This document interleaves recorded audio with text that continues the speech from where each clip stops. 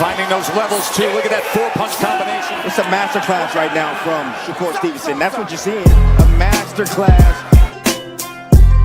And Shakur meeting them with straight left hand. Oh, and there's a knockdown scored with the left hand.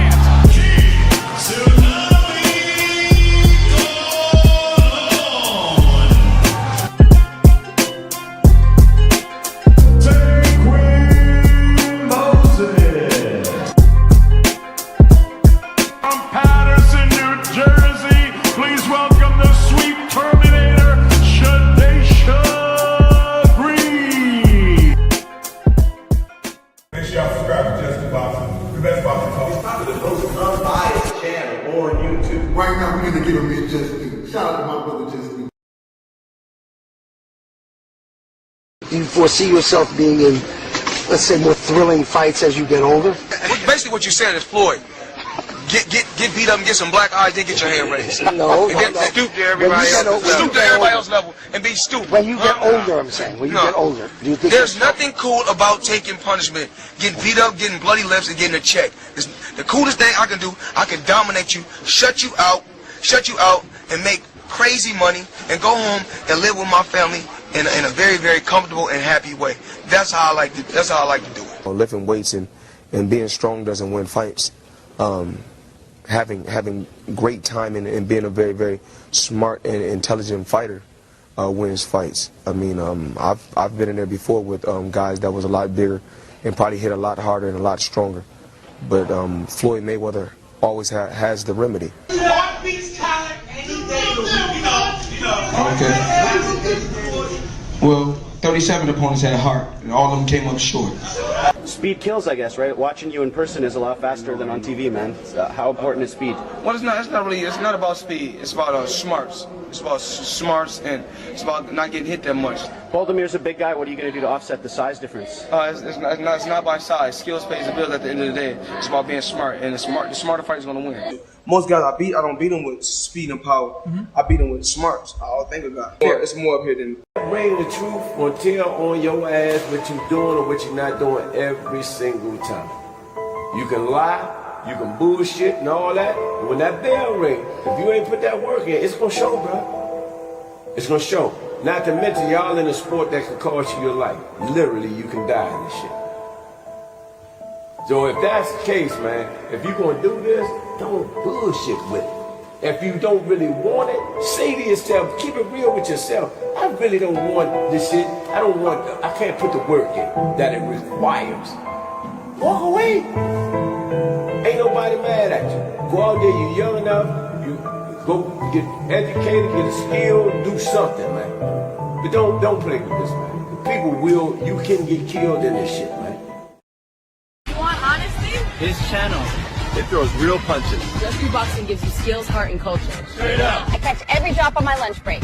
Can't miss it. What's good? What's going on, family? How y'all feeling? We back with another one. Back to build on this boxing, man. It's a lot we gonna get on. We gonna get to. We got a lot to get to, man. What they lying about today, y'all? What they crying about today, man? What they rumoring about today, man? It's a lot to talk about. It's a lot to talk about, man. One of the hot topics, man, is Shakur Stevenson's next opponent and who it's gonna be. You know, it's all kind of speculation, man. I seen this day coming. You know, I knew this day was coming. You know, I said it. All you had to do is stay down, just keep fighting, keep winning. You get what I'm saying? It seemed like people are starting to have to revisit the conversation about his resume, who he been fighting. You get what I'm saying? It's a lot of positive talk now surrounding his name. It's rumors now, right? He getting to the point where you hearing the rumors about this fight, that fight, potentially this guy, that guy. We don't really know who it is right now. I enjoy seeing Floyd being in the camp, you know, working with him, you know, watching him do his thing, giving his pointers. And, you know, they had a little clip that, you know, some audio that people seen that, you know, that got people talking, man. They got people talking. And it's a lot of different takes, man. Whenever somebody see Floyd supporting the boxing or supporting one of the young ones, it's a lot of different narratives that come from it. For one, it's always a good look. I think the experience alone, man, the expertise, the knowledge that Floyd will be able to share with any of these up and coming fighters, any of these guys coming up, right? I think it's always a plus. I think you'll have to be a fool to turn down help from Floyd, right? I think only a fool would, you know what I mean, reject the expertise of a Floyd Money Mayweather, right? So you see him watching Shakur hit the pads, and see Coach Rell in there, and he looked like he's shaking out. They obviously preparing. They ain't in full blown camp from what his grandfather said, but they prepping, right? They getting ready. And it's always a good look to have Floyd looking on, watching you do your thing, man. Like I said, there's some little audio that came out that had people speculating who Shakur could be training for, right? And I think that's one of the places where the Manny Pacquiao rumors came from, right? I just call it a rumor. I would be somewhat surprised to see him in the ring with Manny Pacquiao. I just don't think that that's something that I seen down in the future for him. I mean, anything is possible in boxing, but I don't know. But it was a little interesting dialogue with Floyd was saying. I got the little clip. I'm gonna play it, and he was basically alluding to you used to fighting orthodox guys. You ain't used to fighting southpaws. Seemed like he prepping for somebody. So people minds got to going. Manny southpaw. Get me? You got Gary Antoine Russell out there. It's some rumor of that being a potential fight, and then you always got Raymond Muay that was out there, right? So if you Shakur Stevenson, I think, man, you went from Zuffa Island to now rumors and options just like that. Those options has always been there. It's just gonna be a matter of what fight make the most sense, who available, and who really want to fight, and that's on either side, whether that's Shakur's side or the guy that he's looking to fight.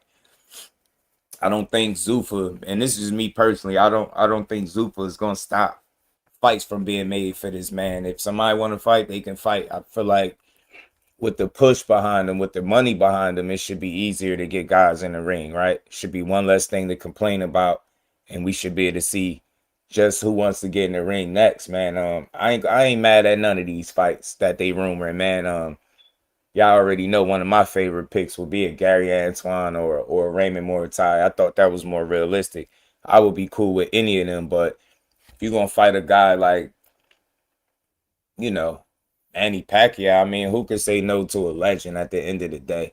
But I would think that's just a rumor and speculation, but I get it. You got people on Twitter, it's floating around and circulating. We're going to get into Teo interview with Ariel Helwani.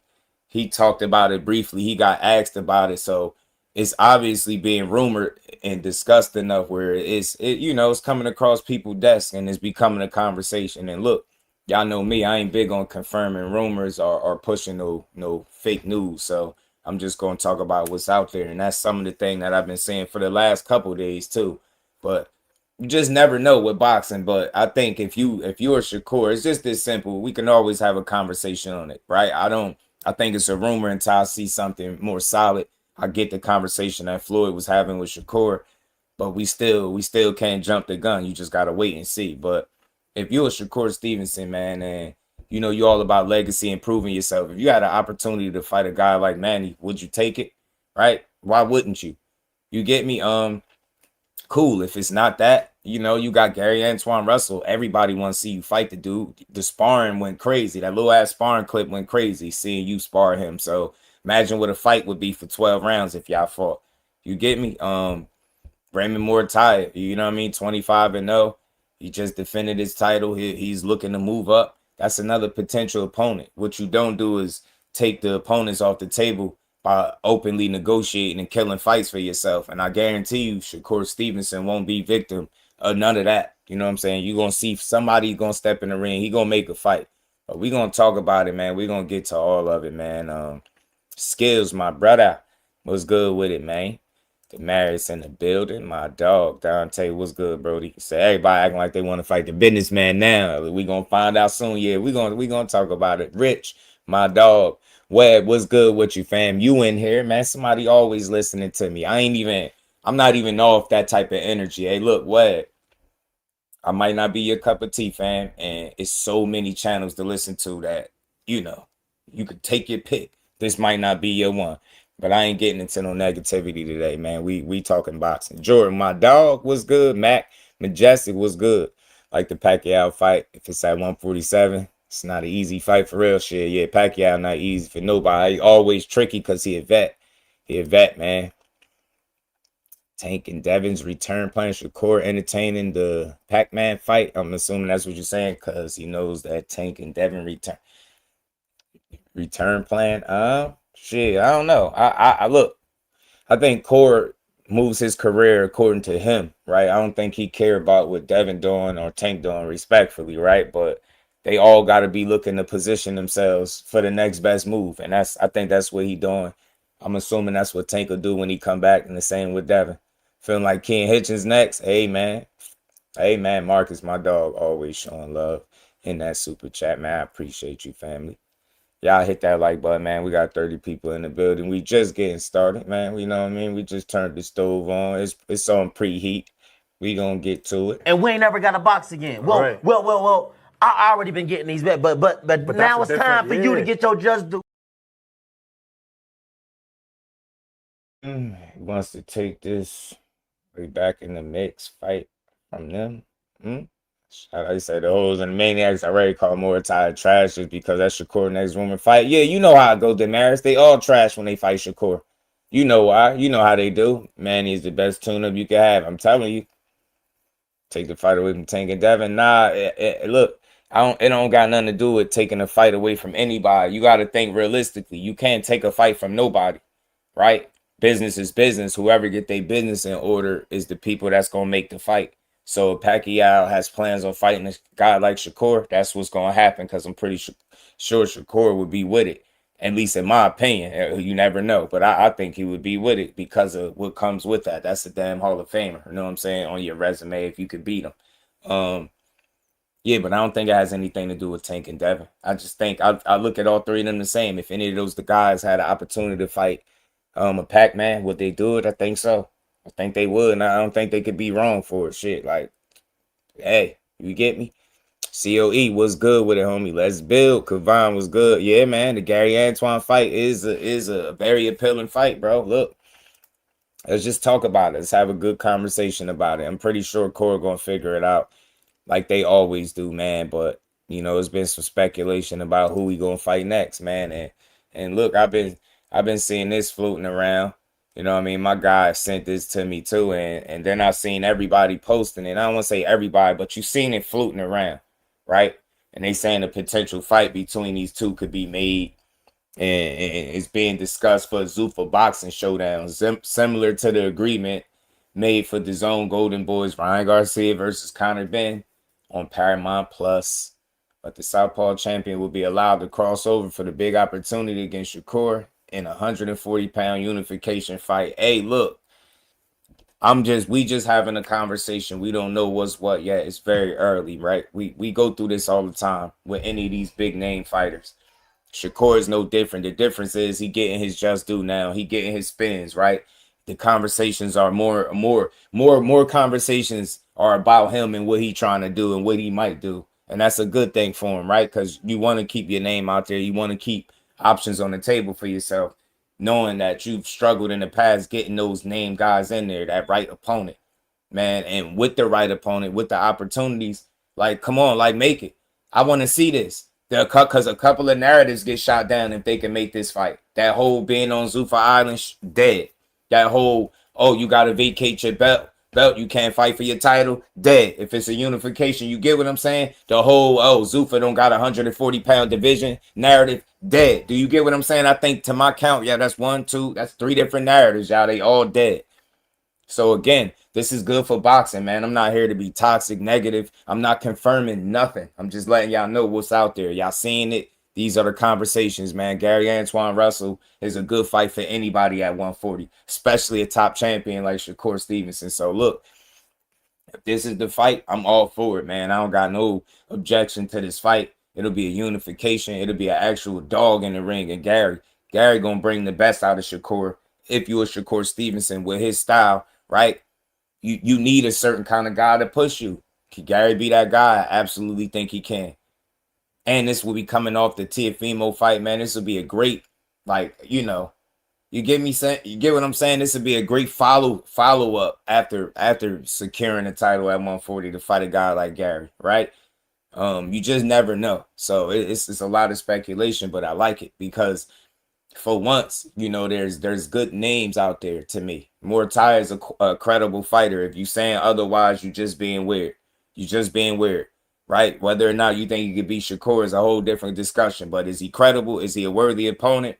If he's to come up to 140 and challenge him for his title, absolutely he is. You get me? Undefeated. He's proven himself. He a champion. He got a title defenses under his belt. Right? He's solid. Right? He say he a big 35-pounder. He had no problem going up to 140. That'd be a good fight. This one would be even better because Gary got something. Gary fighting a way that Muay don't.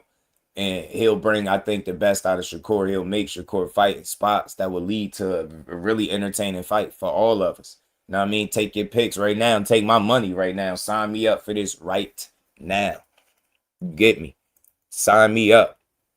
Damn, now we could put all that talk as SD was good, homie. He's a pay to TL and Gary, pound for pound. You know, hey Jordan. Hey, they speaking differently about the boy today. They ain't gonna like this one. SD was good when the homie Russell keeps saying he wants to fight Shakur later in every interview. Shout out to 1-2 Kid. 1-2 Kid, he did recently say, he did revisit that, and it was some talk about it being a opportunity for them to fight, but he said Shakur has something bigger on the table. Now with Shakur essentially being free, with, in my opinion, with no set opponent on the table, maybe they can revisit that because there was some talks about Shakur not accepting the opportunity to fight him. Right now, we can put all that to bed. It's a damn good fight. It's a damn good fight. Make this one right here, man. This would be one of them ones, man. This would be one of them ones. DMV versus New Jersey. You get what I'm saying? Look, and Gary gave context, man. I'll give Gary the benefit of the doubt because he a dog. He already lost. He not scared to fight. He was just saying in a perfect world, you know, he collect the belts and Shakur be there with the other one and then it'd be a big fight and can't nobody say nothing. You get me? I get where he was going. That's a perfect case scenario, but he made it clear too. He get the opportunity to fight him, he'll take it. So I think it's at least there's a conversation and an opportunity there for that to be a possibility. I don't know. Anything could be said on Twitter. I'm not saying this is the holy grail. Like this is the you know, this is the law, but these conversations is out there. And I think as long as they out there, that's good for boxing. That's good for these fighters involved, man. Shakur need options. He need opportunities with credible guys. And Gary is credible. Took a loss, bounced back. Get what I'm saying? You get me? There ain't no better way to taking that loss and bouncing back. And with this being a unification, it'll be crazy. It'll be crazy. This fight sells without belts. The fact that you got two of them on the line, come on, at 140. Now we getting somewhere, man. Now I'm saying now we getting somewhere at 140, man. This is shake stuff up. The winner of this fight could shake up shit at 140 and in boxing, bro. I'm telling you. So I'm all for it, man. I just want to see the fights that make sense, man. Mind yours, what it do, homie? Shakur didn't want to fight, but Shakur and Gary, Swan said he does. Yeah, man. It's like in the interviews, he was saying that he had other opportunities on the table. He had something bigger planned. And we could all understand that, right? Having something bigger on the table. But now, with it looking like that something bigger could be you. Like, line it up. I want to, you know what I'm saying? I would love to know what their thoughts is on this, man. Because this is an opportunity and a big one, right? This would be great for boxing, man. This would put us in a good spot. Good style matchup, good style clash. Fight two totally different ways, man. This would be a good fight to watch, man. Hey, Jordan, they having to talk different about the boy today. Remember all that resume talk, Jordan? I remember they was trashing his resume like literally like a week ago. Remember this shit, Jordan? Like a week ago. What changed? Huh? T.O. happened, right? Hey, look how they talking about him today. Shout out to Ness. Shout out to the boxing voice. But I appreciate his honesty here. his resume leveled up. You know, now he fought champion Oscar Valdez, champion Jamel Herring, champion William Cepeda, champion Teofimo Lopez. The resume strengthened. Champion Gary Antoine Russell. Former champ, but his resume champion Raymond Mortai. Age very well, and he's got back-to-back elite level wins. And both of those guys went on to be champions after losing to him, which shows that they are elite. So shout out to Shakur because he tested himself versus Teo, moved up in weight, and deserves the glory for what he done. Straight like that. Shout out to Ness. I appreciate the honesty, man. Robson, champ too. You get me? Champion. Huh? They gotta speak different, huh? They gotta talk to him nice, huh? They love speaking that. The resume's aging like milk. They aging like wine today. ETB, what's good with it, bro? How you feel? I'm trying to see what Gary Drury energy been about for real. Nah, hey, look, it's time for that good old temperature check, Jordan. I know what I'm saying? That good old temp check, man. Shout out to my dog, ETB. I told you, man, time for that good old temp check. But nah, I like what he said there because it's real. You can say what you want, but as long as these guys keep lining it up, you know what I'm saying? And giving him an opportunity to showcase how special he is, I think that's what's going to continue to happen, right? I think Gary Antoine Russell is the perfect opponent to showcase everything that he got that makes him special. I really do. That'll be a good fight. It'll be a real scrap. You get what I'm saying? A real test. You can't say this. You get me? He got all these advantages. Gary's some small, helpless guy. Nah, he's a worthy world champion with real skills, pedigree, come from a fighting family. They all got hands. All the Russells got hands, bro. You know what I'm saying? So, what better way, man? That'll be a good way. And you can add that to the list of wins, bro. You get me? You know what I'm saying? He's a pay to T.O. and the Gary. That shit sound good, man. Sound good, bro. But look, as we continue to talk about this, like I said, man, I just like the conversation is steered in the boxing, you know what I mean? More towards the boxing conversation, right? Like that. This is what the focus is. You know what I'm saying? Who he could be fighting next? Because I like any of these fights, man. I keep seeing more and more videos about this. I mean, shit. Look, who would get an opportunity on the way up to fight Manny and say no? All right, who in the hell in their right mind? Why would you say no to that? Go out there and try to scout Manny if you could. Think about it. They were just talking about Manny and Floyd too. That's a hell of a 180 from Manny and Floyd 2 to Manny and Shakur 1. Man, look, I ain't against it, man. But like I said, Ariel Hawani asked Teo about it. So we gonna bring this back up as we continue to build. But look, I like any of these fights for him, bro. I think they all make sense, and that's rare. That's rare when you talk about Shakur Stevenson opponents, right? You can get to a point where they all make sense. They all make sense for different reasons, right? For sure, legit Hall of Famer. You get an opportunity to put him on your resume. That's a no-brainer. Who in their right mind saying no, right? If you get the opportunity to unify at 140, and Gary Russell, right? Why the hell would you say no to that? If you get an opportunity to fight an undefeated guy that with some title defenses that's coming from your division up to 140 and Raymond Mortai, why in the hell would you say no to that? So it comes down to which one of these is the target, which one of them is really available, which one of them really makes sense, which one of them really got the best chance to be made. But for the first time in quite a while, the people that he's expected to be or rumored to be in the ring with, right, in discussions to possibly fight are good opponents, no matter which way you go. And I think that's the positive for boxing. Either direction, you got yourself a good fight, and you got somebody that could test your core in a different way. You know what I mean? Whether it's Raymond Mortai, Gary with his come forward style, or Manny with all that experience that he got, man, and he still got power in that damn left hand. So they all good fights, man. It's like take your pick, man. Go out there and make a fight.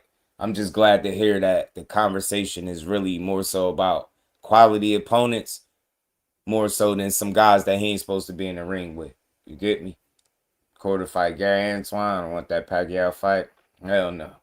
Good for the resume, but way too old. Core Wash, you won't get credit. I think given the circumstances and the situation and the experience and how much Manny's fought, like Shakur can go out there and do something impressive. Like just to say if that was the fight, I think he would get credit for it. I think only a weirdo would try to discredit him for beating Manny. I get it, he's old, but old don't mean still ain't dangerous, right? Old don't mean incapable. You know what I'm saying? So I get it though, you know what I mean? So, but I like any of them for different reasons. Like you just mentioned, this would be a resume thing for real, a legacy move, right? This would bring some money, obviously, I think too, if you fighting a guy like Manny. So you would understand anybody saying yes to that, right? Same with Gary. I mean, it's a unification. It's a guy that everybody's saying they want to see you fight, right? That little sparring clip dropped and everybody started talking about it. So that's unfinished business right there. Y'all can go in there and run it. You could put all that, you know, talk about fighting him last to bed, right? It's people that think Gary really don't want to fight Shakur.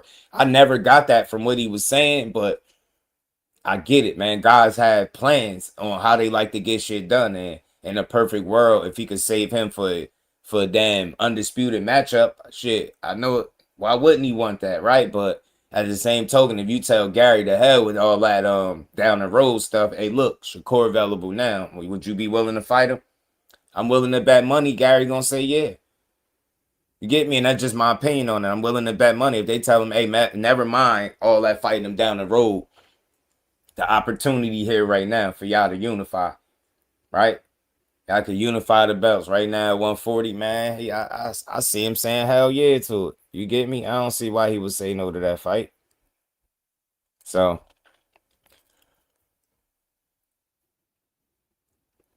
you gotta see. Manny's a cool cherry pick.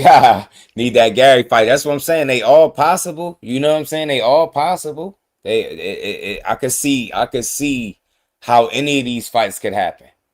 I could see how any of them could happen. I really do. And for the first time, like I said, it's not a bad list of opponents to be rumored to be able to fight. You get what I'm saying? For the first time in a while.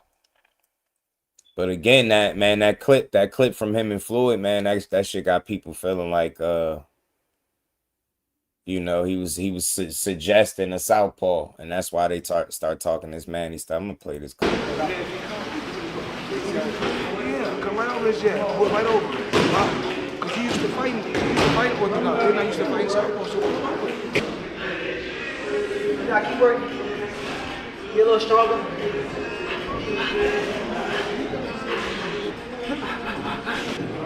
Talking about getting a little stronger. Oh.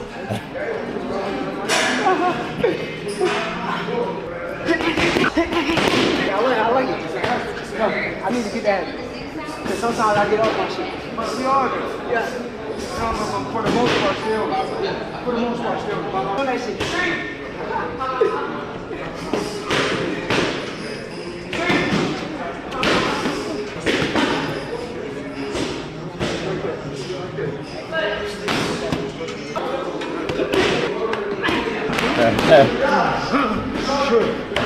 No, man, they hate that, bro.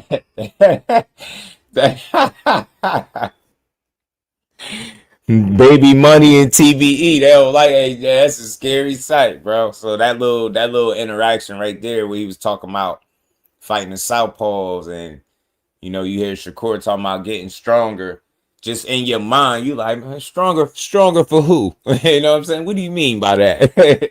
When you say that, hey, Floyd, what do you mean about fighting southpaws, huh? What you mean?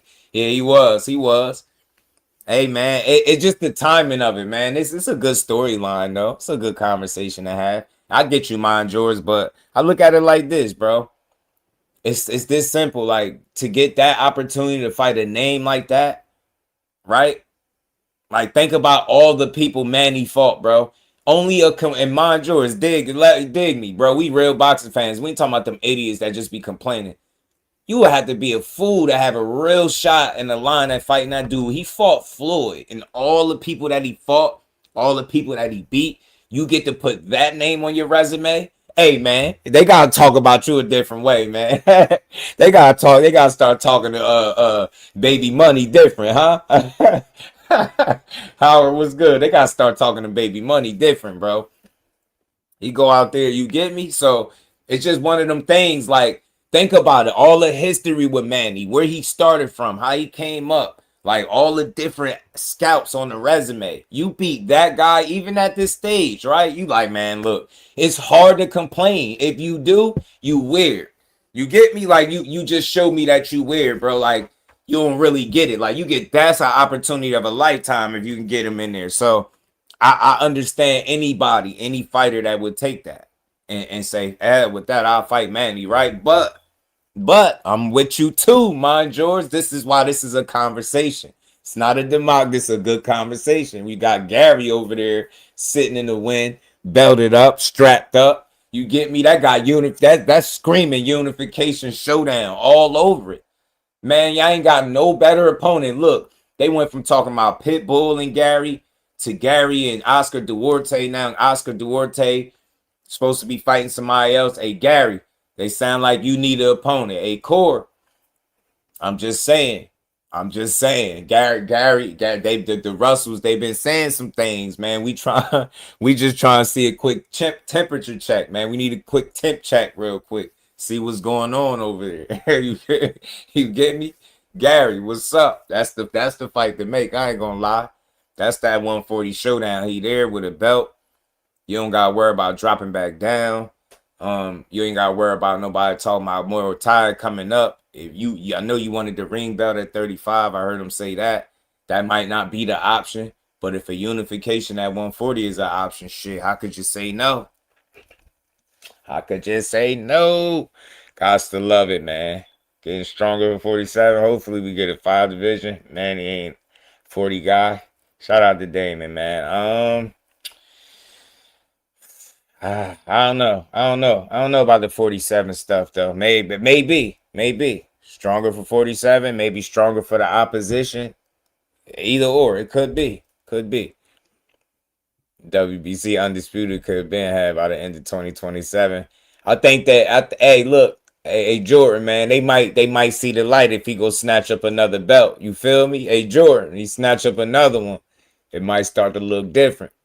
And get that orthodox stance down pat. It's really over. Oh man, I'm telling you, fam. Telling you, Gary Puello, Smith winner, more tie after he gets the IBF. You get me? Hey man, title, he going title shopping, man. Belt shopping, fam. Belt shopping, bro.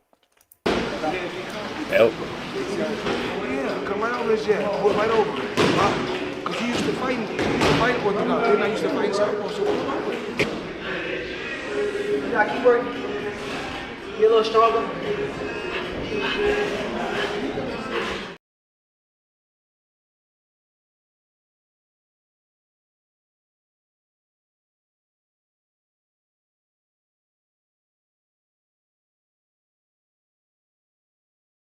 Down pack, man. You know what I'm saying? Gotta get a little stronger. You know what I'm saying? Hey, so look, with TBE watching, man, that's a positive sign. Hey man, but what's up? Everybody spinning the block. They happen to talk differently about him. You heard how Ness talking about his resume. Hey, look. Hey y'all. Hey Damon. Remember you was talking about how Tim Bradley was saying. Remember somebody kept coming in here quoting what Tim Bradley said. Look how Tim Bradley talking today. All this shit changing. What's going on, man? Do the boxing world know something that we don't know? Cause why they switching up the way they talking about him all of a sudden? He ain't like he had another fight. Ain't like he announced a date yet or opponent yet. Like why? What happened with TB, man? Why he's Shakur, should say what y'all want to say about Shakur, man. And I say a lot about Shakur at the same time. But damn it, Shakur be having everybody confused. Everybody that fight that dude, they go back and they gotta regroup. Reassess their careers, reassess their fighting style, their abilities, all kind of stuff, man. Regroup. Look, say what you want to say, but man, that's the truth. Everybody you talk to that get in there with Shakur, boy, they got every excuse in the book, right? Because they can't hit him, and he hit him upside the head, and he happened to beat Teofimo Lopez with one hand. Literally one hand. Unbelievable. But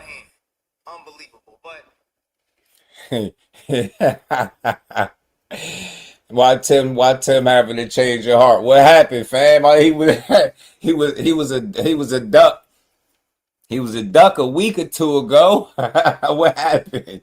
What just changed, bro? What just changed, man? Baby money, man. Y'all. Tim seen that video too.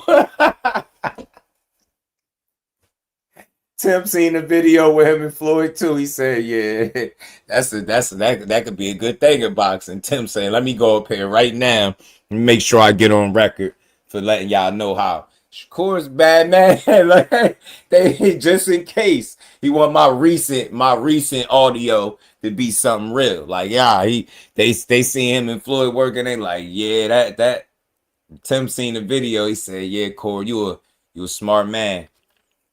Smart man, but you never know what that could mean. I'm obviously having fun with it, but shout out to Tim though, because what he said is very similar to what Sean Porter said the same thing. He said he watched him do it live to like 2-3 different opponents, turn off their best attribute, get what I'm saying, have dudes whatever it is that you do best, not doing it when you're in front of him. So you starting to hear it more and more. It's good to hear that, you know what I'm saying, when you being honest. When you putting all the narratives to the side and you just talking about what he's showing you from fight to fight.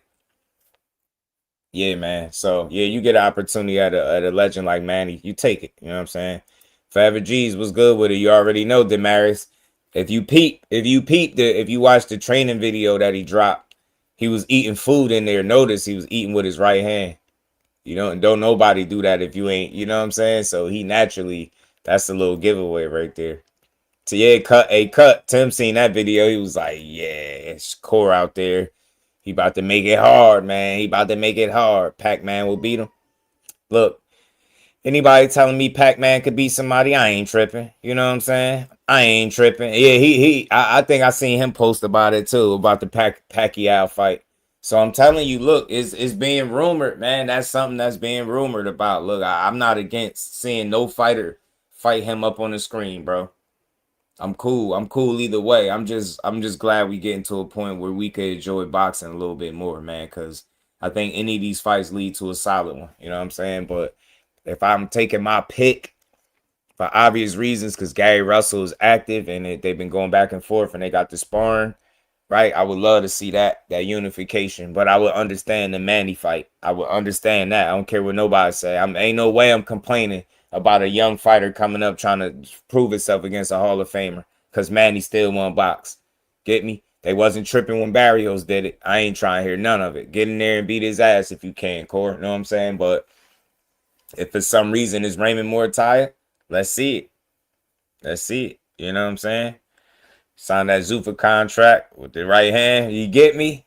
Pac-Man will end his career. Sean Lowe, he said Pac-Man gonna end his career. Listen, I ain't mad at you, fam, but I don't think so. You know what I'm saying? I think that's a little bit drastic, you know? Could Pac-Man win? Shit, anything could happen in a fight, but beating Shakur ain't going to be easy. Knowing what he struggles with, knowing what Manny struggled with, but like it's interesting that Floyd was talking about fighting southpaws in that little clip with Core, so you just never know what he could be preparing for, man. Better to be prepared than not, right? So, raw fight, yeah, man, that'd be a crazy ass fight if he got a Pac-Man fight, because it's something that you didn't expect. 2026, I don't think nobody could anticipate it, seeing a Manny Pacquiao fight. You know what I mean? No question. Said, man, Pac-Man couldn't beat Barrios. Yeah, Prime Manny was different breed though, but this older version of him, the Dow, he had some problems, man, with that young lion, man. People can say what they want, but he had Core caused problems for him. You know what I'm saying? He really would. But look, you can't count Pacquiao out of nothing, bro. That boy he got a ton of experience. He fought everybody. You know what I'm saying? He fought everybody. And he won a lot of fights. He knocked a lot of people out. So I ain't tripping on nobody thinking, man, he could still do something. Shake it up. Shakur versus Pitbull. It'll never happen, MC. Pitbull had opportunities to fight Shakur. His team put out a statement that it would be like a dog chasing a cat. And they said they can make money fighting other guys. So they elected not to fight Shakur. He said it's all about Tank. Maybe for you. I'm all about boxing. You know what I'm saying? I'm all about boxing. But I don't know how you got Tank from that. Shit, if Tank was to fight Manny, I'd watch it too. At the event with Manny, if that's the play. Yup, ticket sales, the money, and legacy, Jordan. Legacy. Because that's a for sure Hall of Famer you could put on your resume. You know what I'm saying?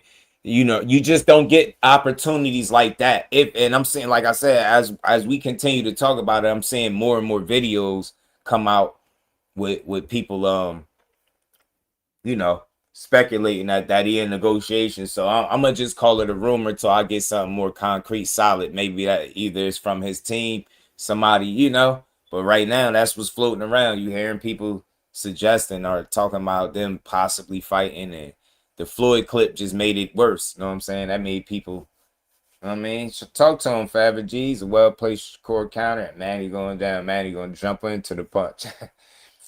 Have to wait till next year. Yeah, profile goes up. More fighters want to fight you. Facts. You get me? You done made that bag, Jordan. You beat a for sure Hall of Famer. Huh? You cooking with grease, man. You got the deal behind you. Zufakor. I told you Zufakor could be a thing in boxing. Y'all thought I was playing. Y'all thought I was playing about the Zufakor thing. I told y'all. Everybody want a piece of Zufakor, huh? Everybody like, yeah, I'll fight him now. Who you with? I'll fight him. Zufakor, man, they on his ass, huh? And you say it's crazy. People talking about Shakur. Yeah, I told you that's crazy. That's how crazy shit changed, bro. That's how crazy it changed, bro. That's how much things changed in Marius. You know what I'm saying? That's what they doing right now. So we'll see, bro. But I'm liking the conversations though. I'm liking it, bro. I just think Gary Russell allows him to really put a dent at 140. You know what I'm saying? Think about it. To have 2 fights in and have three of the belts, you know, or you want to count the ring belt, right? But to be a unified champion within 2 fights at 140 would be cooking with grease. That'd be perfect. It should be easy to get other guys. Then you got Dalton Smith and Puello, right? You know what I'm saying? You got them, right? You got Raymond Mortai talking about coming up. You will beat one of the boogeymen of the division, and Gary Antoine Russell, if you fight him and beat him. I think that's the best fight. If I had to take the pick, I'm going with Gary Antoine Russell, fam. At least 15K haters. I'm telling you, we might not hear nothing until Monday on Out Inside the Ring. Yeah, it's coming soon though, because he already said it. I told y'all he already said it anyway. He said a date coming soon, and they already they ain't in camp, but they shaking loose, ready to lock in. So I doubt if he go into training camp with no opponent, right? Like, you know, he ain't gonna do that. You know what I'm saying? I don't think he the type to go in training camp with no opponent. So I expect to hear an announcement real soon, sooner than later too. But man, if I got my fingers crossed, I got my fingers crossed for the Gary Antoine Russell fight. I'm not gonna hold y'all. I love to see that matchup, bro. Gary a dog. He know how I feel to lose. He's bounced back. He ain't got no O to protect. I think a lot of times when guys lose their O and they still believe in themselves and they go on to win and still be successful, I think that make them more dangerous. And I think it's a good chance that Gary Antoine could be more dangerous than he was before the loss. I really believe that.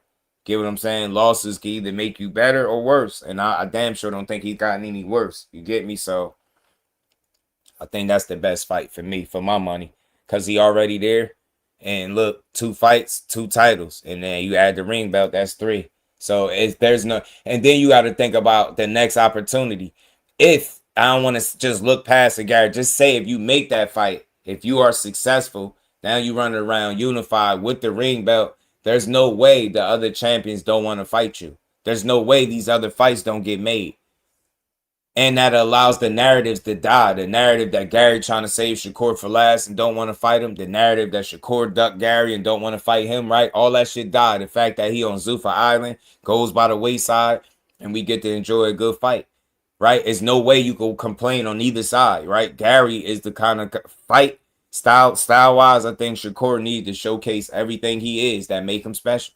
And that's why I want to see that fight. Get me? That's why I want to see it. Yeah, man. Yeah, Damon. It's a good move. It better. He just learned he can't bully through everyone. Yup. He got better. Hey, ETB, you get me? Look how he beat Ryo. Look how he beat him. You get what I'm saying? Just how he beat him, right? Surgical. Right? He realized Ryo wasn't going, but you know what I'm saying? It wasn't to his detriment. He just continued to beat his ass. Samuel, what's good? Stoley, what it do? Everybody hit that like button, man. We're gonna keep building. I think these is a good crop of fighters, man, for him to fight any one of these dudes, man. Any one of these dudes. What's good with it, my guy? Rock trying to either hating the bias for fighter, right? Yeah. Yeah, man. Clay, shout out to Clay. 503. What's good, homie? Yeah, that's why you just gotta build the sport up, man. That's why I say we just having a real boxing conversation. And I think any of these fights are good for boxing. Any of them, man. And it's easy when guys are focusing on dudes that enter around a weight class, right? You don't get a lot of arguing about dumb shit. So, man, I'm telling you, man, I hope he would be available, man, because I would wonder, why was Gary rumored to fight Pitbull? Then they scrapped that. Then they had Gary and Duarte. Then they scrapped that. Duarte got another opponent. What they gonna do with Gary? He want to fight. The Russells want to fight. They want to fight always, man. Yeah. Oh, hey, ETB, I'm waiting for it. That's another reason why I want to see it too, man. I'm waiting for it. I want to hear what they say. Yeah, man. I like to see the focus, man. Pitbull, yeah. He don't. Pitbull said I'm all the way cool on that. Pitbull, and it ain't that they scared. He ain't scared of Core. The Pitbull team crews know that that's a bad style matchup. Like what they do every fight, every time you seen them in the ring, you put them in there with a style like Shakur. Too much got to go right for them for that fight to even look like something. You get me? Like you know what I mean? Shout out to Sam. I like to see Gary get that back from Puello. Yeah, they got Puello fighting Dalton Smith. So people tied up, you get me? And look, Samuel, what's better? Puello and Gary 2 or Shakur and Gary 1? You get me? I feel you. I think the part 2, the rematch, is par for the course. I think it's a great fight. But what's a better one? You get me? Hey, man, let them two champions get in there from across the street so we can kill all these narratives and all this nonsense about people not being able to fight other guys, right? About not being able to keep your belt and fight, be on Zuffa, right? Go ahead and make Gary and Core ring card main event, man. Come on, man. Hey, Turk, Dana, what's going on, man? What y'all doing? What y'all doing, fam? What we doing? You know what I mean? Who want the crack, man? Who want the first crack at him, man? The newly crowned WBO champ. Gary, is that you? You get me? I think it's a hell of a fight if it's Gary, man. I want to will that into existence. Loma fighting Charlie Suarez, Howard. He fighting Charlie Suarez, man. And I didn't think he was gonna get right back into the deep end, but there's no telling after that where he go. So you always like that Corey and Gary will be a chess match. Ain't nobody be. I would love to see it, bro. It's one that boxing needs. You get me? That money, yeah, that money, man. Everybody want to fight. I see you, Jordan. I'm about to pull this joint out right now. What he saying? Versus Gary is like getting Tank versus Shakur. Literally, hey, bag this. I like what you're saying right there, man. I like what you're saying. Man, Core giving Floyd his flowers. You love to see it. You love to see it. What the hell?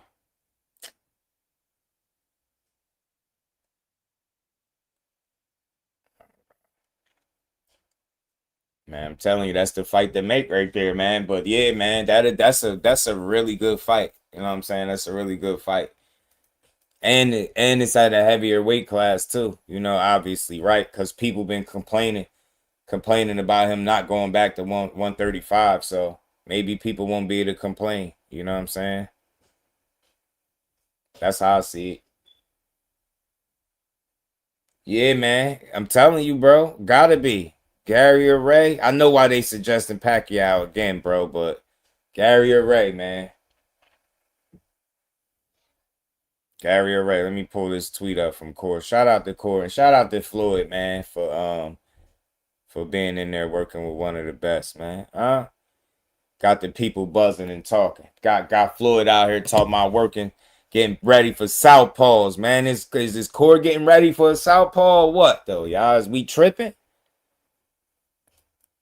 They always got something cooking, man. Raymond or Gary, I'm telling you, I'm cool either way, but Gary is really the way to go. I really feel like in this situation.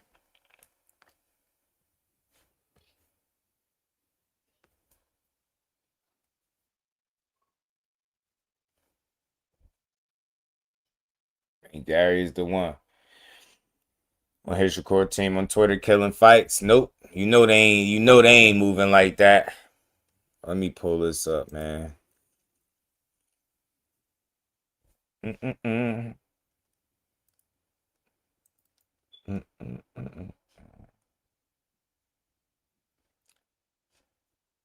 telling you, man. I think boxing is in a solid space, man. They just gotta make the fights that's there, cause I think the stage is set. I think everybody is fighting closer to weight classes where they need to be. You got guys that have moved up, right? It's a lot going on.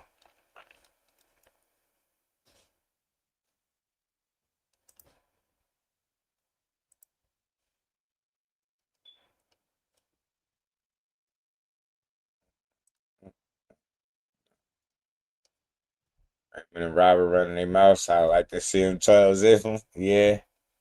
I mean, look, it'll be a good fun fight. I'm with it. I just want to see it.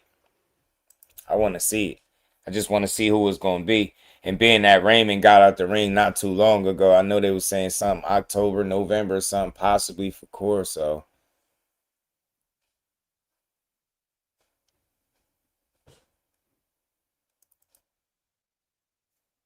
you know what I'm saying? They can't say he the bigger man in that fight, right? Despite him never fighting at 140. You know what I mean? He already complaining about the weight cut. Tell me, but man, I want to see Gary the most, bro. I do. But I wouldn't complain either way.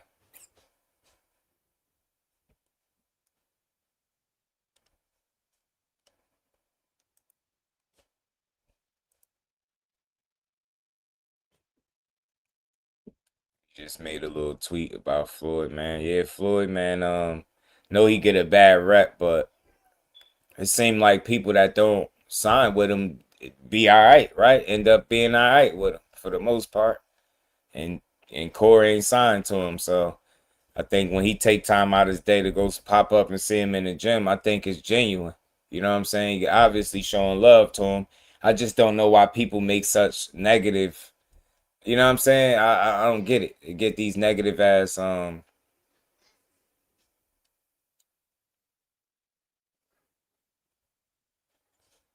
Gary would be my number one. Let's see Pac-Man fight anyone after the Barrios fight. I get you, but I understand why a young fighter would take a Pacquiao fight, though. I totally understand it, but I'm with you. We on the same page. My number one is Gary, too. But this is what Corey said. Shout out to Floyd Mayweather for giving back to the next generation. He had made $1 with me, but he extended his hand, gave me the game. Legend inside and outside the ring, man. That's a good look for him. That's why I say, man, Floyd always is able to affect these dudes' career in a positive way, that's what it's really about, man. That shit matter more than all this other BS. You know what I'm saying?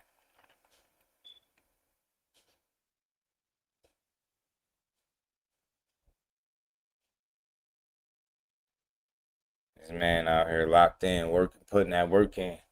Hitch said Floyd didn't do nothing for him. No, yeah, Hitchens the only one. That's why I said, like, it seemed like if you don't sign to him, the relationship ends up being different, right? Just look at Hitchens, how it ended up for him. It don't look like it's beef, but it just don't seem like he was ever fully vested in Hitchens.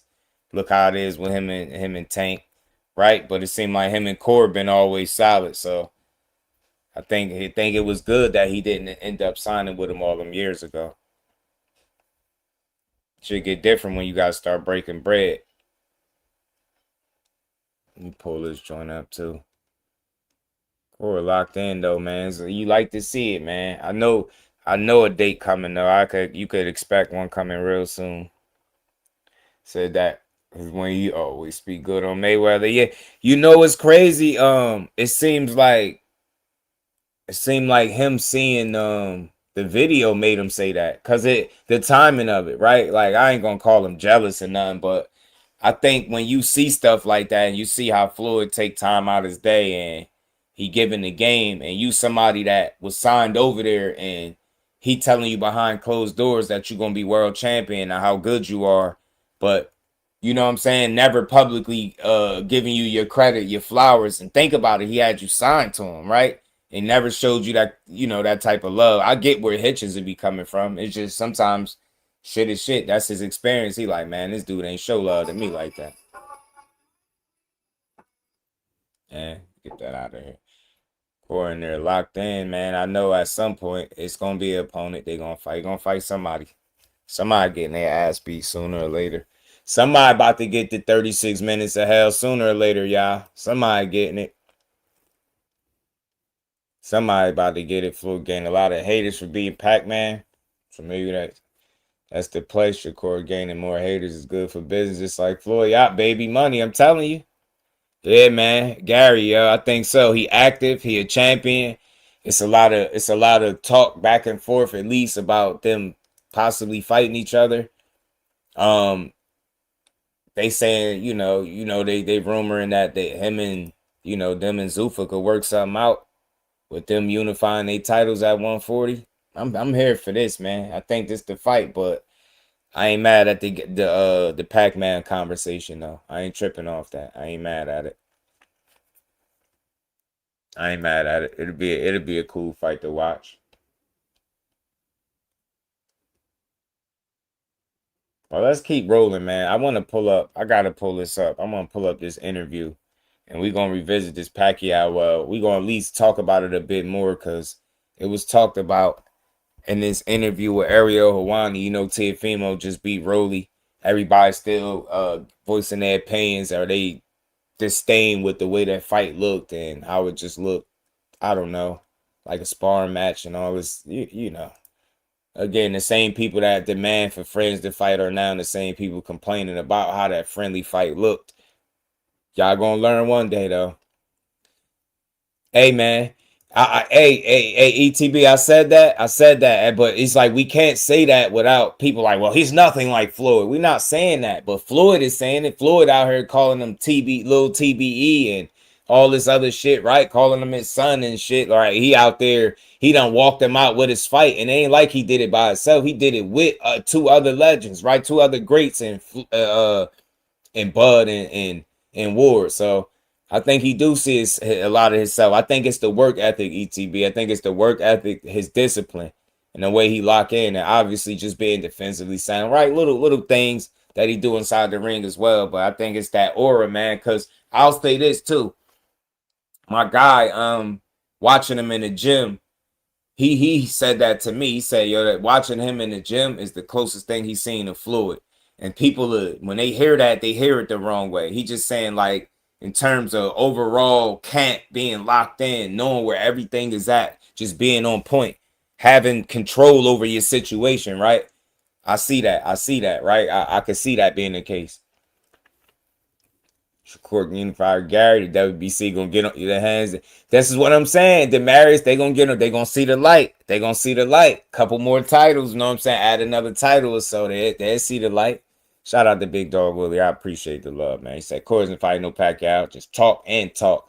Yeah, man. I mean, it's some good talk, but I don't mind it though. I don't mind it for him. You know what I'm saying? And why I like it, Big Dog, because he getting his just due now, where you hearing his name being mixed in there with the Pacquiaos, right? With the legends, right? Rumored fights and also with other good fights that can happen, and the Raymond Mortais and the Gary Antoine Russells. That's the fight I want to see the most. Shout out to my dog, man. Nah, I don't think so either. But I don't know where it started at, but I could see why they keeping it going. I seen Wally Moses present, but not in the way. Man, you love it. I'm telling you. Let's get this joint up though. We gotta get this joint up with Tio, man. We gonna talk about it. We gonna revisit this because he gonna speak about his thoughts about the fight between the two. Teofimo.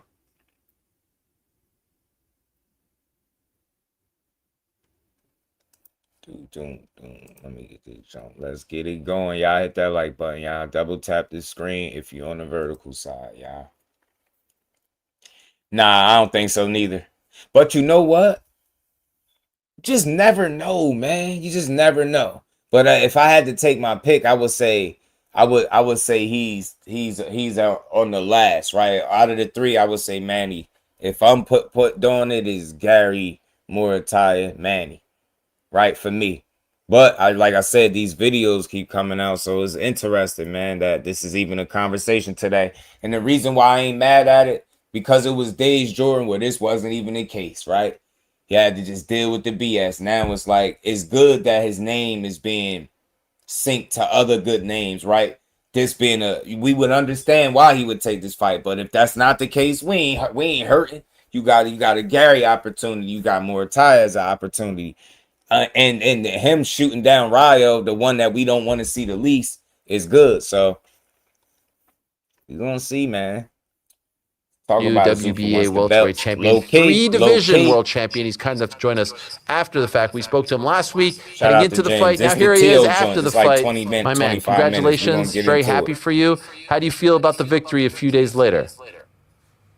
What's up, man? We back. I feel great. I'm super excited and better than ever, man, honestly. Okay, so everyone has had their say on the fight, on the performance, on how you guys did. Give me your sort of, brutally honest take on how the fight went and how you did. How do you feel in the aftermath? You know what? I think that I did pretty good. I did pretty good overall. When it came to everything and it came to my fight with Rolly, I mean, he's a big puncher for a reason. You're going to get hit, and it's just all about what you do after you get hit. I think I readjusted and I adapted to the game plan that I needed to get on. And that was just to focus on the body work, focus on the body work and make sure that I don't let him catch that rhythm anymore. You know what I mean? It was good what happened in the 5th round, honestly, because it just woke me up and it just made me just much more hungry and the reason why I'm doing what I'm doing. This was history for me on Saturday night. And, I'm just looking forward to unifying and becoming world champion and undisputed once more. Sometimes when two fighters have a history, when they're friends, when they've trained together, the fights may not materialize into great fights. There's too much respect there. Were you feeling that was the case early on? No, not at all, honestly. I think that it was just more so just getting into the groove of things. This is a 12-round championship fight. This is not, just a few rounds in there and that's it. So plus he's a big, heavy puncher, man. Honestly, the biggest puncher at 147 in the welterweight division when it comes to boxing. And we just came right to the guy, And I think that being friends and all things is okay. But I'm glad that we finally laced it up. We fought, we did what we did, and we took over another division. That's a fact, ETB. That's a fact. You speaking facts. I guarantee you it's going to be like that some years from now. Facts, but let's see, man. Let's see. But this was a cool interview. Like I said, like 25 minutes. This was a good one. Yeah, they chopped it up. Like I said, man, I just don't care to see friends fight because I think, like I said, Tio and Rolly was a example as to why we don't demand that shit. I want to see people that don't got no regard for each other, no love for each other, that really want to do some damage or really want to embarrass each other, however it got to go. I don't want to see nobody that's apprehensive about punching another man in their face. So from here on out, I want to see guys fight, like I've always said, that want to fight each other. One thing that was super interesting going into this fight was both you and your father very open about your relationship, about things that had happened in the past, the differences between, your relationship now, considering what happened in the Shakur fight and whatnot. How would you describe just sort of like the, I don't know, it seemed like there was more harmony in the corner. You were all on the same page. What was the difference and what changed in the last few months? You know what changed is just communication, really. You know what I'm saying? Communication and realizing the whole thing is that we're not here for a long time. We're here for a good time. So let's make up all the times that we've ever had and the experiences, you know. And I think that's part of the how can I say the come up of everything, right? And it's really the amount of failures that you've had that make you become your successors at the end. And I think that seeing my father focused, who's my trainer, and him communicating with our second in chief, and that's Milton LaCroix, it worked out perfectly. And I think that's what I need from my father. That's what I need, the instructions like that. People don't understand the type of lingo he talks about, but the way he expresses things when it comes to punch count or when he talks about a certain wording and stuff, I know what that means because we've trained for so long. You know, he may not tell me throw a double jab, right hand, left hook. He may tell me Pacquiao, which is a different term. And I think yelling Pacquiao as an instruction in the corner is diabolical, fam. But I think what we seen in the corner, I'm not gonna take no credit from it, but I'm not gonna overstate what we seen. We seen what we typically see when the fight is going T.O.'s way. Now, he had a moment where things wasn't going his way, but overall, he was controlling the pace of the fight. It was his fight to lose, right? Like, he was in control of things. So, typically, when he's in control of things, it's like, it's how much instruction do you really need? And how bad can your instruction really be if things are going your way? It's when things aren't going T.O.'s way is where his dad have come up short in the past. When things get the thickest in the corner, when the fights get the toughest, his dad seems to not have the proper instruction. But when he's winning, that's never been a question. The instruction his dad gave while he winning the fight. You get me? people don't quite understand the lingo, but that's our relationship and our language that I understand, you know. And when it comes to Milton LaCroix, he'll remind me at the end, you got to throw more punches just to be safe on that end. And it was great. Listened, and we got the job done. Now I'm looking forward to unifying the next champions. Who's up? Did you have any hard conversations with your dad before this fight in order to determine whether or not he would be a part of the camp, whether or not he would be in your corner? I did. Oh, yeah, for sure. For sure. Yes, I did. I believe that it's more so the importance of it is that I have a family now. You know, I have kids. I have a life. I cannot just continue to hold on to, you know, the father and son relationship if he's not on board with me. You know what I'm saying? So, yeah, there was a reality check that I had to visualize within myself and with him. I had to express that. And I told him, if you're going to be with me on this, you're going to be with me all the way. So I think it was for the betterment of everything, for the better for our sport, our relationship, or the foundation. And I think everyone, and I believe it actually, everyone's going to see a better, and the best version of Teofimo, and it's yet to come. Was he receptive when you brought all this up? Because these are hard conversations to have with your dad. Oh, absolutely. I still would say bringing somebody else in the corner just wouldn't hurt Tio. I'm not going to tell him to get rid of his dad again, but they figured it out, but he clearly seemed like he's not going to do that. But ain't nothing wrong with adding, you know what I'm saying, an extra set of eyes just to make sure you cross every T, dot every I. That's all. And really make sure you maximizing your potential, right?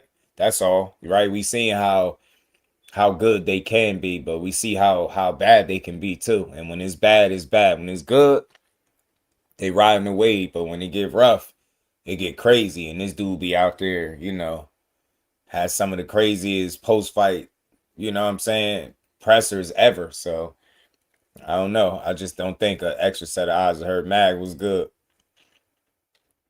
Absolutely. But I think that because of the amount of effects that it caused us in the beginning of in the beginning of 2026, early in the year, I believe that it showed him also that it's okay to have your mistakes as long as you fix them. But if you cannot fix them, you are truly just making a choice at this point.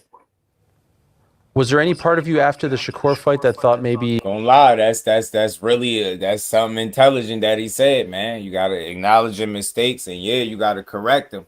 And I know this fight may look like they corrected some things, but I just don't. I'm not sure if that's the case. I think a lot of what we was seeing was what Rolly wasn't doing too on Saturday. You get me? And the rest was Tio being Tio. And you allow Tio to be Tio, he's gonna do what he do, right? I just want to see a different challenge. Somebody that is going to test them differently, right? Somebody that's not going to keep their hands in their pockets as much. I never anticipated Rolly keeping his hands at home as much as he did and backing up and backing off. It just didn't seem like the right fight for Rolly. And I want to see somebody that's going to get in there and fight their fight, not fight the wrong fight. And that's what Rolly did. But credit to Tio. I mean, it had to be something he was doing in there that forced Rolly to fight the way he did. That would be it for you guys? No, I took a moment. Sometimes you can't react in the moment. You know what I'm saying? You have to really take a moment to think about all these things. Had he not fixed the things while I was giving him the space and moments and time for us, then yeah, there would have been a heavy decision making where I would probably had everybody not see me and my father in the ring. I got to be honest, Teofimo, like this version of you, the version we spoke to last week, the version we saw on Fight. With Shakur Damon, I think he could. It didn't matter who was coaching in his corner. I think he would have lost. But I think in certain other particular matchups, I think his coach could be somewhat of an X factor, or the person that's in the corner, or the instruction given in the corner could be somewhat of an X factor. I just imagine if his approach was different with the Kambosos fight. He only lost by split decision. Imagine if he didn't get dropped early and put himself behind the 8-ball like that. Right? If his dad was able to reel him in and kind of get him to operate the right way from the opening bell all the way throughout the fight, we probably be having a different conversation today about that fight. Sunchild, my dog, was good with it. Let's keep rocking, y'all.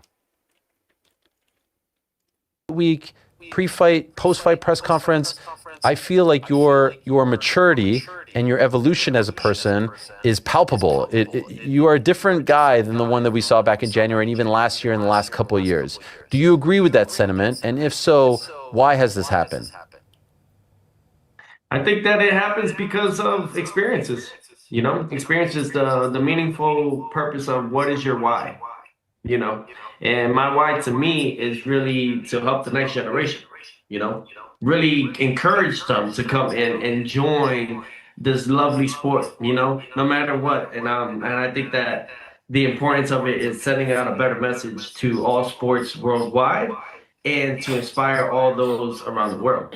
I think that I just needed to love myself, truly. Okay. Just love myself. And I think that all came about after everything that occurred earlier this year. So it was for the best. That's why the greatest champions or the greatest people in the world, they don't become the greatest from winning. They come from losing or from lessons. Yeah. One thing I wanted to ask you about, you mentioned this in the Trying to post-fight kick press knowledge, conference. You said that was the last fight on your TR deal, and now the DAZN deal / the TakeOver Promotions deal starts. So was that not part of the DAZN deal, that fight? It's still, I'll be honest, it still was it was still part of the deal, right? Okay. So to branch out, right? However, I still had a promotional fee that I had to pay Top Rank on the side. And yeah, but the whole thing was that they don't really push me as their fighter anymore, right? But it turned out great overall. I'm so thankful and grateful. I believe, like, look, this is a 3-fight deal technically when it comes to TakeOver Promotion. So now we're full effect, and we don't have to worry about anyone or any other promoter trying to claim that they own Teofimo. So, you know. Teofimo went and bossed up while y'all was playing. Went and got the Shakur fight, sacrificed his eyes. You know what I'm saying? Got his eyes punched on for 12. You know what I'm saying? Got his papers straight, went and bid on the fight. Went and bid on the fight, made a deal with the DAZN, went won another fight in the belt.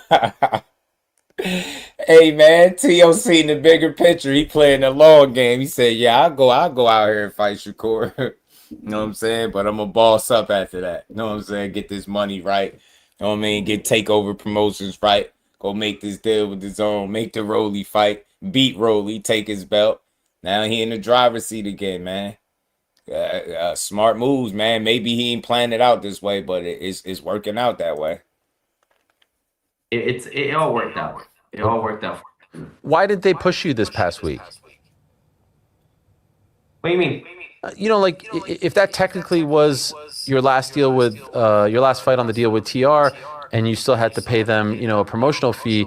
I don't know. I guess maybe it's naive of me, but I thought maybe they would like hype you up a little bit. Is it because they knew that the deal was over and it didn't behoove them to do that? It's just in the contract that we agreed on. Okay.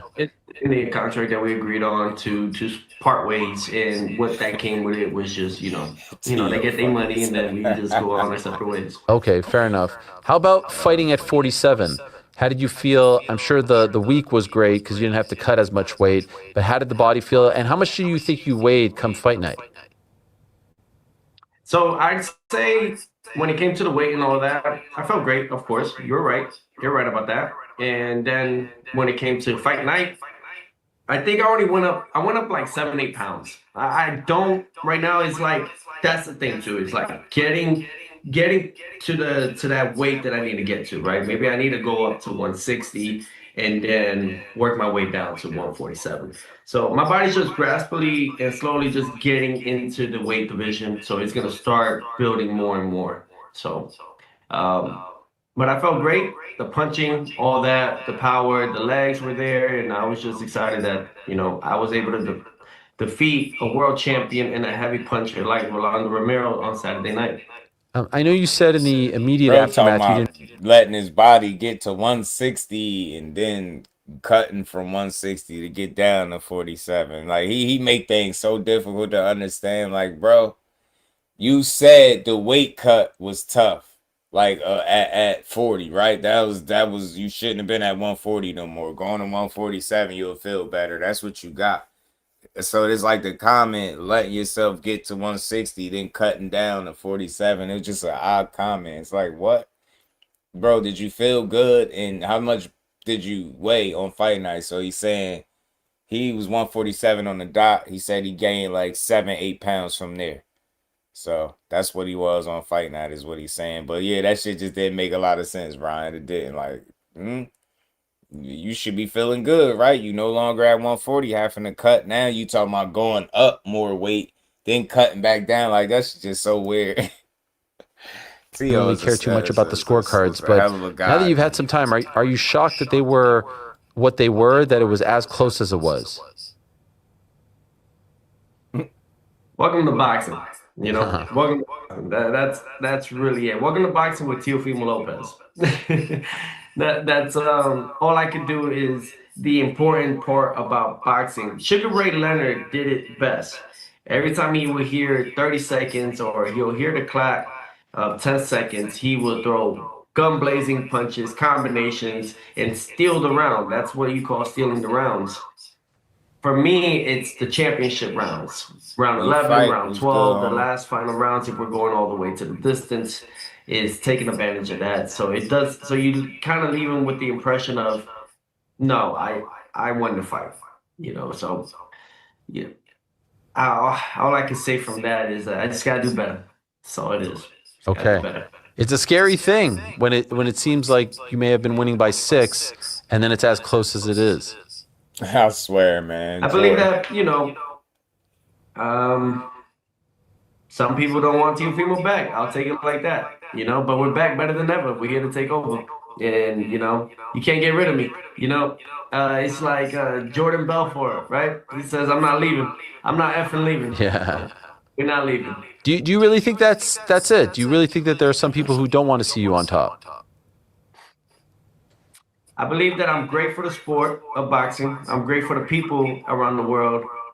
And maybe sometimes there's others, though, that just don't want that, So I think that it's a you got your lovers and you got your haters, but they're both there. It's just all about what you do with it. So, man, what they be saying is this guy's a piece of work. That's the only thing that come to mind. You hear T.O. This guy's a piece of work, man. Man, T.O., man. I don't think people don't want to see him on top. I say this all the time. It was once upon a time where it seemed like the boxing world loved him from Teofimo Lopez. But when he turned that corner and went diva, then he started making them weird comments. Everything changed. Now, since then, you've been kind of chill with the weird comments, and you seeing things kind of situate themselves. I don't think nobody is sitting around praying on his downfall. You know what I'm saying? If you're going to go out there and give us great fights, then give us great fights. You fought Shakur. People didn't think you was going to do it. You sacrificed your eyes, got him beat up for 12, jumped right back into the fire, moved up a weight class and fought a champion and Rolly. You can say what you want, but I respect it. Now you back in a position to make fights where you could allow your performances to speak for yourself because you're not the best speaker. So keep winning fights, fam. You beat Rolly. I can't take the win from you. Some people thought Rolly was going to beat you. I thought Rolly had a really good chance at beating you. You get me? You pulled it off. Now you keep building from here. You're in 147 where you could go make those other unification fights. That's what you said you want to do, right? You don't want no tune-ups or none of that. You want champions. So stand on what you said, man. If you can do that, then I think this makes sense. And we're going to get into it. Keith Conley is his manager. He wants the Ryan Garcia fight for T.O. You know, I got to feel this way. I mean, the only fighter right now is a Super World champion, right? He's a Super World champion right now and a promoter and is leading a different that man just almost got stopped by Albright. He had a direct deal with the zone. T.O. beat Frank Martin up. Yeah, if there's no way you can control this type of product, then yeah, there's going to be a lot of people along the way that are not going to want that.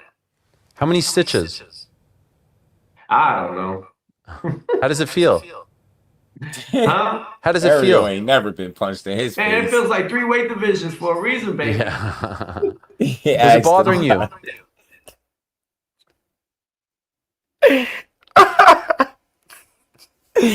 Yo, Ariel Helwani is just, shout out, he's just such a good guy, man. He like, how many stitches? Does it hurt? Is it bothering you? Like, what? Bro, you ain't never had those stitches. I'll take it, huh? Man, this man funny as hell. How does it feel? How does it feel? Huh? How does it feel? How does it feel? Man, it feels like 3 weight divisions for a reason, baby. Yeah. Was it bothering you? Was it bothering you? Was it bothering you in the fight, DI? No. The only time it did bother me was when I clinched with him and he used his shoulder, so it just smeared all on my right eye that I couldn't see for a moment, so I had to wipe it.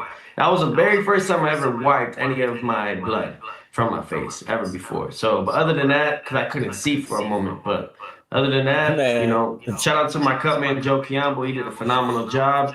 No, the hell he did. Shout out to your cut man is insane, bro. Your ass was still bleeding post fight, bro was bro was bandaged up. His shit still was bleeding. Somebody had some tissue. His shit was leaking in the post fight. Like, bro, they did not get that cut under control, bro. Just shit still was bleeding. I'm like, man, you needed medical attention in the post fight. Compose, I let him work, let him do his thing while I was taking the instructions that I needed from my trainers, and we got the job done. So yeah, but it feels good. He's gonna keep. I'll say by next week I'll heal up just right. He was very vocal about wanting a rematch. You didn't seem so interested at the time on the night. Do you still feel the same way? Yeah, you got to do more than that to have a rematch. You know. I think that's where he messed up on. He didn't capitalize. He didn't capitalize in the next round. He allowed me to dictate the fight. He, as the champion, didn't show any progress in the later rounds to want to fight. And I know for a fact, after my 23 years plus in the boxing world and the rules of it, it's about ring generalship. And he did not possess that and succeed that night for that reason. Even his trainer, Salas, was like, this is not how you become or how you enter in the Hall of Fame fighting like this in the middle of those rounds. So that right there lets me know everything I should know, and I should let and remind everyone else also.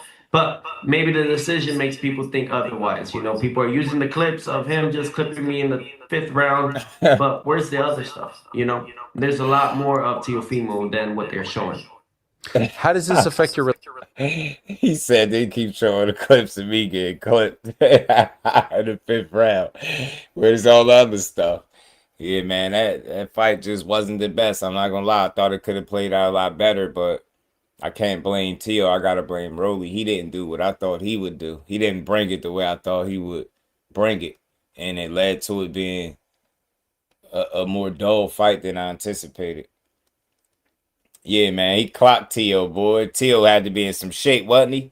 Boy, them legs buckle. He caught himself, bounced back up, and Rolly went for it for a second, man. He had that eye busted up pretty good, but Teo, I gotta give him credit, man. Teo took some good shots from Rolly. That was a crazy moment. He could have packed it in. He did keep pressing Rolly. He was willing to fight, man. That's why I respect him, man. He didn't cower away after that shot. You get what I'm saying? He had to get his stuff together, but he got right back to it. And he was pushing Rolly back for most of the night. Relationship. With Rolly? Yeah. No, it just, all it does is let the man have a moment to process everything that occurred on Saturday night. Let him and process. It only makes us closer. Honestly, I have his number. We'll talk. We'll exchange. I'll see him because he moved out of Vegas. He lives in South Florida now, so I'll see him soon. We'll grab food. We'll grab time to just recollect things, and I think it's only gonna make us better friends after this. All right. Yeah, tell me again why y'all want to see friends fight. Keep on playing yourself, people. Come on, keep on. Talking about this going to make them better friends. Yeah, they went out there and had that sparring match that y'all talking about. Now that made them better friends because y'all made some money doing it. You see? Now y'all talking. Then look how crazy fans is. So you got the nerd talking about a rematch. Yeah, all right. Yeah, all right. Y'all just like getting y'all money took then. Okay. Go ahead. So they could be even better friends. They might even be able to retire after another fight with each other. You know what I'm saying? Y'all keep on playing. So I'm good on that. I just want to see guys scrap that want to scrap. Not none of this manufactured beef. Not none of this. We got to put our feelings to the side. Like, nah, if them type of feelings, I can't bet that you will put them to the side. I can't.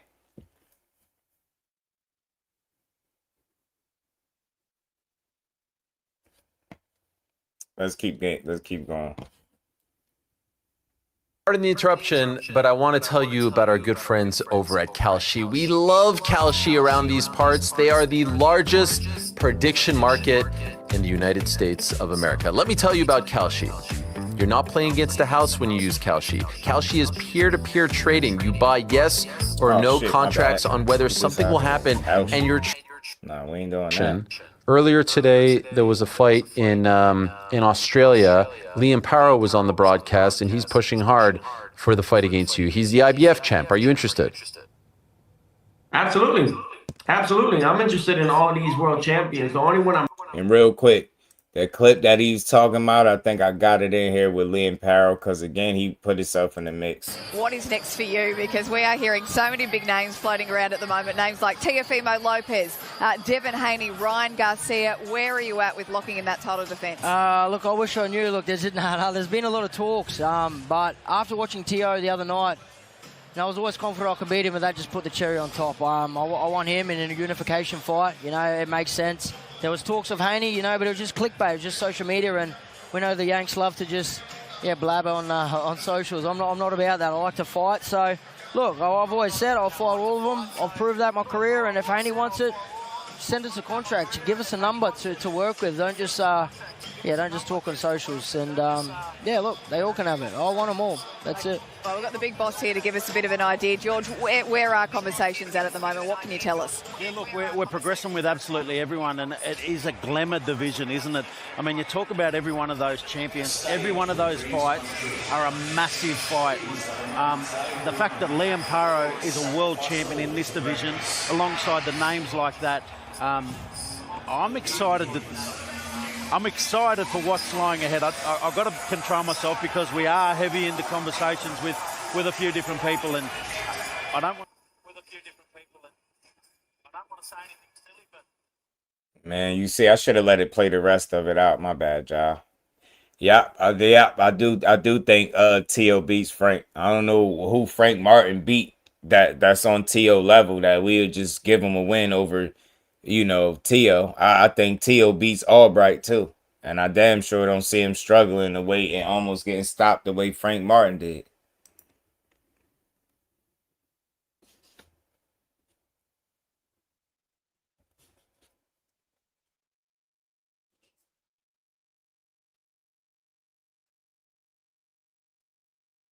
Oh shit, my bad. Wait. But yeah, Liam Paro, I heard that he said what he saw on Saturday night was just the cherry on the top for him to beat me. So yeah, man, easy for me to give him a call. We're just waiting for Ryan Garcia and Conor Benn to see how that outcome looks, and we'll go from there. You know, with Takeover Promotions, we don't have to report to nobody, so we'll make these fights happen for everybody. What if the biggest, most lucrative fight, let's just say, what if it is Devin Haney right now? You still want to wait for him to be the final boss at the end? Yes, I do. I do. Why him? Why him in particular? Because, well, Ariel, I'll say it like this, man. I beat Lomachenko for winner takes all, and ESPN literally had the promo for that. They literally advertised it as winner takes all, meaning what? Meaning undisputed. And apparently, by the rules of boxing's business, it was business, and they declared that Devin Haney was the WBC champion and not Vasily Lomachenko. So because of that, it disputed my undisputed. So I think that the only way we could get that back is by showing everyone Teofimo is undisputed. He actually beat Lomachenko better than Devin Haney, and when he beats Devin Haney for the undisputed, it was realized and awaken everybody else up that he was undisputed always. I did get a text from Sam Jones.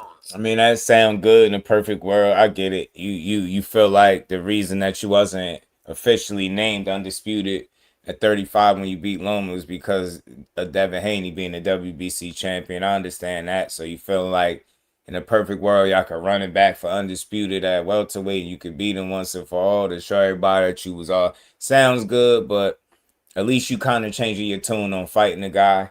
I guess everybody gonna still wait to see what happens with Haney, how much time he takes off from this point on, whatever he decides to do. You know, we supported, I'm sure of it, but he gonna get back to it at some point. With Teo being a newly crowned champion in his division, I could see him wanting to pursue that fight again. Teo would be a fool to turn down the opportunity to fight Devin Haney in any kind of unification at 47. So just waiting to see it, man. Ruco Boxing, what's good with it, fam? Frank even last 12 years, man. Frank ain't beat no Teo, in my opinion. He ain't beat nobody on that level. I don't know why you got Teo been in his third division now. I think he'll beat Frank. Frank relies on his athleticism a lot, so does Teo. I just think Teo's the more proven fighter, fought the better talent, got the better wins. Like, I don't know. Frank Martin don't got some style that Teofimo won't be able to deal with. I don't see it. But let's keep building, man. Let's get to the rest of this. The boxing manager, he's like, Jack Catterall has to be next. Catterall versus Teofimo. He was very loud on fight night as well. Your thoughts on a fight against Jack Catterall? So I was on Inside the Ring show. Yep. You know, that's pushed by Ring Magazine, The Zone, and all those great things. However, the contract that they signed, I never was involved in that contract, in that agreement. Okay, I am trying to delegate it with my legal team. Hey, go to the legal team. We'll talk. I don't touch nobody. We'll fight. However, if I need to express it a little bit more, that contract that they signed for the extension of whatever it was, 180 days, was with the name like of Rolando Rolly Romero, not Teofimo Lopez. So that means the whole situation of mandatory and everything changes now. It's a reset. And I think people are forgetting that. They're a little bit over their head on that, you know? And that's as best as I can express it at this particular time. Now, I'm suspended from all commissions right now due to the cut in my right eye. So until then, until I get my license back, so to speak, from the commission, we don't need to express about any mandatories at this particular time. It's not needed. I feel him with the mandatory stuff. I mean, he just won. He gonna be suspended for a while because of the cut. So I don't think he gonna have to satisfy no mandatory obligation no time soon. So yeah, I think Teal beats Ryan too. It's crazy how you talk about one fight. You talked about Teo and Frank Martin. Because we said Teo beats Frank Martin, that means we saying Teo beats Ryan. You think like I don't know, man, like a Tank fan. Like for real, bro. I know you want to believe that Frank Martin beats Teo because Tank beat Frank, right? I know how you think. But no, fuck no. He ain't proved shit. All he did was win a couple rounds against Tank and got slept. He went in there with Nair Albright, struggled, and almost got stopped. Same person that we just watched Keyshawn beat every single round. Nah, man, we don't. Well, I don't. I'm speaking for myself. No, I don't think Frank Martin would beat Teo. It has nothing to do with Tank, but no, it's just skills and being proven. No, I don't think he's some superb talent. No, no, no, no, no, and no. Hell no. No. Teofimo is more proven. He a 3-division champion. Frank Martin ain't never held a title in no division. What are we talking about? It's a no-brainer. The only people trying to force that to be the conversation are people that just want to somehow force Tank to be about him. Yeah, Tank's opponents. Nah. Frank Martin get his ass beat. That straight up and down, straight like that. He get beat up. He ain't beating Teo to me. No. You better hope he win the next fight. He tweeted, Teo was gifted a shot at the world title coming off a loss against a champion. People were queuing up to fight. Rolly's obligation to fight his mandatory should be without a doubt passed on to him. This is what he's saying to Teofimo, that he should be next now because you got, sorry, not to Teofimo. He's saying this, tagging you because you got the shot and he didn't. Is this Catterall still? Yeah, this is Catterall. The two fighters that we fought, we have a relationship with other fighters. He lost to Barboza and he lost to Josh Taylor. I've beaten Barboza and I've beaten Taylor.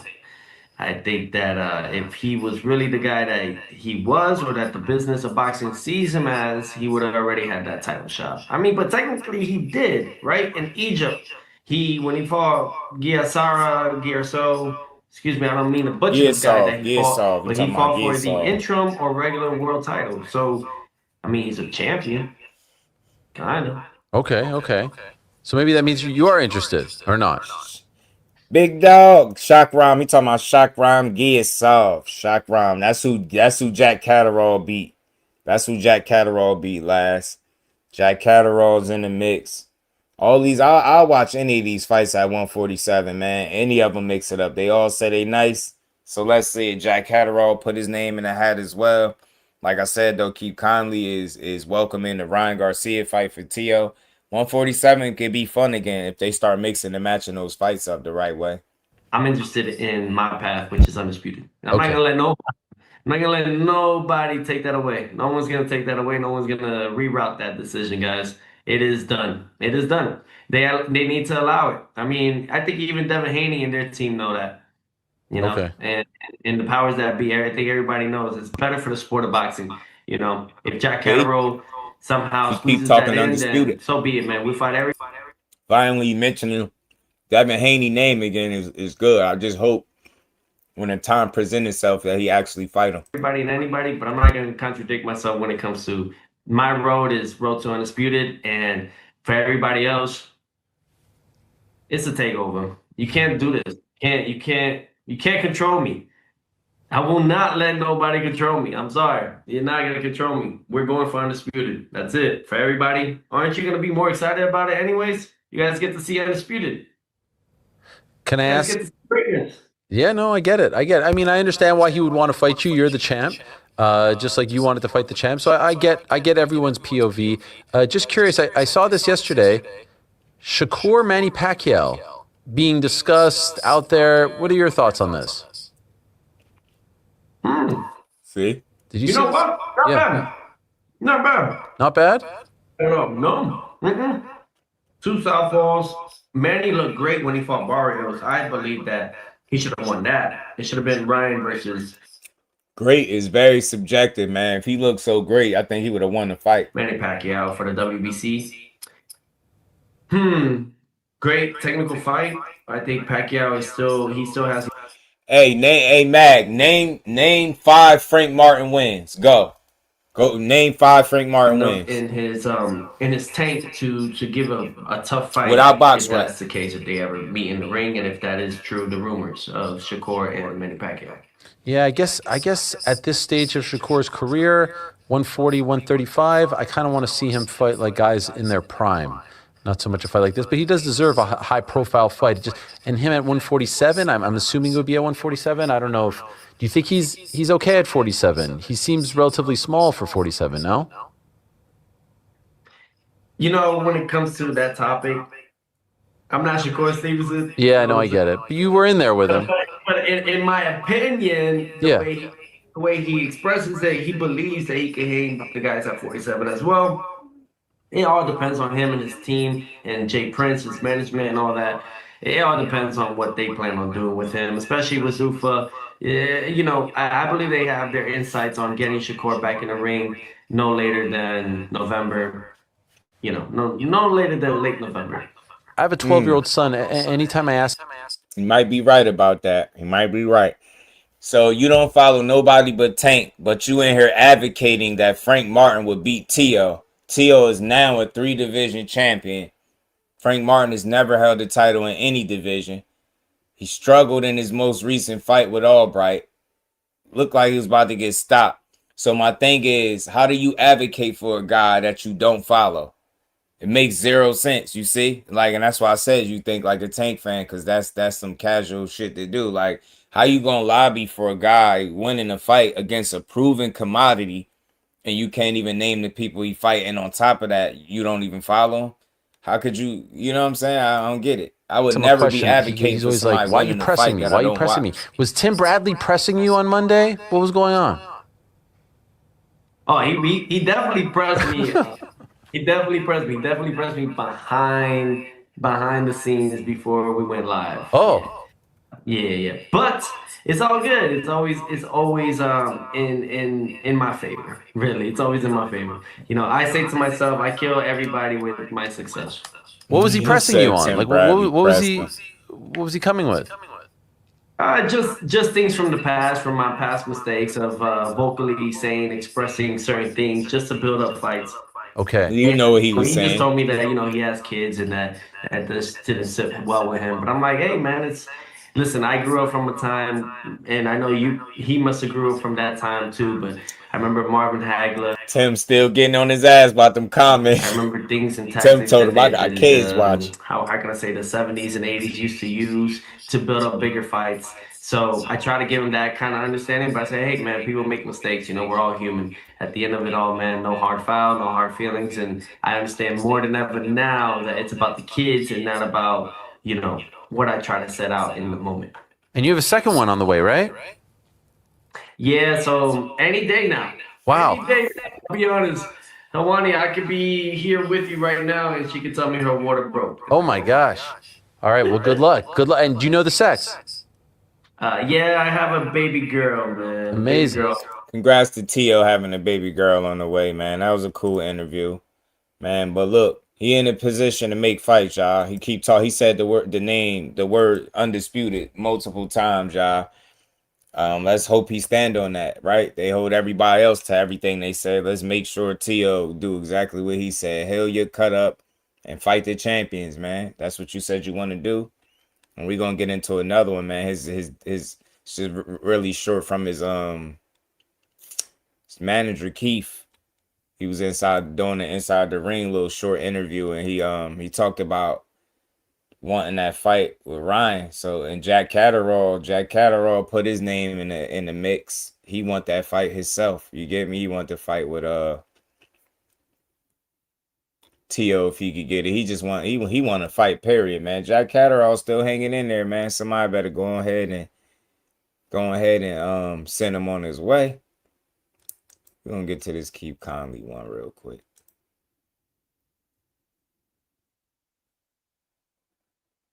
Yeah, bro says one fight. Yeah.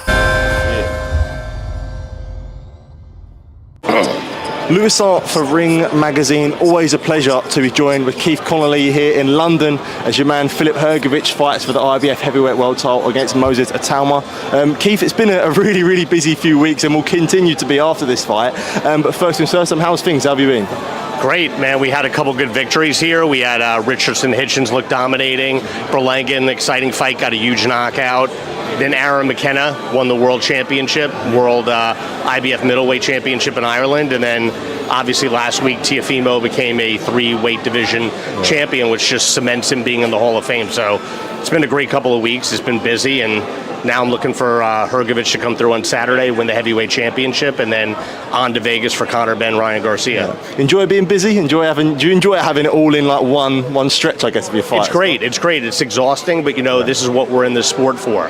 The thrills, the big fights, the big victories, and I feel blessed. Yeah, of course. And as you say, Filip returns for a heavyweight world title. It's a big fight anyway, but it must make it extra special with it being for a world title too as well. I mean, it's the most coveted title in sports, being the heavyweight champion, so it doesn't get bigger than this. We're fighting an elite guy in Moses Itauma, but my guy's an elite heavyweight as well, and he's super confident. I've never seen him in this good a shape. He's walking around telling people he's going to smash Atuma's head in, and I think you're going to see a Hagler-Hearns type fight on Saturday night. Yeah. I know in the press conference you said about a first round knockout. Moses Itauma and Hrgović, I think it's going to be a good fight. I think Hrgović is going to beat ass, though. That dude on his way, man. He got something special about him. I think he's going to prove it. I think he got the right kind of opponent to prove it, too. This to say a lot about Hrgović moving forward, man, this weekend coming up. He's still confident with that pick? Because it obviously took a lot of people by surprise, yeah. Well, I think my guy has to go after him early. You want to try to overwhelm the kid. He's a super talented kid, but he's not experienced. And my guy's a guy that has a lot of activity. He probably throws more punches than any top heavyweight in the world. So I'm going to stick with an early round knockout. I'd love it to be the first, but I'll take the second or third as well. Yeah. Do you see, because Filip said it as well, and obviously you mentioned it there, do you see Itauma as a kid, would you say? Listen, I don't want to downplay Itauma. He's a great fighter. In my mind, he's 100% going to be a heavyweight champion of the world, but is he going to be the heavyweight champion of the world this Saturday? That's what we have to find out. My guy is peaking. He's back with Abel Sanchez. Yeah. He's never looked better. He's had a couple of good victories. His one loss was to Dubois for the heavyweight title, but he was sick going into that fight. Yeah. Not an excuse, it's just reality. It's a matter of fact. And now he's coming in 100%, and I know it's a tall task. Itauma is a great fighter. I think he's everything that people say he is, and if you're going to beat the kid, now is the time when he's not experienced. Yeah, well, we look forward to it. You mentioned about Teofimo Lopez wanting to ask you was becoming a 3-time world champion and winning against Rolly Romero. Yeah, just your reflection on Saturday night and the win for Teofimo. I thought he fought a smart fight. He did exactly what he had to do. Rolly Romero's a power puncher. You could hear his punches ringside, even if he landed them on Teo's glove. You know, Teo was blocking the left hook a lot. Even when those landed, they sounded big. He's a heavy hitter. So he did what he had to do. He boxed. He was smart. He showed great ring generalship, and he did what he had to do to win the fight, to set himself up for probably the winner of Ryan Garcia, Conor Benn. Yeah, okay. Just before we obviously get on to what's next, I just wanted to touch on the scorecard. As you say, like, it is constantly a debate throughout the history of boxing about judging and whatnot, but do you think there's more that needs to be done, especially when you're fighting in Vegas? That's meant to be, the Vegas Commission meant to be, the gold standard, and you see obviously scorecards like that. Does it frustrate you or I guess worry you, especially as a manager too? Well, I said it publicly. I don't know if you saw my quote that I put out. We have to change it. I mean, that scoring was borderline criminal, I thought. Anybody that had a draw, I mean, I'm not saying Rolly wasn't competitive in the fight because he had power and he hurt Teo in the 5th round, but I had people texting me, boxing experts, saying they had an 11-1, 10-2, 9-3. I didn't even see 8-4. Yeah. So the 6-6 scorecard was criminal. The 7-5 scorecard, to be nice about it, was just a bad night for that judge. And then one guy had it 8-4. The scoring was horrible, and if it ended up being a draw, it would have been a travesty. Yeah. These guys train so hard. There's millions of dollars at stake. So, yeah, I do think that commissions, when a judge gets it they're so far off to getting it right, they should be suspended. Yeah. But you see these guys back the next week, and I'm concerned with Philip. We're in London. Moses Atuma's from here. Obviously, I don't think you're gonna need no scorecards for this Atoma and Hergovich fight. they want him to win, so I'm worried my guy, is going to have a hard time with the scorecards. That's why I think it's important that he y'all ain't gonna need no scorecards. Does go out and try to knock out Moses. Yeah. As Teo's manager, and look, nobody is saying it. It's the same person that's always been pushing it, Mag. It's the same person. He ain't spoke to Shakur. Nobody on his team. Maybe he got some kind of source telling him about Shakur business, but he's been wrong so many times before at this point. I don't listen to what they say. I listen to what I got and what I know. These dudes don't got honest bone in their body. They keep pushing bullshit. The man said time and time again he not fighting them. For somebody to keep saying it without no official updates from nowhere, it's just bogus. They just guessing, hoping that they right so they can say, see, he said he wasn't fighting. I told y'all, I've been told y'all. I'm tired of these dudes. We don't even give a damn. Tell them, ask them who they favorite fighter fighting. They keep talking about what Shakur doing. Because these dudes told me Tank, Shakur, Keyshawn, Jack Catterall, Lynn Powell, and then everybody ducked. Who they fighting? Huh? Nobody? We don't listen to their asses, man. All they do is lie. In a boxing sense, I just wanted to get your thoughts on, obviously, the relationship between Teofimo and his father in a boxing sense. Because it has a lot of, obviously, people have their opinions on it. I mean, it was evident in the Shakur Stevenson fight. He's obviously in the corner again on Saturday. Just your thoughts on I guess... If Ryo was fighting DHP or somebody else, they wouldn't have a problem with it. Anybody Shakur fight, they got a problem with it. Trust me. The opinion or the relationship between Teo and Teo Senior in the corner. Let me explain something. Yeah. Teo Senior, the dad. Yeah. He made Teofimo a world champion. He made him an amateur champion. Yeah. He's a great guy. I know he's controversial and he's loud, but that's great for the sport. But those two I don't see them ever breaking up, and I don't think they need to. Why would you take away a trainer that made a kid a multiple-time world champion? And, everybody has an off night. I'm not saying he had an off night, right? I wasn't in the corner. I was watching the fight ringside. But a lot of times it's easy to blame the trainer, but certain things happen, and Teofimo bounced back. He looked great. I think the father had a good night, too. I watched some of the fight again, and I heard what he was saying in the corner. And there's no Teofimo Lopez without Teofimo Lopez Sr. Yeah, okay. No, that's completely fair enough. As you say, for what's next, is it the look of Ryan Garcia versus Conor Benn, the winner of that, would you say? Listen, it's obviously up to the networks if they want to pay up for that fight. We'll see what happens on September 12th. But I could see the winner of that fighting Teofimo Lopez. Obviously, I'm expecting Conor to win, and it would be hard for me to put my two guys together and fight. I don't want that to happen, but if both guys want it and the money is there where it's so much money we can't turn it down, we could make the fight. But we'll see what happens. I never want two of my guys fighting. But Teachable moment. He's a manager just like a certain somebody. He manages both Teo and Conor. He said, and you heard me say this countless times on this channel, when managers have two fighters under the same stable, they're less likely to put them in there together unless it's money that they can't refuse. It's like some real big money on the table. Then they'll do it. Other than that, they're not looking to do it. It wouldn't even be good business. People don't get it, but they'll keep saying, well, why does such and such don't fight? Dudes got the same management, man. They're less likely to see a fight like that happen. They're not going to do it. You just hear this is a different manager, and he manages Conor and Teo. And what is he saying?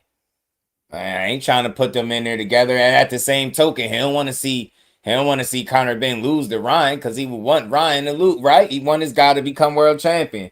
But shit, if for any reason that don't happen, and it's Ryan, he would be looking to make Ryan and Teo. Tell him, man, people just don't listen. That's why I be playing these interviews and these clips, man. You can learn a lot from these people just listening to them.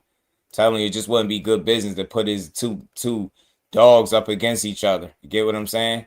And you think he give a damn that people will say one of them is ducking or he protecting his fighters? You damn right. That's his job. So people just don't get it.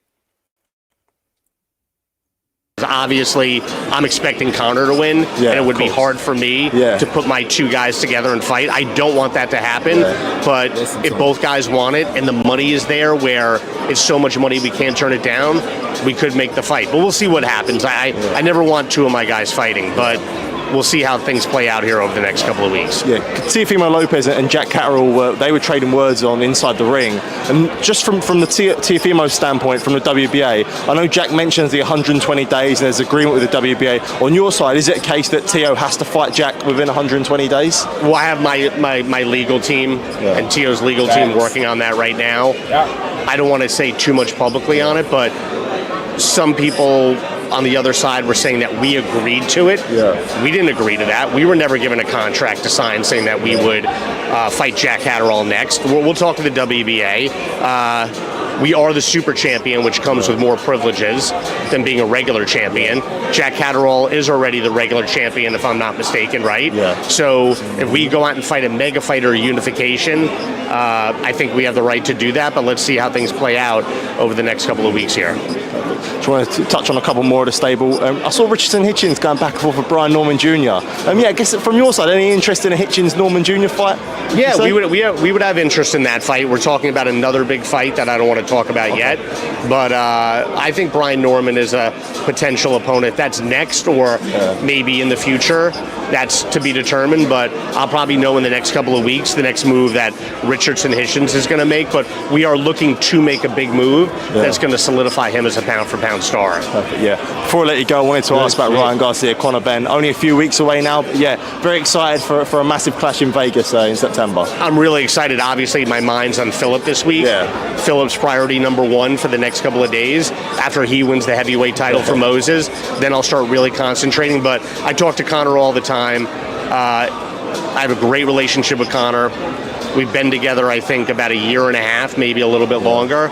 And not only is he a superstar commercially and as a fighter, but he's a great kid. We have a close relationship, so I'm super excited. This is actually what we talked about when we got together. We talked about first becoming a British star, getting a big win. We did that. Then becoming a global star, right? And he's on his way to doing that.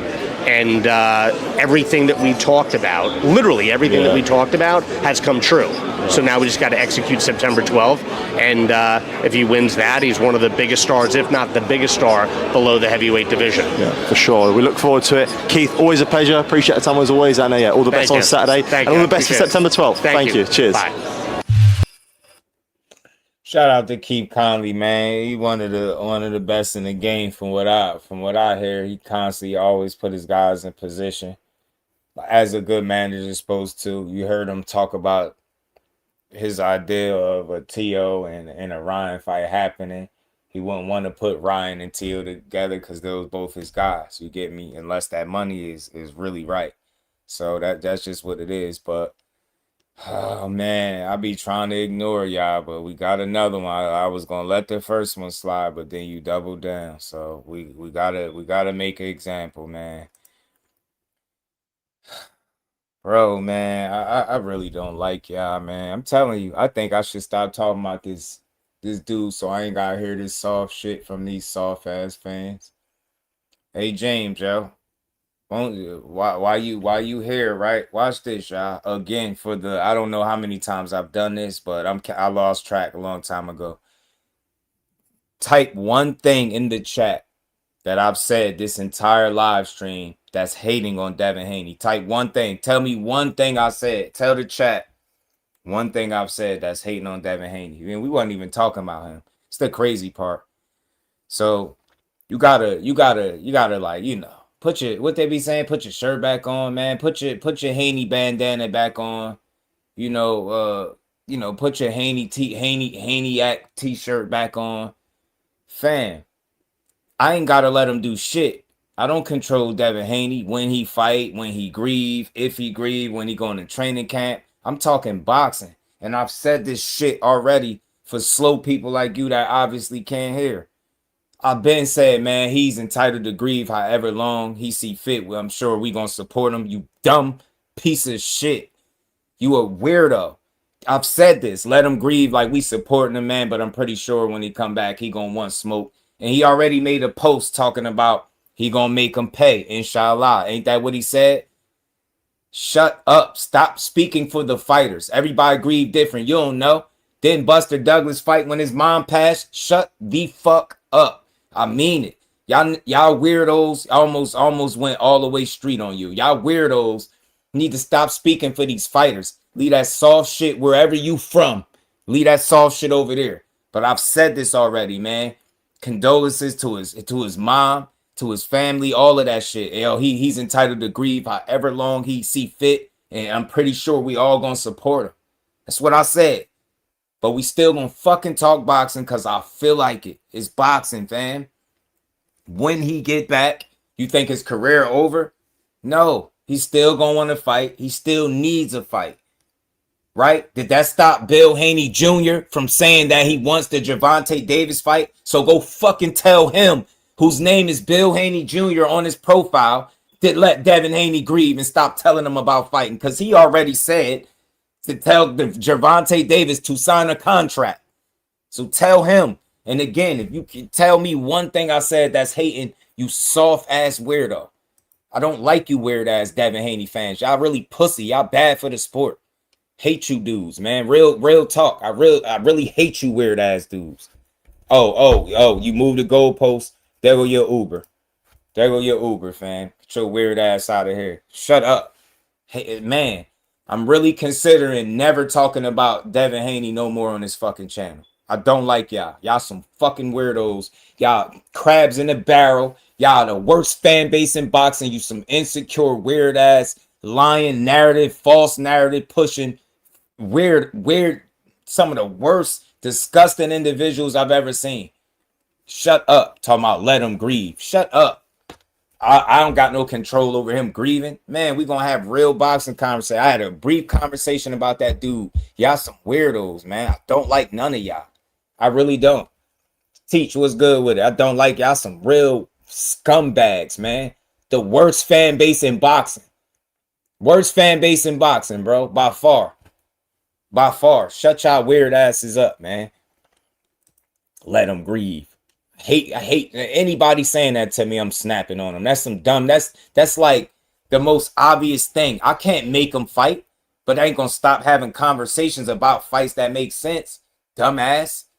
All I said was it's good that Teofimo Lopez changed his tune about wanting to fight him because we know he's turned him down in the past. So whenever Devin Haney gets back, I would hope that Teofimo would stand on business and want to fight him. Shut up, man. Matter of fact, from this point forward, I ain't got no reason to talk about him no way anyway. So unless he announced a fight, I'm not even talking about no more Haney nothing unless I'm just shitting on his fans because y'all weird. I was going to let y'all make it, but I don't like y'all. That two little back-to-back dumbass comments, let him grieve. Shut up. You let him grieve. Dumbass. I said my prayers and condolences to him and his family. Did you? Right? I ain't say nothing wrong hating on him. Nah, you need to worry about this. Shut up. Sound like a little girl.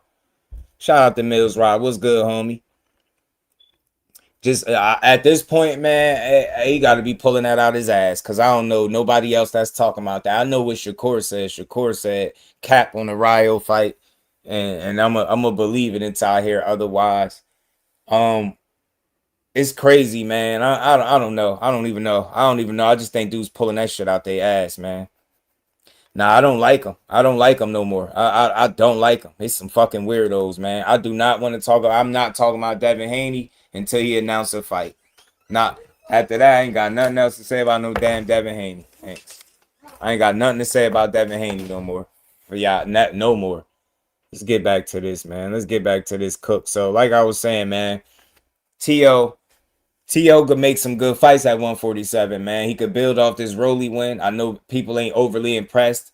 Still got opportunities to win. He still got fights that he could win. I'm going to play this little short clip from Jack Catterall. Jack Catterall wants some smoke with T.O. Look, I think Jack Catterall want to fight, period.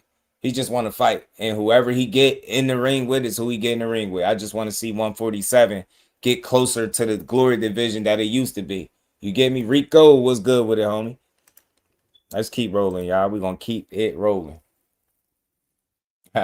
Says, can you time somebody? I already blocked him into oblivion. On the Haney side, I thought Shakur was on Zuffa Island. K Gunner, what it do? Right. You know what I mean? I want to cut him. I'm about to cut him out from all my conversations, bro. I was stop talking about Haney. Y'all some weird dudes. Y'all push narratives, lies all day. Y'all tear down fighters all day long, and then y'all get mad when people actually support the dude. It's the weirdest shit. It's like it's so weird, man. So weird. Like Haney is just off limits. Not my Haney. Haney acts, man. You know what I'm saying? The president of Haney Land. Where Art Man at, man? Dude came on here. Shout out to Specs. Hey, K, dude came on here and told me Dad was signing the Zuffa, fam. That's what he told me. They did a deal with his own. The fight that people would point to is because he looked that way against Teofimo Lopez. If he didn't do it against Tom, Dick, or Harry, he did it with Teofimo Lopez. And you see, should be number 2. Rolly re-enters at number 10 now. Rolly was removed. Staniosis shouldn't be number 4. Staniosis. How's he get up there? Staniosis barely fought in the last couple of years, lost by so much to Boots. What is he doing ahead of Teo?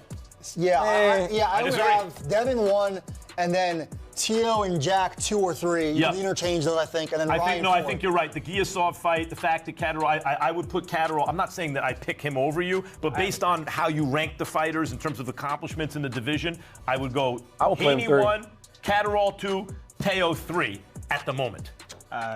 What do you think, Tim? Prove it. You think Teo's at 5? I just say prove it. You know what I mean? Like we got to rank them somehow. Who gives a shit about the rankings? Who cares about the rankings? Like, all right, you got me number 5. It's fine. Okay, cool. Just prove it. Just prove it. Yeah, for me. But it's like this will give me fuel. Oh, really? Okay. All right, bet. I got you. All right, okay. You know what I did? Fight? You know what I did after my fight? At 5 in the morning, I went back to the gym. I just love it. Did you really? Yeah, I did. I took Amado Vargas, the Vargas family. Dynasty. That shows you're always in great Let's bring in the number 3 ranked welterweight, who I believe should be the Jack number 2 Catterall. ranked welterweight. Yeah, my bad, y'all. Every now and then, I can't be diplomatic, just dude. These dudes be weird. It would annoy anybody, I think, when you keep seeing people typing that you hate on this fighter, and they can't tell you one thing that you say that's hate. Ain't got no reason to hate on people that's successful, man. We build the sport up over here, but what we don't do is push out false narratives that make y'all feel good at home. I'm not doing that. Jack Catterall into the show. Jack, my bad. I said you looked bad in your last fight. I had a brain freeze, and I was thinking of someone else. You look great in your last fight. And I appreciate that. We're talking about the top welterweights in the world, according to Ring Magazine. Ring has Devin Haney 1. I think that's fair. But then they have Brian Norman ahead of you. I don't think that's fair. I think you should be the number 2 guy, and the guy next to me, Teofimo Lopez, should be the number 3 guy. How do you feel about that? Yeah, I think, listen, for me, if you've got a world title, you should be further up the rankings. I don't do the rankings, but Brian Norman definitely should be sitting at number 2 still after the beating he got. I don't know, they need to be updated. Well, look, I think there's a good reason why we have Jack Catterall here. Jack Catterall is the mandatory with the WBA. He's supposed to be mandated to fight the winner of the Teofimo Rolly fight, which is obviously Teofimo. Teofimo, are we going to see you and Jack Catterall mix it up, or you have your sights set on the winner of Conor, Benn, and Ryan Garcia? Well, Jack Catterall, I mean, he's definitely paved the way. He's been real adamant on calling all the champions out. And I remember we talked about it in the previous conversations after his win in Egypt. So you Jack never know, man. That smoke, everything's he want possible. fight. I think if he's the mandatory, then we'll see with my legal team, and we'll work over that. And I think at the end, we're just here to make boxing great again. So best of luck to you, Jack. Well, I want to ask Jack this question. So, Jack, let's say he waits for that fight with Ryan and Benn. What will you do next? So for me, we beat Giasov back in May. He was mandatory for 2 years, and Teo said it. Teo, congratulations on the weekend, but we need to stop all this talk of undisputed and unifying. There's not been a mandatory defence for the WBA title for about 2 years now. I was informed by the WBA it was 180 days from my last fight, which lands us in November, so I'm good to go. I was ready to fight. Rolly, you had a nice touch of the weekend. Let's get it on. Right, and as for you, Teo, I'm assuming that because the winner of Benn Garcia would be a monster payday, it would be difficult to it'd be difficult not to take that fight were it available. Let's say that did happen, and you took that fight and you won it, and now Jack Catterall's been sitting there waiting. Would he be next? I think we're missing the whole point, though. This is the hottest division right now in boxing, 147. He's a fighter. He's a champ. He's ready to fight everybody and anybody. I think if the opportunity came to him on that side, he'll take it. So it's all about what we're going to do here. We're just here to make the best fights, and the best fight the best. Is that how you feel, Jack? Oh, sorry, Tim. Good. Nah, Jack, I got a question, man. I know you watched the fight. Did you see any vulnerability in Teofimo Lopez at 147 pounds? Get to it, Tim. You know what? I thought Teo did what he needed to do. Like you said, it was a jump up in weight. I didn't think Rolly was great, and that was my fight of the weekend. He managed to slip one in with Teo. Teo picked up the belt coming off a loss, so credit to Teo. But from my understanding, it's 180 days from May, which takes us to November the 19th. We've got to reach a deal else you've got to pass over the belt, unfortunately. Man, did you see any vulnerability in his performance, Jack? Don't avoid the question. Yes, Tim, get to it. Champ. Talk that stuff. He wants you to take it out. Listen, I thought he looked lethargic. It wasn't the Teo we've seen at 35 or 40. I thought it was slow. He didn't carry the power. I'm ready to come over to America and smash him. He said you didn't look like, slow and kind of like tired. That you didn't look like the same guy at 35 and 40. Get him, Jack. I'm at 47. I just got to fill it in. That's all it is. Yeah. That's all it is. I mean, how many fights have you been at? You've got 3 months to fill it in. You know what's interesting, though? Catterall. Catterall told Teo you got 3 months to fill in to 147. I'm on your ass. Says you look lethargic. You get me? You didn't carry the power. You look like the guy at 35 and 40. You get how they talk. You know they don't finish their words over there in the UK. Shout out to my 140 baby wasn't a big girl. puncher. At 147, he dropped Giasov, By the way, and he knocked Esselman out of the ring. Devin Haney also looked like a bigger puncher at 47. For you, Jack, did you feel stronger when you moved up to 47? Did you notice it?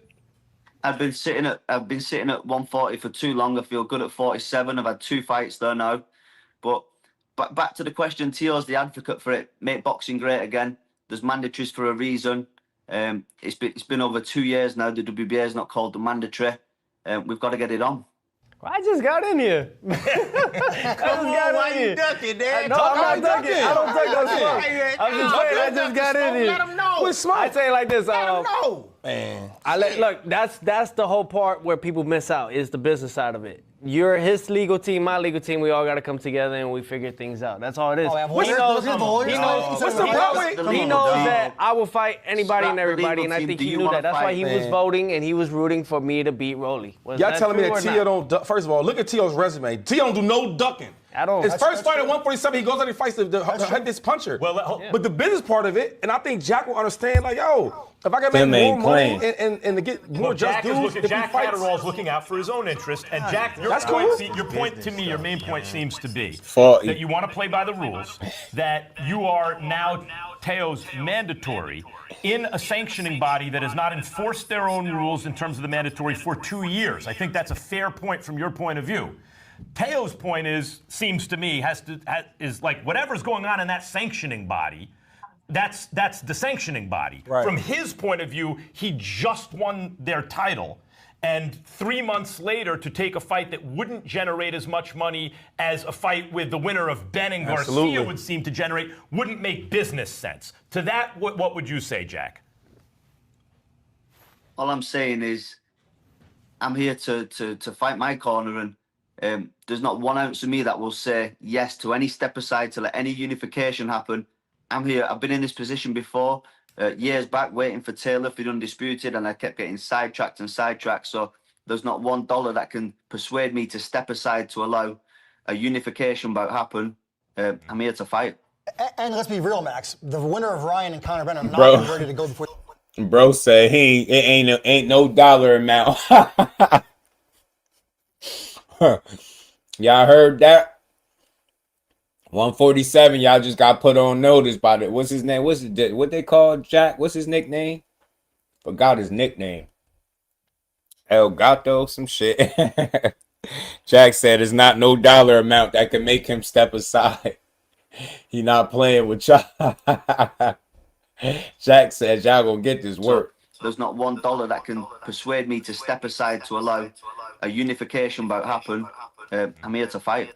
And let's be real, Max. The winner of Ryan and Conor are not going to be ready to go before the end of the year. We know how this goes. What about Jack that? said What it about ain't the a pair dollar of Jack amount. Catterall, Trying and to we beat have ass. just raved about your resume. Even if you take away your biggest fights, man, you fought guys that other fighters build a career on in your in-between fights. So no one's saying you're ducking smoke. In this case, Jack, I think, makes a good point along with Mike. The winner of Conor, Benn, and Ryan Garcia, before they could fight again, is down the road. In the meantime, you're going to have to fight someone. And Jack is saying, hey, I'm sitting right here, and I'm your mandatory. Ah, man, you guys are really going to hit me with this, huh, champ? Yeah. All right, I'll tell you this, champ. Wait, what is he, the interim or regular? I don't follow. He's your mandatory. That's all. Regular. He's a regular. Look at Tim. He's your mandatory. That's all you need He's to know. not my mandatory. Okay. By the sanctioning rules, he's not my mandatory. Gotcha. And I think they lied. I think they lied to him. Yeah. All right. That's that. And contract. Well then, hey, I'm always willing to fight anybody and everybody. So if I'm misjudged by it, then I'm glad Tim you won on at the his weekend. ass. Yep. I'm glad you won at the weekend because I know you don't duck nobody. It'd be more. Tim said he your mentor. That's all you need to know. He said he's not my mentor. Tim said, okay. Tio trying to dip up out the conversation. Shout out to my dog Jordan, man. He said for the bill. Appreciate the love, man. He tried to get up out of it, man.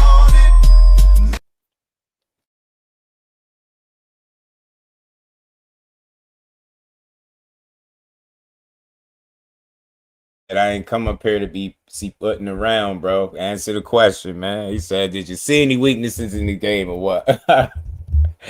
Till been instigated. Every time he opened his mouth, he instigated.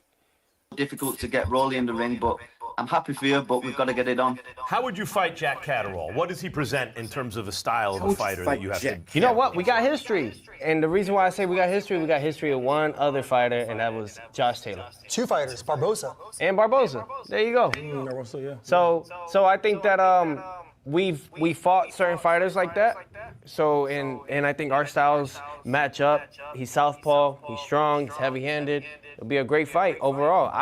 I'm just someone that wants to make boxing great again, man. At the whole set, everything like that. So, champs, he's ready, he's determined. I see it and I love it. That's why I'm staying at the gym. Right after my fight, I rewarded myself by going back in the gym.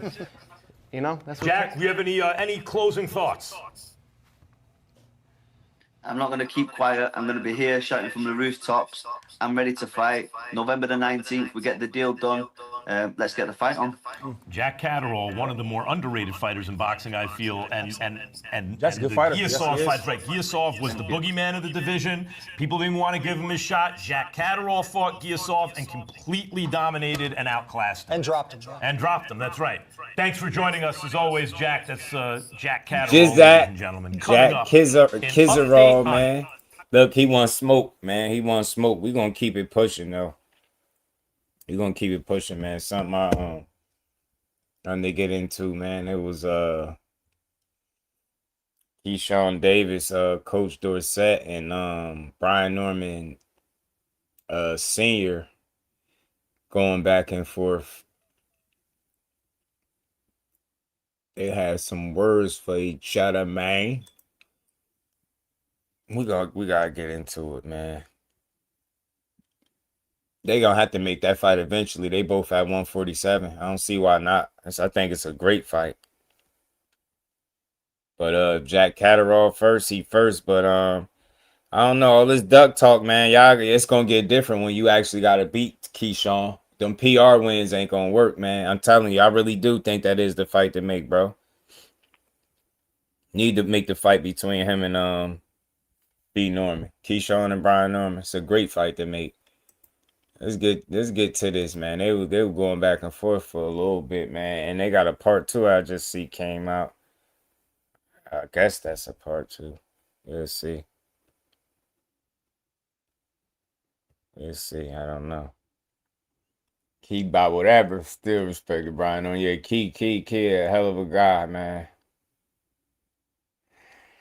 Bro, that's the dumbest shit. Bro, you clearly mad. You out of the loop, bro. Neither, fam. Keyshawn is her guy, fam. She ain't no fucking Tank fan. She like Keyshawn, G.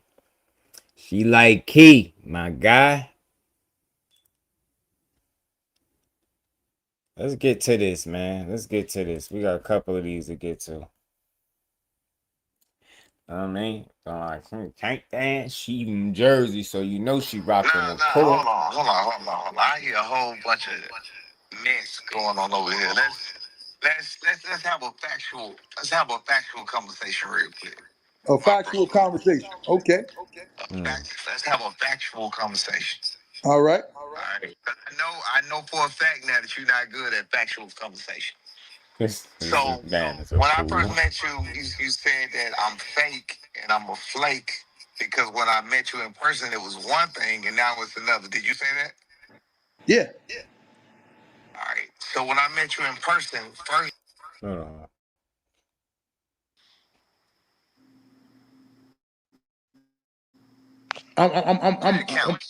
I'm still trying to get a date. Look. No. Calm down, Cole. I'm still trying to get a date. I got you. I'm still trying to get a date. You ain't answered not one of those questions. You ready? You still ain't answered not one of those questions. I got you, my brother. You got me. You still ain't answered the question. Calm down, relax. I asked you 2 questions.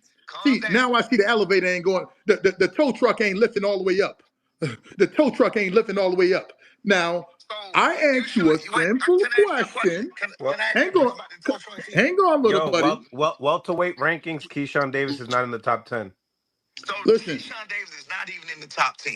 Listen, little buddy. Brian Norman's number 2. I wanted the world to know that. I wanted the world to know that first before I answer your question. Now you ask me where you have to know. Wait. Now I'm finna answer your question. I got you. That's why I told you to be patient. Now I'm finna answer your question. Okay. You asked me, when is Brian Norman Jr. going to fight again? I'm finna answer that. Brian Norman Jr. is going to fight again, and he's openly trying to get a fight with Keyshawn, your guy, the one that's missing. He's openly trying to get a fight with your guy. Is that true or is that not true? You going to tell the truth? He's openly trying to get a fight with us? Yes. By what? Hang on. Let me get this right. You don't know that? Wait, no. Do you know or do you not know? Let me confirm all of this shit for the people. Answer the question, nigga. Do you know or do you not Look, know? you just went around a whole damn. You just did a whole monologue just to circle back to not answer the question. Can I? Let me respond. Come on, little buddy. Hush time. Now, you saying that he's actively trying to get a fight with us by doing what? The same little antics that y'all claim that Keyshawn didn't want, was stupid for doing, making. Doing duck. Hang on. Let me. Dorsett, hold on. Dorsett, hold on. What are you gonna say, Senior? Is it not true that they've been in talks with each other about fight? You gonna say that's not true? What? Who said it? Who said it was? I've been saying that we wanted. Didn't Keyshawn Ben say that he would fight on Brian Norman? Didn't he Ben say he'll fuck y'all up? Oh shit, my phone died. God damn it. God damn it. Yeah, that was this was getting hot. Really. This was getting they was going back and forth. I think it was another little clip I seen them upload. Let me make sure we ain't hear this because we heard some of this too. But I guess this was where the conversation stemmed from about them ducking Brian Norman. It's just when it's that much conversation about it for fight, you know, somebody duck this or that, you just need to make the fight. Because the man was just locked in about to fight, you know, in talks of fighting Devin Haney. How you get to Brian Norman that quick? People don't even be using logic, yo. Like you just can't turn down everybody. I'm a very good observationalist. Hey, Neil. Yeah. You remember I used to be on there flexing and showing my house and shit, right? Yeah. Let's say the sizzle look mighty low. Let's see how you living, baby. Let's see how you living. I used to show my Dorsett you said looking somebody like tow What what? the hell? because you said somebody tow truck and call me Dusty. You I call me told you to lift your. I said keep the tow truck on deck. Let's see how you living. I see them low ass ceilings. Let's see how you living. My ceilings are like fucking 30, 40 feet fucking high. Let's see them ceilings. Once Yeah, again, he bro. did it. Is this what you came back for? You call me Dusty, Let's. Dorsett. You came back up here in your truck. My truck. Wait. My truck? He just did it. Who asked how you living? He about to do MVP. He about to do MTV Cribs right now. Wait a minute. You mean that 2026 big ass fucking hell? I got me some ragged ass shit. You mean this big ass 2026 motherfucker that ain't nothing but a money maker? You mean this? 20. This big motherfucker? The big That's rig. that's wonderful, bro. Wait, you talking about this big motherfucker? That's what that truck. That's the truck you talking about. So wait a minute, Dorsett. You called me Dusty. You said something about how I was living. Nigga, let's see how you living. Who said something about how you living? I want to see how you living. Oh my goodness! You know this man out there tricking. I know this nigga out here tricking. Hey, now you did. anybody, yo, Mill. You did the MTV Crib show. Mill. On this motherfucking hill, Dorsett. Get like me. Yo, Mill. Yo. That's somebody tricking, bro. Huh? That's niggas tricking. Oh shit. If you ain't putting up, nigga, shut up and see how you living. Nigga, putting up what? I used to do it on the fucking fly. I went and pulled out bags of money. Man, Ray, yo, what's good, homie? Let's see how you living, Dorsett. Dog, you once again, you can tell this dude is tricking. You can tell this dude's a trick. You can tell anybody that comes online. Listen. Anybody who comes online and start trying to flash cash. There's a reason why I wear the jewelry that I wear. There's a reason why I wear. You said what? You remember I'm dusty. I'm not flashing cash. I'm dusty. No. It's a reason why I wear these what they call Shaka Zulu beads and all of this type of shit. Because why the fuck? That does sound funny. Why the no? Because this is what they do. This is what unks do. Did you call me dusty? This is what unks. I said you look dusty, nigga. You still do. You look dirty. I don't give a fuck how much money you got. You still look dirty. Okay. All right. So I still look dirty. So that means, but I'm the one tricking, right? Listen. You came back up here. You came back up here. You came back up here hoping that some poverty chick will get inside your DM saying, "Wait a minute, can I come to your house?" That's what niggas like you do. You came up here looking for some girl that has no father figure. To see this junk and say, "Wait a minute, maybe he can save me. Maybe he can take care of me." Somebody gonna send you the cash up right after you get off this line, and you're gonna oblige them. That's all it takes. I know guys like you. I know guys like you. Tell him for one second. I need a lot to see this. Can you see what that say? Listen. Can you see what that say? No, hush. Can you see what that say, Mill? Nah, because it's us on the other side. It's reversed. Yo, yo, Mill. I'm about to let this man. I'm about to let this man have his have his time, bro. He's showing. Nah, still. This dude is in high school, bro. I see Norman on it. I see B Norman. Yo, this dude is in high school. That nigga's showing pictures. He's showing pictures of females now. You know this dude is corny as hell. I stopped showing pictures of females in high school. Oh my God. I stopped showing pictures of females in high school. Oh my God. This dude corny as a motherfucker. Alright, this shit is painful. I'm gonna holler at you, man. This nigga ain't talking about shit. It's painful? This nigga is really painful, bro. Oh my goodness, this dude is. You know, this man about to get off the line and start tricking immediately. Hey, get Keyshawn and accept that fight that you told me.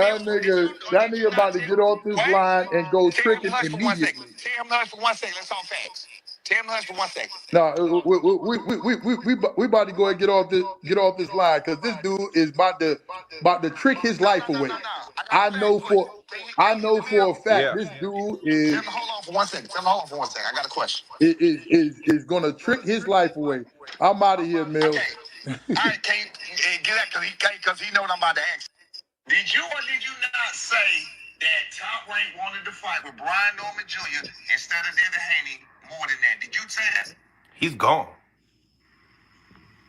Did you hear what I said? Nah, I heard what you said, but he's gone. He was trying to get to the boxing questions. I didn't know they really.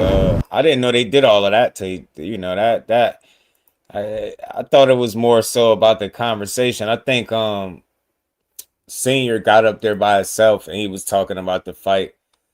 That's the part I really wanted to hear, the conversation about the actual fight, because that's how we got here. They was talking about, Keyshawn ducking a fight with Brian Norman Jr.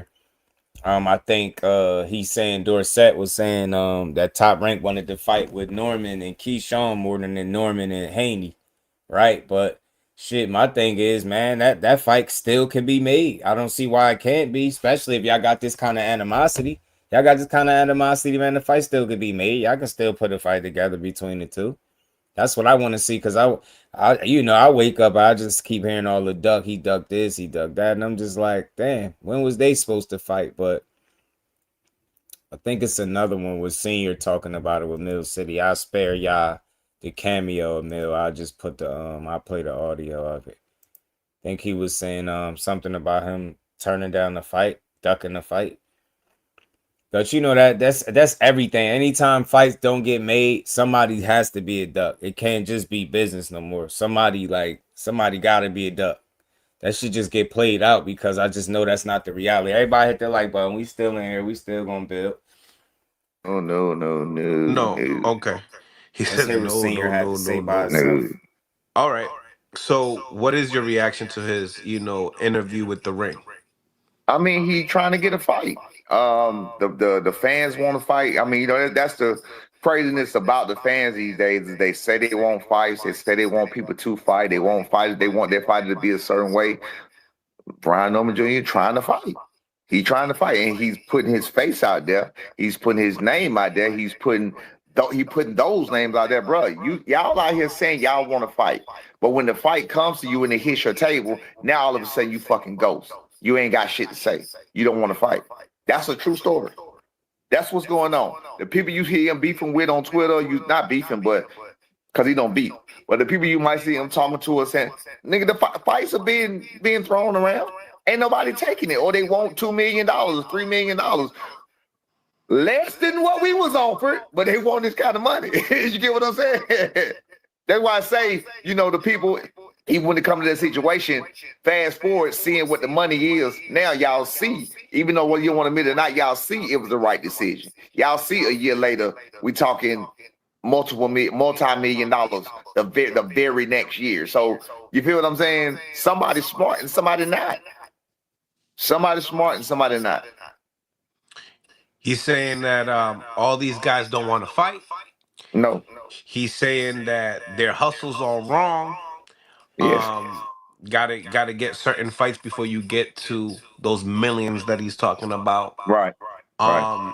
And you could tell that a lot of the fans enjoyed that energy that he has. Like, damn, we kind of, it's like a fresher breath air in the same time, right?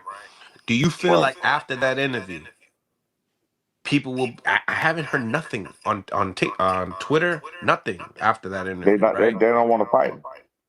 Nobody wants to fight Brian. Nobody wants to fight him. I'm telling y'all that. He telling you that. You would think if in this climate, ranked number 2, the man is ranked number 2 by Ring Magazine. He's ranked number 1 in the WBO up under Devin Haney as a champion. He's a ranked fighter. You hear people talking about everybody else. You would think somebody will call his name to knock him off to get themselves in positions to get these fights. Nobody is calling his name. It's not what y'all think. It's not what y'all think. They know that he not what y'all think. You feel what I'm saying? They know that he ain't no motherfucking cream puff. They know he ain't no motherfucking one-dimensional fighter. They know that he can put their motherfucking lights out.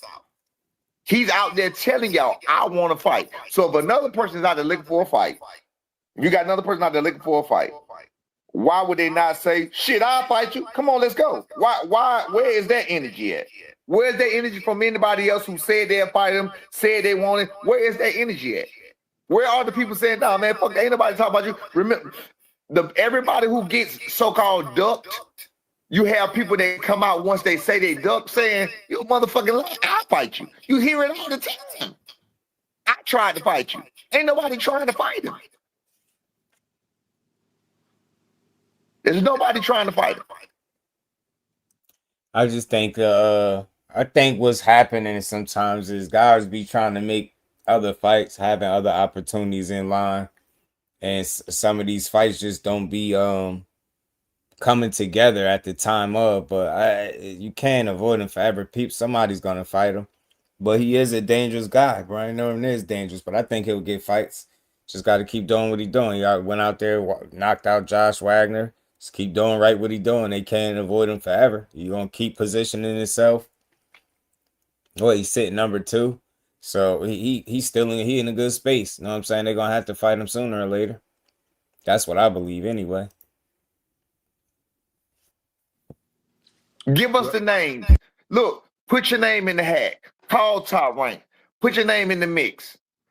Put your name in the mix and put yourself. This is the way for you to get out there and get on that stage and without asking for millions of fucking dollars. They're asking for millions of dollars. You understand what I'm saying? So the ones who do say they want to fight want millions of dollars. As I heard, they're looking for retirement. That's what I was told. I was told when somebody was not even getting $1 million, that we looking for retirement, and he ended up making 4 times that the next year. But I guess they're looking for retirement. But for whatever reason, that don't go. It don't go with everybody else. It only goes with the people you wanted to go for. You feel what I'm saying? Obviously, this video has been catching a lot of people's attention due to you and your son. Donald, we got Daffy. See the boy Keyshawn in the back. Is that Keyshawn over there? Oh, shit, we found Keyshawn. Keyshawn. There you go. There you go. We got Keyshawn. Y'all see, you see Keyshawn over there, bread? I hear we just tried to come feed the ducks, man. You see Rufus? You feel me? We got them all, man. We got all the Man said Rufus. Senior, a damn fool. Your son says Keyshawn needs some bread. Yeah. Hey, man, look. I say it like this. Today, for anybody that got any questions, because I just read some stupid ass shit. For anybody that got any questions, it's like I told y'all, we're in the situation. Stop constantly directing it this way. Go look at your favorite fighter, your favorite people. Tell them to make a nigga put up or shut up. When they don't make a nigga put up or shut up, ask yourself, why are they silent? Why are they quiet? Why are they not doing what the fuck they said they want to do? Ask yourself that. They've been doing this to me since I've been on this bitch. All the pressure was this way. I answered every question. I answered every opportunity. They allow other niggas to not say a word, period, and make up stories for them. I've been dealing with this shit since I've been on motherfucking YouTube, since I've been talking to you, period. Everybody else who don't say one word gets stories made up for them. They ain't even got to say the story. Keyshawn, his coach last night, making up stories for him. His fans making up stories for him. You feel what I'm saying? Brian Norman stories for him. You feel what I'm saying? Brian Norman Jr. is speaking for himself. It's not his daddy out here just talking. He's speaking for himself. He's telling y'all, I want to fight. These guys don't want to fight. If you're trying to get into that, if you want to fight, hey, hear my line. He number one. He number one in ring. Number 2 in Ring Magazine rankings.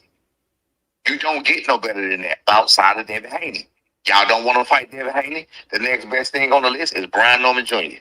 Everybody's skipping over Brian Norman Jr., talking about Devin Haney, but not talking about Brian Norman Jr., which is the way to get to Devin Haney. If you fight Brian Norman Jr., the way you do it is you beat Brian Norman Jr. better than Devin Haney did. That's how you do.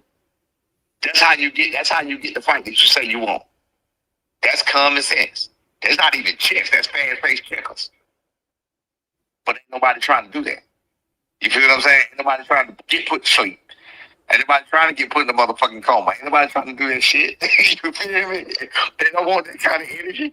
It's better for them to lose to a Devin Haney, a Hall of Famer. You know what I'm saying? It's better to lose a Devin Haney than a Brian Norman Jr. You feel what I'm saying? That's what they're trying to do. Well, getting into the next super chat here. Boots beats Crawfish. Thank you for the 5-piece. You flip-flop and don't stand on your word. You said Boots was better than Bud. Now you say Bud would beat Boots. Based on what? I'm not talking about Hell with that. I just wanted to hear what his thoughts was about that. So I guess that's what he's saying. People is not fighting Devin Haney. He's the next guy up to fight Brian Norman Jr. These guys don't want to fight him, I'm guessing. Well, I think it's a matter of timing, man. Like I said, you already heard Keyshawn name in the mix with a guy like Jack Catterall. I'm pretty sure they're gonna figure it out. Those fights I think will get made when it makes sense. But I don't think it's everybody's ducking him. He just got out the ring. I don't think it's everybody ducking him. You know what I'm saying? I just think these opportunities got to make sense. They got to. You get me? It's easy. When it rains, it pours, man. This duck narrative, like I said, is single-handedly responsible for ruining a lot of great boxing conversations, man, because that's all people want to talk about. Duck this, duck that. But the reality is, man, these guys, this should be premature. This should just be conversation and talks. It don't be no offers. It don't be people getting on the phone with people and then turning down the fights. What's happening is guys are looking at the rankings and they saying, yo, if you talking about fighting Devin Haney and you ain't fight him, then, you know, Brian Norman is right there. So if you want Devin Haney, you got to fight Brian Norman. If you're not focusing on him, then you ducking him. I don't think it's that cut and dry, but I get it. But, you know, he is going to be a dangerous matchup for people, but I don't think it's going to get to the point where he can't get no fights. You know, I just think they got to make sense because he is dangerous, right? And you start to fall in that high risk, low reward kind of category. And you don't want to fall in that kind of situation, right? Because then it makes it harder and tougher to make fights when that's the case. So gotta have some people want. And Devin Haney, at least he got that title that people want. But Brian Norman is sitting there at number 2. He gonna be there, but I think just as long as 147 really serious, everybody's serious about trying to like cement themselves there, then the division overall should be better, right? You got Teo just did something. You got Ryan and Conor Benn coming up in September. Now we got to talk about that, man, because somebody said something about Conor Benn looking good, and man, I just don't see it, fam. Conor Benn he looking sickly to me. This is a picture of Conor Benn too, by the way, y'all. This ain't the Photoshop one either. This is not the Photoshop picture of him either. This ain't the one. Right? This man, that he don't look good to me. He look sick, bro. He looks sick and he look like not making his weight in 4+ years. It's kicking his ass. It's kicking his ass, and I can't see this not affecting him. I can't see this not affecting his fight against Ryan. Ryan been talking crazy. Ryan been doing a lot of taking it easy and not going as hard as it would have looked like. But man, this don't look healthy. I'm a little concerned. Like, yeah, you cut up, but shit, you losing weight. You gonna be cut up. But look at his face. Look at his eyes. This shit don't look good to me. And then you know Photoshop. Photoshop is crazy.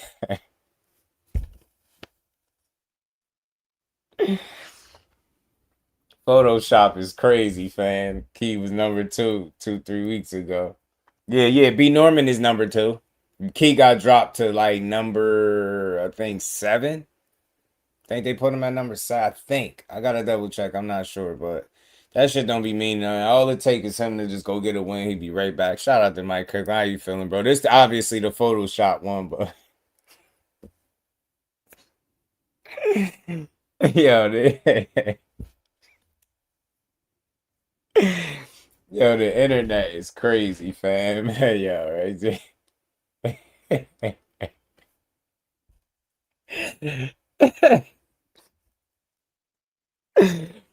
Yo, Photoshop really is something different, bro. These people crazy, fam. Kyle, what's good, homie? I just made it time to talk about Conor Sherm headband. Damn, he said he said how Soldier Boy built. I think what's the name said that. My guy Jordan said the same thing, fam. Nah, but look, dig this the Photoshop picture, and that's funny. The Photoshop picture is funny, but the real one ain't like it's far off, but like look at the real one though. That's the real picture though. That's the real one. The other one is bobblehead material, but this real one is concerning too. Bro about to lead a whole fight in the gym. That's what I'm getting at, yo. Conor Benn about to lead a fight in the gym, y'all. He about to lead a whole damn fight in the gym, bro. This shit tough. This shit is tough. I think Ryan Garcia gonna stop him. I do. Maybe you can make Ryan Garcia and Tio, or at least look forward to making it. This ain't gonna work. This ain't gonna work, y'all. This ain't gonna cut it. He gonna get his ass hurt. He gonna get beat up. That's the only thing. That's the only way I can see it happening for him, yo. Is him getting beat up. He looked bad, bro. It looked like.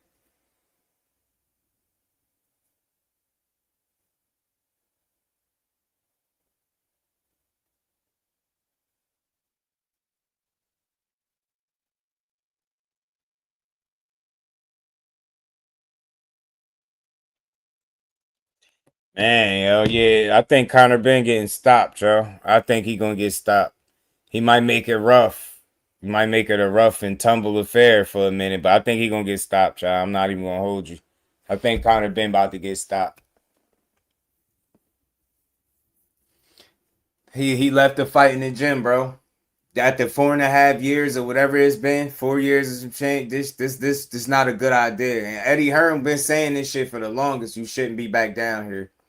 He about to get stopped. Your ass looking like a emaciated golden lord, bro. It's about to happen to you out there. His ass looking like a damn Super Saiyan from the UK. Like, this shit is about to be bad, bro. You can stand there flexing all you want. Probably like it look like it's hard to stand there like that, bro. Like, that shit don't look good at all to me. I don't care about no 6-pack, bro. You ain't got no choice. You done dropped all this weight. I get it. You trying to be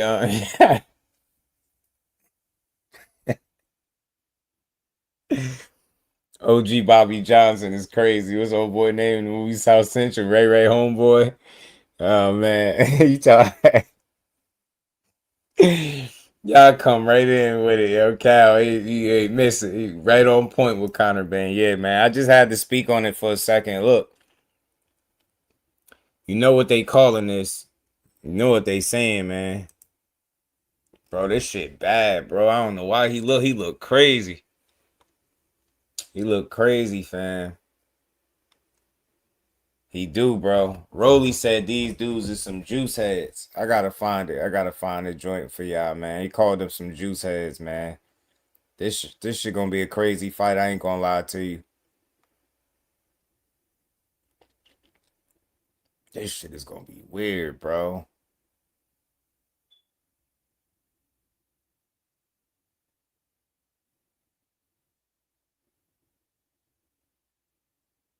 Where is this at, man? Rolly saying I would hope that this fight is an even playing field, bro. Anything less, man, they gotta retire both of their asses. They can't never test positive for steroids or a banned PED again. They can't. Neither one of these dudes.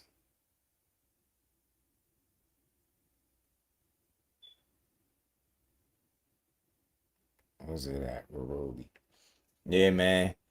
It's not making his weight after 4 years, bro. I think he should have tried something different, man. It's gonna be a risk for him, bro. I think he really can. I think this is the first time you could see Conor Benn really get stopped.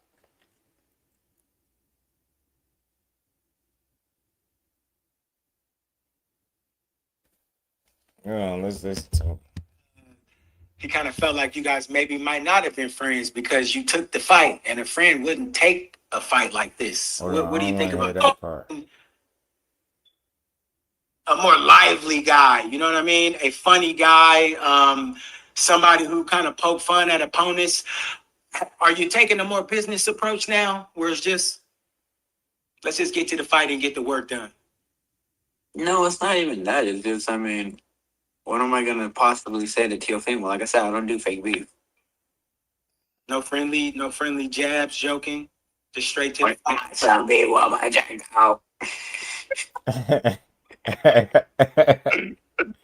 Rolly stupid. There's a lot going on in boxing, though.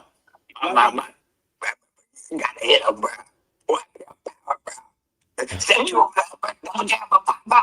Who's that supposed to be? My be what my check out. Oh, that's Tio's dad. Yeah. Oh, that's Tio's dad. Yo, Rolly is a fool, bro. Mr. Lopez. Yeah. Hey, Big Teofimo is a funny dude on his own. He should have his own reality show, bro. I would watch that. Please don't do that to the world. Please don't. Nah, bro. I think Big Teofimo. Hey, bro. I'm gonna tell you like this, bro. I've been behind the scenes. Please don't do that to the world. Don't do it to the world. You say it's not what we think it is. The sun always shines on TV. Ooh. You say it's not that. Bro, right, same thing in my life though. The sun always shines on TV. Well, I don't know. I pretty much tell everyone how it is, anyways. But all these guys, everyone just, it's just the whole. Everything just looks so much better, Right, on TV after they yell action, right? It's just not what it's cut out to be. I know that I know he's a good dude. I got to hang out with him at the premiere of Undisputed a couple years ago. We got to eat nachos and kind of hang out, and he was a cool dude, man. So I know that he's got his own stuff going on with his life, and God bless him. Do you have a relationship with Mr. Lopez at all since you've known Tio? And encourage other people as well. And it's something about yourself or something just about life in general? This isn't where we are right now. This isn't life. Here we go, Rolly. You acting? I seen it. I know. Man, they be making these interviews super weird. Deep, bro. That's deep. It's hard to kind of come back from that, right? I mean, you don't want to come back from that once you know. Yeah, bro. And this coming from a dude that literally has everything. Yeah. Wow. And it's still nothing. You ain't lying. What they say when folks would help me, I trust them with my whole entire career. I have no interest in negotiating. Although I know how to negotiate or any of that stuff, it's not my job to negotiate. It's their job. So I don't think about that kind of stuff. It's just a waste of time for a fighter. Your job's to fight. My job is to fight. Point blank, period. If their job is to negotiate and make the best deals, and my job is to fight. So I can't really say whether it was good or bad on his end because I don't know. Inside the ring, what do you think that matchup looks like?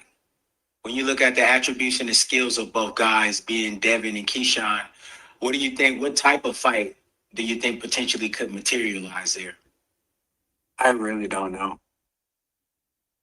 I would think it'd be a boxing fight. A boxing match? Yeah, I mean, I would think it would just be like it's like boxing, like a pure boxing fight. But I don't know. Like more just points. Somebody looking for points, going through a decision. Yeah, I would think that, but I can't really say much because I don't know. two power punchers going up after a fight that actually is happening after you and Teofimo Lopez. You got Ryan Garcia and Conor Benn. Two juice heads. A lot of ooh. Both guys having their own issues, like you said, with banned substances at one point or another. That's how you feel, Rolly? Just that's it. What do you think that fight looks like in the ring, though? I don't care about that. They both ducked me. Why do you think so many people have ducked you? What do you think it is about? You're a difficult draw. A lot of you guys know each other from the boxing world. Why do you think it's difficult to get the fights that you would like? I punch hard. I could end your whole career with one punch. It's okay. It happens. A danger that Teofimo Lopez may face on the 22nd, huh? I tell you what, man. Not for nothing. Something like that. But Teo's quick. I wonder why the hell my music keep trying to play in the background. That's pissing me off a little bit. But look, man. I don't know, man. I think eyes are on both of these dudes, whether they wanted to be or not.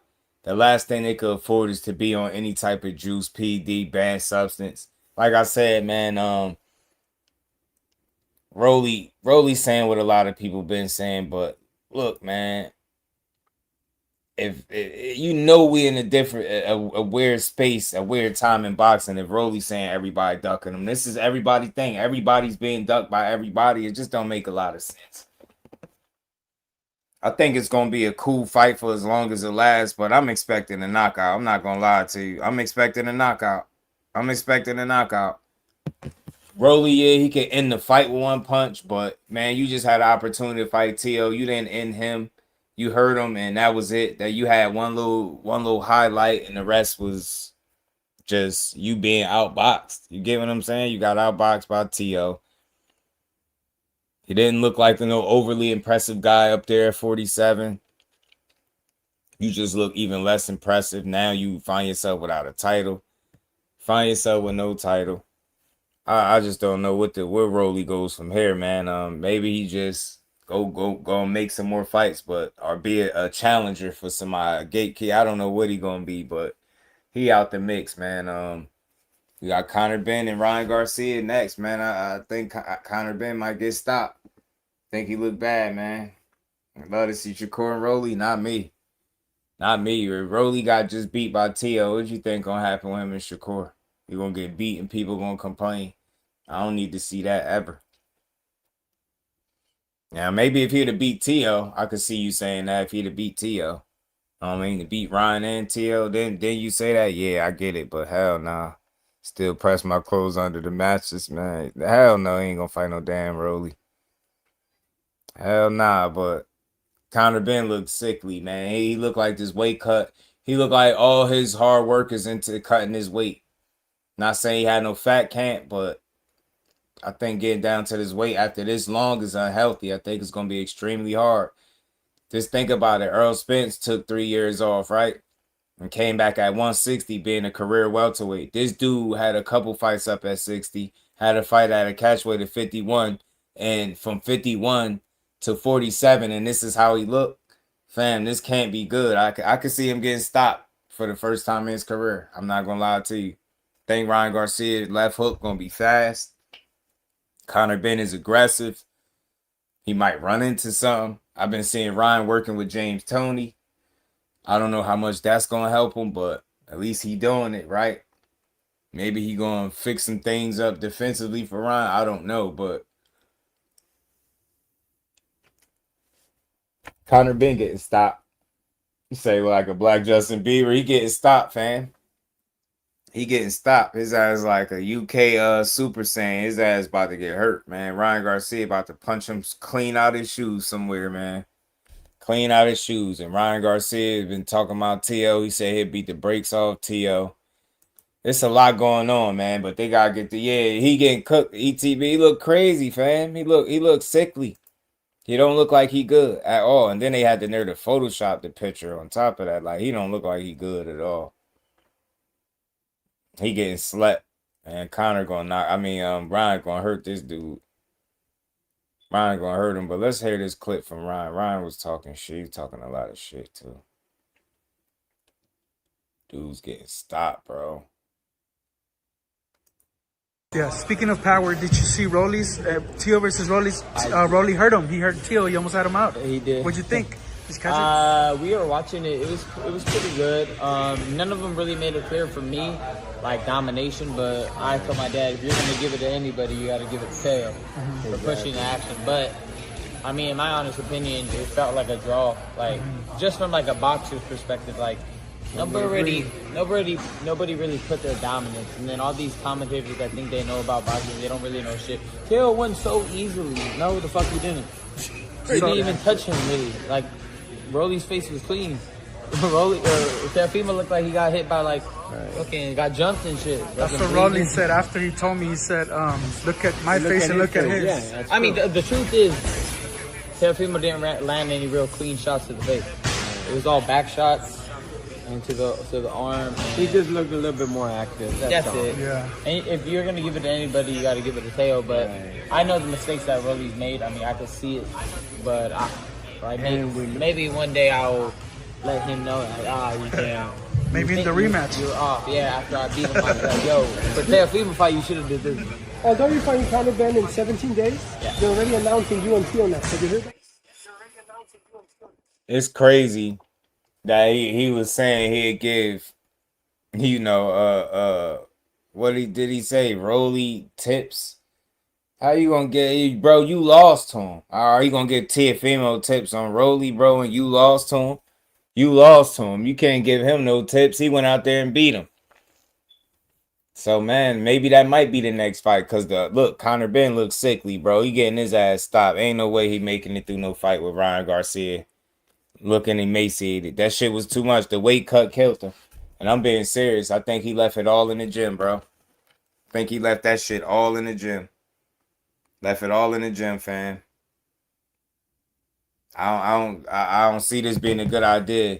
Errol Spence jumping 2 weight classes after being out 3 years. He been away from this weight class for 4 years and some change or something like that, they saying. So that's not going to be a good idea to drop down, and this is how you looking. All emaciated, your eyes looking bugged. Look like it's hard to stand there and flex and look like that. So I just don't see the fight working out. Look, I thought Ryan Garcia could beat you regardless of your weight cut. But now seeing that the weight cut kicking your ass, ain't no way, fam. Ain't no way. Your ass about to get whooped. You about to get took to school, fam. You about to get your ass handed to you real bad, man. I think it's going to be ugly, too. I think Ryan Garcia really going to stop this dude. I just don't see it. I don't see it. And you know what's crazy? His performances look night and day ever since the eggs, man. I get it. I heard the WBC provided him with that excuse about the eggs. But still, man, since then, you haven't looked the same. In no fight have you looked the same. Like, look, have you knocked anybody out since the egg? I don't think so. No knockouts, no none of this. So, I don't see it, bro. September 12th. They fighting in September. So, that's right here. You know what I'm saying? That's going to be right there. You know what I'm saying? I just don't. I think it's going to be a bad night. He need them Falcon eggs he was eating or whatever he was using. Because he need them, bro. He need them. Ryan Garcia didn't look as bad. He looked better in his last fight than you did. And I don't know. I just don't think you beat Ryan. I think you're gonna be overly aggressive. Maybe you can make things interesting, man, or push him. I don't know, but I just see him being compromised. There's no way he looked like this a couple weeks out from the pit. Yeah, that one is Photoshop. I'm gonna show you the real one. I'll show you the real picture though. The one that's not Photoshop. This one is not the Photoshop one though. That's how he really looking like that. That's really him. So that looks bad to me. Like I ain't never been one to exaggerate, weight cuts and none of that. But just seeing, I'm like, nah, fam. You was at 151 and you didn't look good against Regis. Now you about to fight a younger, fresher, faster Ryan Garcia that's punching harder, right? He confident now. Ryan talked with a whole different confidence now that he got a belt. So it's different. I just think it's going to be a bad fight. Conor Bieber. Man, yo, Conor Bieber is crazy. I think he felt bad for after Shakur beat him. Man, this shit look bad, fam. Like this, I don't know. You picked up boxing late. Now you had a tough weight cut. You look shaky against Regis. Regis was giving it to you. Your face looked crazy. He was hurt on his way out. Regis knew he was going to lose. He had so much stuff going on, and that's how you looked against that version of Regis, bro. Ryan Garcia going to do you bad, bro. Yeah, September about to get ugly. Yeah, he still look crazy. He look wild. That shit, he's like a strong recovering addict or something. No funny, yo. He like a strong recovering addict. He like somebody that's like in recovery. No funny shit. He look like he finally eating good, put the bad stuff down, like he on his road to recovery. And you can't look like you on your road to recovery in a title fight, fam. That shit gonna get bad. Telling you, bro.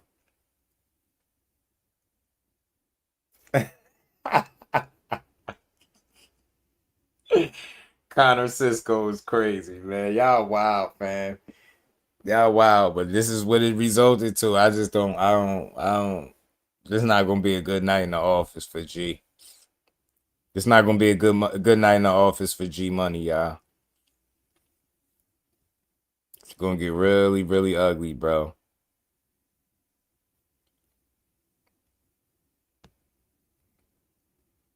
Dang, imagine your first opportunity at a title and you're not even gonna be where you need to be to win this fight. You not.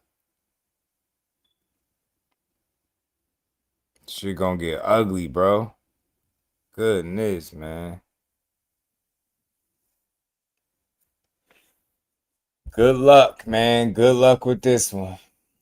He looking like Pookie, kind of like that crack ass shoulder. Cut your grass with his lawnmower on his shoulder. I'm telling you, lugging it over his shoulder, Cal. Telling you, it ain't. I just don't see it working out. Telling you, bro, fighting back. Bro look like he in recovery. Your guess is as good as mine as to what he in recovery from, but that's what it looked like. And without no funny stuff, it just like the weight cut could have been really tough on him. Think about it. It's really hard to go up there. You had those two fights with Chris Eubank up there at 60, right? Think about it. You make the 60-pound weight limit, then you rehydrate. So you coming in there 160 plus pounds, probably super middleweight or more. Then you got to cut and drop all that weight to make 147 pounds after like 4.5 years. That shit gonna be tougher than what Errol Spence did. Telling you, this just wasn't a good idea, bro. But I get it because this is his opportunity at a title. I don't see him getting it at 54 if that's where he go, and definitely not at 60. If he don't win the title September 12th against Ryan Garcia, he'll never win one. My honest opinion, he'll never win one, bro. It's just not gonna happen, man. I just can't believe he looked like this, though, man. That shit's spooky, fam. Like, God damn, bro. Somebody better feed this man. Damn, y'all better get this man something to eat for real, bro. You better get Conor Benn something to eat, man. I'm trying to tell y'all, I don't know, man. Bro, I never suggested this, but he might need to suggest something. Like, you might have to sacrifice that title for your life, bro, your career, because what good is competing for a title if you're not going to be in shape to do so?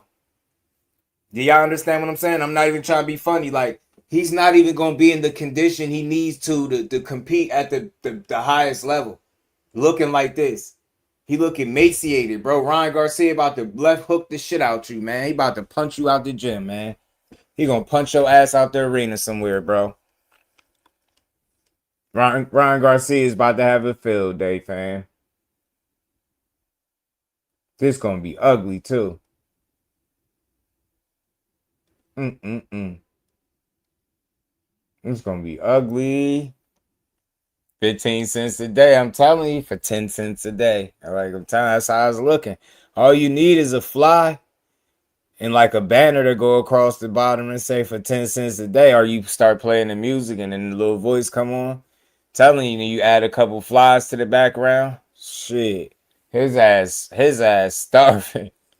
His ass is starving. 147 clearly ain't the weight for him. And you know what? Look, I'm joking about it, but let me say this. Let me give him his just due for it. Look, I respect it though, Conor Benn. After this long out, you sacrificing this a big fight, bro. And I get it. You gonna sacrifice it, you gonna kill yourself to make the weight. It's a title fight. You've never had the opportunity to call yourself a champion. This is your opportunity. Some would say Ryan is one of the weaker links at 147. That's the champion, at least because he's unreliable. You would figure this would be the example of hard work beating talent when talent don't work hard. Conor Benn is the hard work.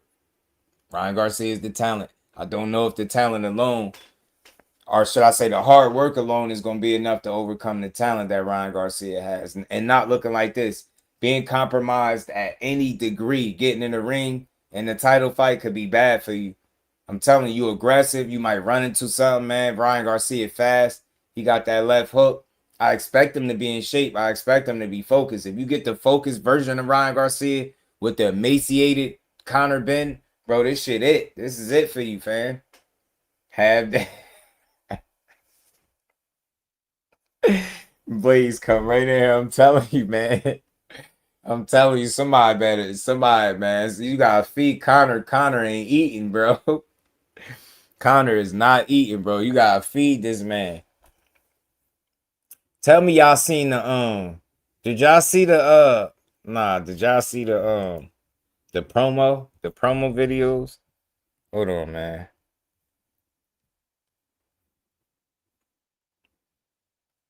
Where is it at? Tell me that y'all seen these promo videos for these dudes.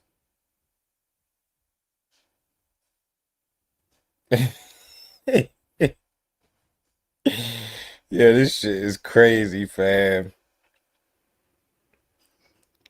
He talking about smacking eggs on Conor Benn. This shit crazy, bruh.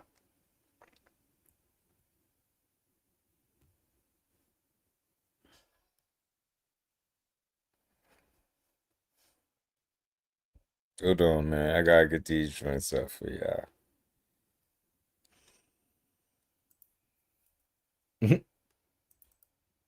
This shit is diabolical, fam. Conor Ringwalk song. Yo, he play anything else but Thriller. It's gonna be uncivilized, Cal. He play anything besides Thriller, cause this shit is crazy, bro. Like, fam is like, he not good, bro. All right, hold on. Where is he? I gotta pull all these chunks up. All right, I'm gonna play this one first.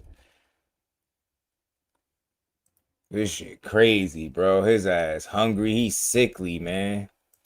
My man's gonna be moving for no damn reason. Woo! Like, my guy, you can move all that dumb shit, all that dumb angle shit, and turn to the side and try to do all this dumb shit, bro. We getting right to the fight, bro. Come catch me, come try, do all the goofy shit you do.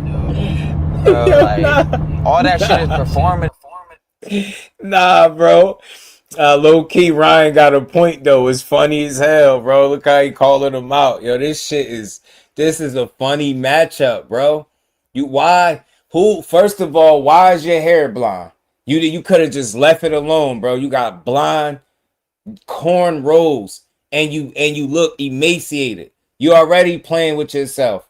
Now you got Ryan calling you out for your training habits. Yo, the guy that don't train hard calling you out is crazy. You gotta come out the Thriller. Anything else, I don't want to hear it. He gotta play into it at this point because you look like it. Bro, look like an extra, bro. He recovering, man. They got Conor Benn in recovery with blonde dreads, bro. Blonde braids. Cornrows. Nah, that's not it. Shout out to Mike Kirkland, man. I appreciate the love. He said for the funny joke that got Conor. Conor got flies around. I remember the commercials. Remember? You add a couple flies. Get what I'm saying? And put the little banner at the bottom. Play the music. and the voice come on, Mike, that's it. You got it, bro. That's it. He for 10 cents a day. I'm telling you, because Conor Benn is hungry as shit. I don't care what nobody say. That man is hungry. He ain't eating shit for training camp. That's how he got the 147. Bro had to go on a diet, and that shit ain't looking good. I'm telling you, feed the children. Conor getting knocked out. I'm joking, but I'm not joking about that. I think the weight cut was too tough on him. And I commend him because to try to make that weight after that long, and then you fight somebody as dangerous as Ryan at settling into the division, he gonna be comfortable. I think you not gonna be. And that's where the fight, you gonna lose the fight in the gym. He gonna lose the fight in the gym, y'all. Lose the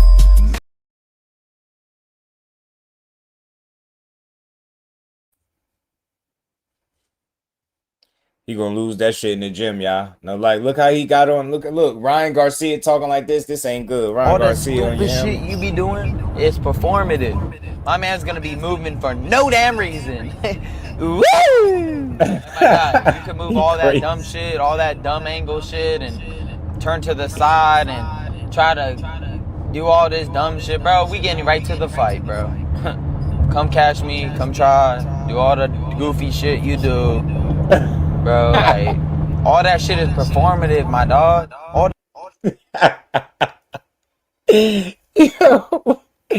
Please, man, not with Ryan calling out his training habits, bro. Hey, can you hear me? Because I think my I can mic's hear acting you. funny.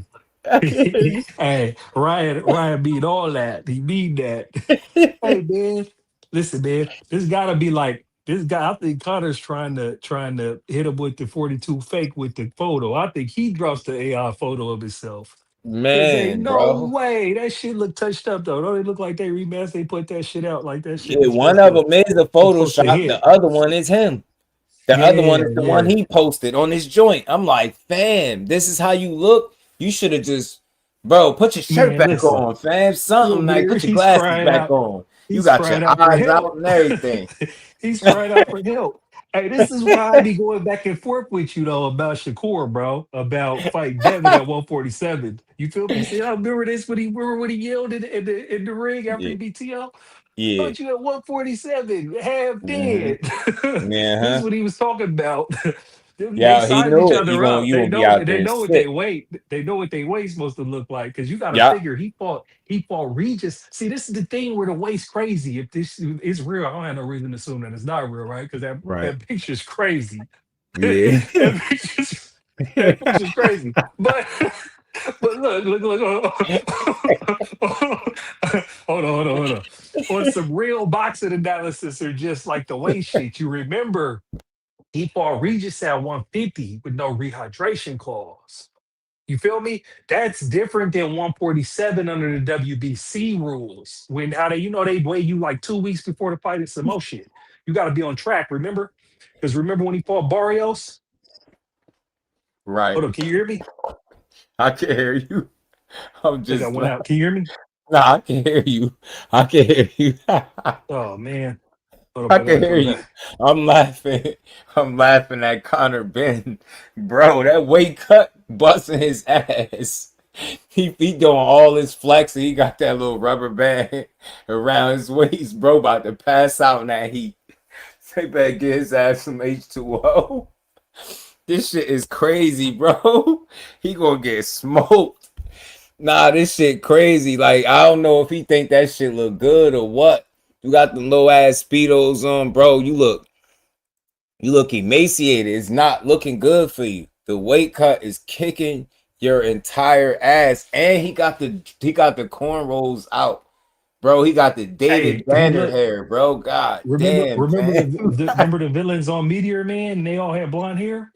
Yeah, a golden lord. That's what I've been calling him. That's what he looked like. But now, what I was saying with Regis, it was for 150, no rehydration. Oh At shit. this, and like, don't you remember? Because Ryan looked like he had trouble making weight against Barrios. At least he looked like he was about to faint on that Thursday at that press conference. Mm-hmm. You feel Mm-hmm. me? So it's that Right. 147 is different for Conor to hit because he didn't have to Yeah. do that in his last Yeah. fight. He ain't had to hit 147 in years. And his problem is he's bringing it all down off of muscle. You know what I'm Right. saying? It ain't like it's just water weight and body fat and shit. That's why this nigga looks Right. crazy. That's Yeah. why it looked Yeah. like, hey, he Yeah. agreed to this shit for the bag, and it's like Yeah. he didn't realize physiologically like it was gonna be this difficult. He thought Yeah. he was just gonna be a vegan and shit and just Yeah. you feel me? You Yeah. feel me? Get back to his you feel me? Youthful side, but it'd Yeah. be like, hey, this might be the blowback with them eggs, though. You see I'm what I'm telling saying? you, You yeah. done juiced up Cause and geeked everything up. been downhill since then, bro. Everything Yeah. been downhill since then. That And shit man, is crazy. he looked like a shell. He looked like a shell of himself, or with her as far as with his training tapes when he fought Regis. This You shit feel me? It's just crazy. weird. So that's what I'm saying. It's like, hey man, you gotta put your buddy on ride for the knockout on Bro, this one. bro got the hair like Psycho Sid, bro. He looking like Psycho Sid, like sick. The sick version of Psycho Sid, fam. I Yeah, ain't a so Golden Lord, but shout out to you. Shout out to Tanara. So he definitely a Golden Lord from the UK. I've been calling him that for a minute. Golden Lord Dub, what's good with it? Nah, but Ryan funny as hell because he been on his helmet like, nah, man. And Ryan calling you out is funny, bro. It's a funny You can't day, make bro. weight. This is why Conor Benn said this is his last time at 147. My guy is making excuses before he loses. Who says that, bro? This is my last fight at 147. My guy, you gonna go backwards just to get that ass whooped? Oh my gosh, bro. It's fine, bro. We gonna let him. He's just gonna run into it. Fuck that dude. hey, listen, bro. Ryan is trolling the Can shit you out of Conor, bro. can you Conor dying to make that weight, bro. This bro? gonna be the best win of his career if he could beat Ryan, bro. We Man, can't I'll even take a argue with vacation if I'm Ryan. Conor. We can't even argue with Ryan about this shit. Nope. That shit look Like, bad, bro. I listen, didn't man, think that's crazy. every picture, it's like every update, it looked crazy. None of it looked promising. It's like, nah, fam. Like somebody was saying it earlier, Conor looking good. I'm like, looking good for what? For a recovering addict? Yeah, he looked good. Yeah, for he in recovery, bro. Look like he been sober the last for however long he been in training camp. That's what he been doing, bro. He ain't been on no Hey, drugs. He eating clean. That's him. Like hell nah, that shit don't look good at all. Bro, look like this that is shit why. fucking him up. Hey, hold on. The Mario Smith said Shakur even gave Conor an extra 7 pounds at 154. I'm telling He you. needed it. He needed it. He needs those pounds right now. Cord know He what's needs up. Cord those. like, man. But you know Need what? He those. always added the context. Shout out to the plug, the boxing that like, yo, you wanted to put the rehydration and shit on somebody. Now I do the same thing to you. It's like, I get it. Cause it's like he's showing them like, see, you would be unwilling to do it, but you did it to somebody else. That's what he was trying to show him. Like, it's a reason you ain't willing to do it, because you know it's wild to ask somebody to do it. Put your ass under them same rules and beat you up, bro. Man, yo. He said he gonna hit him with an egg. I'm gonna and just hit everything. Ben with an egg. If all gets to worst, like if worst comes to worst, we just smacking him with an egg. We're gonna grab an egg and smack him, Eubank style. Bro, man. I'm gonna just hit Ben. Yeah, this man is a fool, yo. Yeah, man, this shit is Hey man, funny. he's trying to sell the fight because they ain't really promoting This it. is So funny, look, man. so the fight is this is Paramount. This is shout out to Zupa. I got my subscription. So Did it's you see like the promo?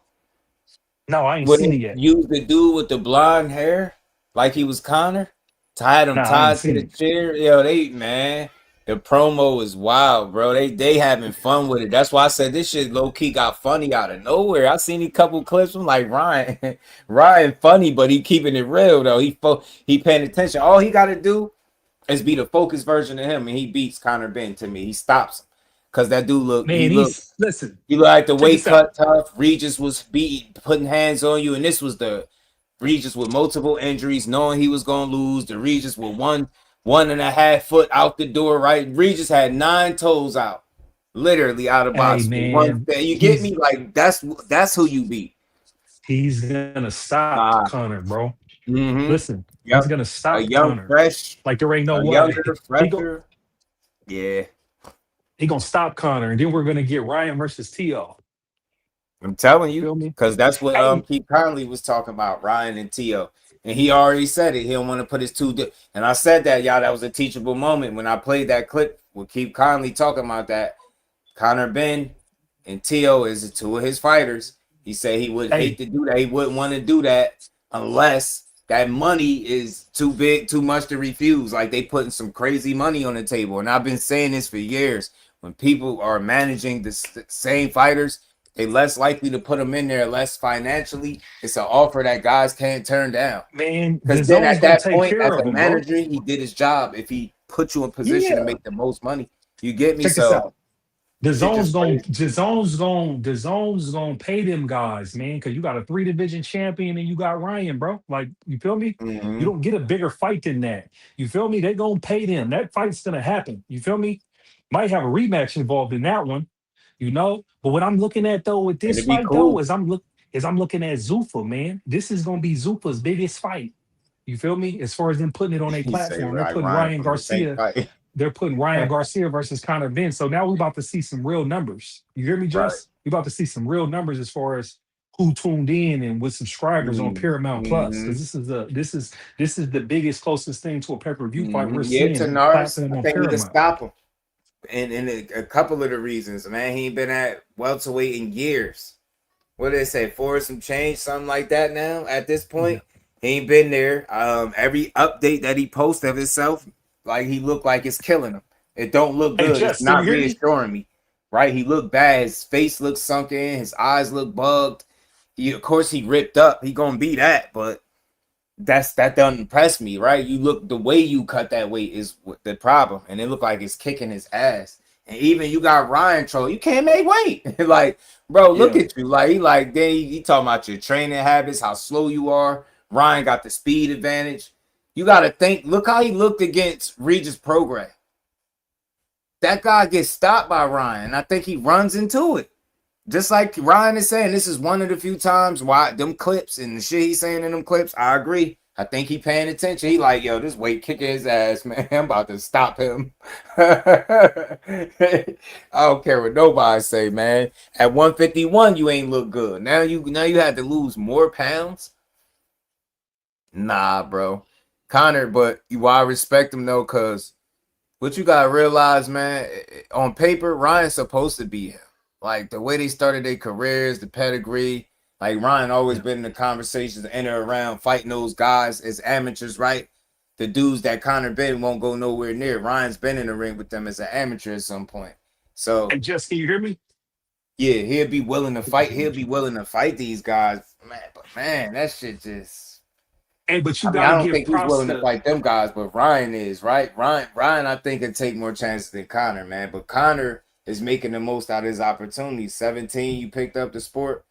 You got the Benn last name. You parlaying that and finessing that into bags. You took the Chris Eubank win and got you a Zuffa deal, and then now you got a Ryan Garcia fight. I respect the hell out of that because on paper he ain't supposed to be in this position, but he is. And so, he did it the right way, too. I commend him, but I think Ryan might stop.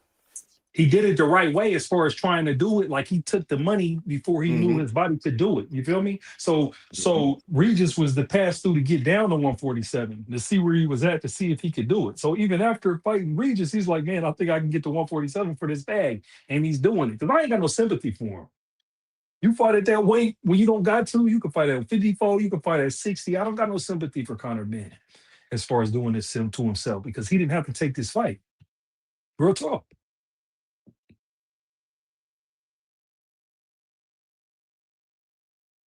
Right, I'm with you, man. Hit that like button, man. Rapid Stone was good, man, but yeah, this is a dangerous fight, man. I just wanted to chop it up a bit on this. It's definitely gonna be a dangerous fight for him, man. Shout out to my guy, Babyface, man. Appreciate it. Hey, Shakur versus Gary Antoine Russell. Is them rumors real? Is them rumors? Yeah, they saying, I just call it rumor. Maybe Twitter talk, but it's just like the Pacquiao shit. I'm seeing that being spread, but I know that stuff be rumors, man. But for me, I just like the conversations that surround his name. It shifted from like a lot of narrative driven shit to, at least some fight conversations. Pacquiao, you could understand as a Hall of Famer, who wouldn't take that opportunity? But Gary Antoine Russell, That's a fight that everybody would want to see. Raymond Mortai, I think, is another fight people would Unification, enjoy. man. I think the Yeah, that Gary Antoine Russell unification man is sounds the good. best fight. Is the best fight, bro. And Yeah, here's my and thing with the it. most It's no narrative matter die what. if he fights Gary. That's what I want to Yeah, see. You yeah. know, I'm big But on seeing narratives die. I would love to see this fight. it's two of the best fighters at 140. Period. Yeah, Like you, that one thing about it, that's what I was saying earlier, man. It don't matter, man. There's so many opponents that Shakur got at 135 to 140 that he's gonna get a fight, and so he signed with Zuffa. So I'm looking at is that the video that he dropped being in the Money Team gym shows that he's right at camp. He's training right now, so he gonna fight somebody. I ain't even tripping. He can fight Rayo. He can fight Antoine Russell. He can fight Pacquiao. It don't even really matter to me. You know what I'm saying? I want to see him get in the ring and see what he's going to do. But out of all the fights I want to see Gary Antoine Russell. Because right now, right, these guys in their prime, Gary Antoine Russell don't need to take no more chances. You see he had to struggle with Hiroka, so I don't know why he want to wait, because he might fuck around and, something happened and he misses right. opportunity for this fight to be as big as it can be right now. You know what I'm saying? Mm-hmm. So, they need to make that scrap. And then I like what Dalton Smith said, though. Dalton Smith said if he beat Puello, he's willing to fight Shakur. So if Shakur fights Gary now and beats Gary, and then it's Dalton Smith for 3 of the belts, 3 out of 4 of the belts, and then that IBF belt is just hanging out there. You know what I'm saying? So this is looking like it's lining up with how they talking and chatting to where Shakur can be looking at undisputed at 140. Yeah, and I think Gary, the 2 fights and back-to-back championship fights. You know what I mean? 2 fights, 2 different title fights. At 40, back-to-back, you add 2 of the belts. You add the ring, it'll be a 3rd. Like, I think that makes fights with him even more enticing for the other guys. You think they add the ring? They can add the ring? You think they can add the ring? Add that to it, right? Where is Gary Antoine Russell ranked at 140? And where's Gary Antoine Russell ranked at 140? Where my guy Dub at? Because my thoughts is what was their thoughts like? Because they put Gary. You heard about him in Pitbull, right? That's scrap. Then you heard about him in Duarte. That's scrap. I forget who they say Duarte is fighting instead. But it's like, where does that leave Gary, right? Where does that leave Shakur? You get me? I want to see that fight, man. I really do. I think it's a great opportunity for it, man. Yeah, you got the ring belt, but just it being on the line, just being better. Unification with the ring belt too. Antoine's top 5. Antoine's top 5 too. I'm with you, man, George. I try to have a fair conversation where I think all of them are reasonable. And for me, it's refreshing because the conversation is going back to boxing, back to good matchups. I can see the light at the end of the tunnel for either the 3 that I had up on the screen, whether it's Pacquiao being a for sure Hall of Fame win if Shakur can beat a guy like that. But I think that's a stretch. I get it. Ariel Hawani asked Tio about it. You seen people tweeting. I'm seeing the videos, but I just think that's, some of that stuff might be based on the clip that I also played with y'all with Floyd saying something about you used to fight Orthodox, you used to fight Southpaw. So it sounded like he training for something, and then Shakur said something about just got to get a little stronger, keep working. Shit like that make you think like, hold on, who you Southpaw? And then you start thinking, Manny. I get it. It's a good conversation when you ain't being toxic about it, because I wouldn't trip if that's what it was. But I'm telling y'all, for my money, you can take it now, man. Give me Gary Antoine. Just give it to me. I think we gonna get everything we need right there with that fight. Hey, just so from that clip, you got his indication that he's fighting a southpaw. I can't tell if he depends whether what the opponent will be one way or another. I wouldn't say that, but some people have been saying why that people though. Start speculating it, right? When you hear him, when the little ass clip with him talking at the core and talking about coming over to fight Orthodox. You ain't used to fight southpaws, like. But that's sound bold. Like he telling them something. Yeah, but what I'm telling you is Southpaws and Orthodox ain't used to fight Southpaws. You see what I'm saying? Yeah. So it'd be like, it don't. When I look at that, it don't give me no indication of who he's actually fighting. Like I said, what I take away from the video is that he's in training camp shape. You feel me? Otherwise, he wouldn't have put the video together. They did them light trainings and them light drills, but anybody who does any type of boxing drills, you're right with the fundamentals. He showed you shadow boxing. He showed you jump roping. You saying him being in shape? Shit, I mean, he's in look, shape. Yeah. What you saying is reasonable, is logical. I'm not gonna say nah, but I'm not saying that that's what I got, but I can tell that that's where the people got it from when they started hearing the southpaw talk They're like, oh, okay, Manny. And then you hear him say something about getting bigger and stronger. It's like when you say that, like you get me, like it'll make you think that that's a possibility. So I get it, and then you think Ariel Hawani asked Tio about it. It came across his desk. You see a couple tweets, you see the video. So I get it. I get the conversation, but for me, nah, I'm with the you know what my pick is, but I don't mind Moritai either because I think that's a solid fight. I don't see nothing wrong with it. Even Ryo, not a bad fight, but he said no too many times, so I'm cool on that. My mind is like not there. I'm thinking 100% you're not fighting him. You know what I'm saying? So we'll see. You know what I mean? But I like the fact that the conversation has shifted now. You know what I mean? From that narrative-driven bullshit to at least some boxing conversations where we seen any of these fights. I think it'd be something to see. Because none of us could picture Shakur fighting no damn Pacquiao, but we could picture Moritai and Antoine, and we want to see them fight. So let's see them. I'm here for it. I just want to see what direction they go. I have no inside information at this point. I don't know which one of those is real, but that's why I just called this shit rumors, man. Yeah, but the narrative changes simply because it's looking all indications that Shakur is getting back in the ring more sooner than later. See how Tio thinks it's about November, and then from what I take away from that video that he dropped is what Willie Moses said at the end. Said we're ready to go right into camp. The camp be like 6 weeks. So it's like you're doing the math right now. You look right now, and it is, going into September. You feel me? You're looking at a late October. You're looking at a November fight. You know what I'm saying? And so my thing with these guys is like, it's not no break. Whoever they fight, bro, it don't matter. You see what I'm saying? Because I'm banking on Zupa that gave him the bag. So he gonna fight somebody. It ain't gonna be a Ken. It ain't gonna be a no name. You see what I'm saying? Because they got the bag. They got the money, got the bag for him. You see what I'm saying? And so then, like with me, is I want to see Zufa as far as him, if being able to just stand on what he's saying, and he's actually saying from the top down what he's doing with his career. He's saying, I've signed a Zufa, but I have the ability over here to make fights with the biggest names. That's why I bring up the fact where even when you see Ryan versus Conor on Paramount, you see what I'm saying? Shakur's going to fight on Paramount. Now, the theory B is, cats don't fight for the belts on Zufa on Paramount. Well, we just seen that vacant title IBF with McKenna and them, that was trash. I think Virgil should just go up there and beat McKenna and get a belt. You feel me? If that's what he want to do. That's what that rumor was talking about. Them doing it is like him and Gary, Shakur and Gary, some Zufa showdown, and it has some other little details in it. Them being able to be, unify the belts and at 140. It's a lot of narratives that get to die. The unhealthy narratives for boxing that get to die if they make a fight like that.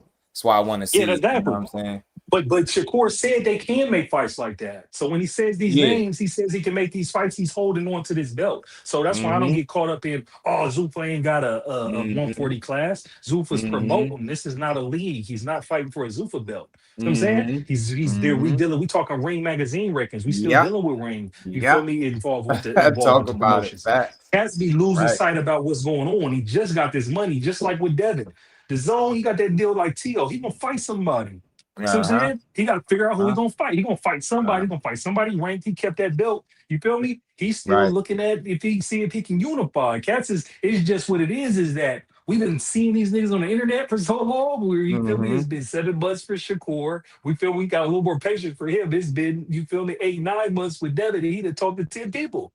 You feel what I'm saying? He got to figure out who they gonna get him money to. Once he get a fight, we gonna be good. That's why like you didn't get caught up in this argument. Who's the best and fight? And we went into the thing with Shakur and Devin, and like I told you, I don't want to see Shakur versus Devin at 144. I want to see them compete at their weight divisions. Period. Then if Shakur wants to go to 147 and Devin's there, then the fight's there. But I don't want these guys taking weight disadvantages or advantages with their careers right now and just clear out you just don't need the built-in circus when somebody loses or win, right? You don't need that.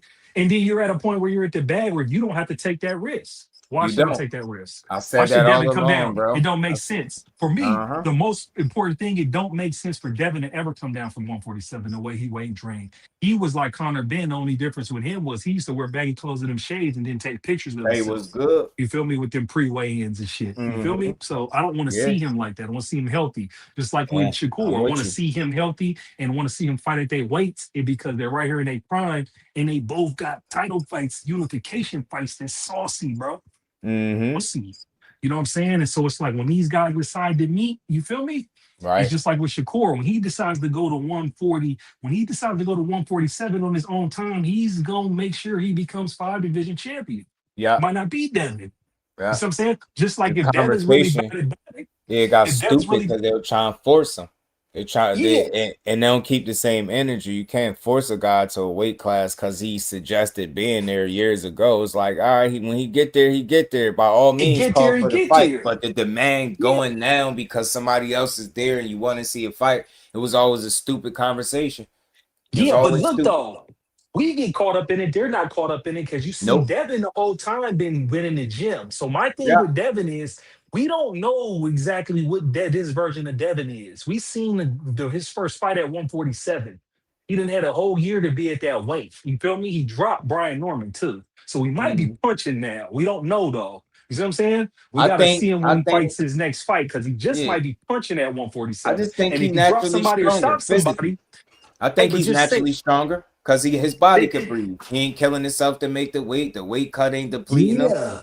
Yeah, I think Devin never been feather fisted the way people made it seem. I just always No, thought but it was his style and maybe the technique in which he throw his punches. I done heard Zad agree with Floyd when Floyd was talking about it. I done heard Antonio Tarver. I done heard several coaches make that comment in regards to Devin Haney and how he throw punches. But I've always thought if he's a very sharp puncher. He's not a heavy puncher. He's sharp. So he catch you and you ain't prepared, yeah. he'll sit you down. Just ask And Reed. so, Just ask and so Norman, right? I end you. I end with this question for you. Hmm. You see, I say it all the time. Devin ain't had a stoppage since 2019, and I only bring that up because they said they was gonna run in there and stop and kill Ryan. You feel me? Right, Now at 147, though, if he fights his next opponent, if he stops him, just think of if Devin stops somebody at 147. right. You feel me? It's a wrap now. The Debo shit's real, really real. You see what I'm saying? All he need Yeah. is one stoppage, just. You Oh feel me? yeah, for And sure. then For it's them, like it's a reckoning for him being at 147, punching like that. You know what I'm saying? So absolutely. the question is gonna be, will he let his hands go? Because he been averaging landing 70 punches per fight his last two fights. That's what I want to see now. I want to see if he's gonna increase his output now. I understood the Ramirez fight, he was staying fresh for Ryan. And then I Right, understood he caught Brian Norman Jr. early. Brian Norman Jr. got knockout of the year. He'll right. sleep you, and he didn't give him no action. I get that part now. So I want to see going into this next fight if he let his hands go. If he let his hands go and stop somebody, bro, listen, bro, you ain't gonna really be able to say nothing about Devin at Yeah, 147 they, because they if you ain't look gonna at the shut landscape up. at 147, but if you look at the landscape at 147, who you got at 147, it's gonna be Devin. Yeah, I don't know. I said it a few times before that. I think he could win out at He can 147. win I out. do, I got him winning out. If but he can get the chance, the I think opportunity. Hitchens is a tougher fight and a more competitive fight than a lot of people think. That I'm truly interested in seeing. I know people don't clamor for boxing matches nowadays, but I do. I would love to see Nah, them two man, match up. listen. Hitchens was sharp, but what I want to see Hitchens do, because I want to see Hitchens fight higher level competition, and at 147. You feel me? Like, at least I've seen Devin against Brian Norman Jr. I ain't seen I Richardson mean, Hitchens shit, you against heard what nobody at Hitchens said 147. about Brian Norman, man. He done dealt with him in ATL, beat him up in sparring in front of some Yeah, people. yeah, He but he said, should man, he you a should fight bum, him I do though. this too. And again, He it's should talk. fight him But though. they got to show me with Hitchens. I believe in him. I think he'll give Devin if he's to fight Devin next, I think he can give Devin one of the toughest fights he ever had. Because Yeah, they, like I they, they said, do a man, he's lot of sharp. things similar. Ah man, and you gotta think the Hitchens ain't had that fight where he got dragged. I still think that Devin is a different version of what he was before Ryan. Some But people then say that's the good, some people, with me, I'm like 50-50 on it. I see it being good in some areas, but I don't know. Against another pure boxer, 70 punches ain't gonna cut it. I'm gonna That tell you, man, but I shout see out to you having to do Tabo. more.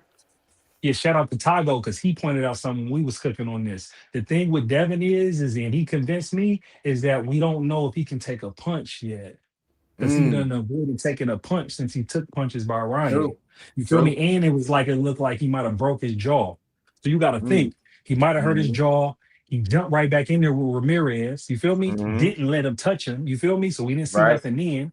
Then with Brian Norman Jr., he didn't let him test his chin. So it might have been his chin was weak. Maybe it's stronger now, but we got to see what it looks like when he takes a punch again and see how he That's shakes it true. off. You know what I'm saying? True. So that's the main thing, the question mark, because that's the whole reason why, these Haney fans be upset when people took Brian Norman Jr., but that's what the question is. The question is, hey, Mm-hmm. man, if you get punched, are you going to have PTSD?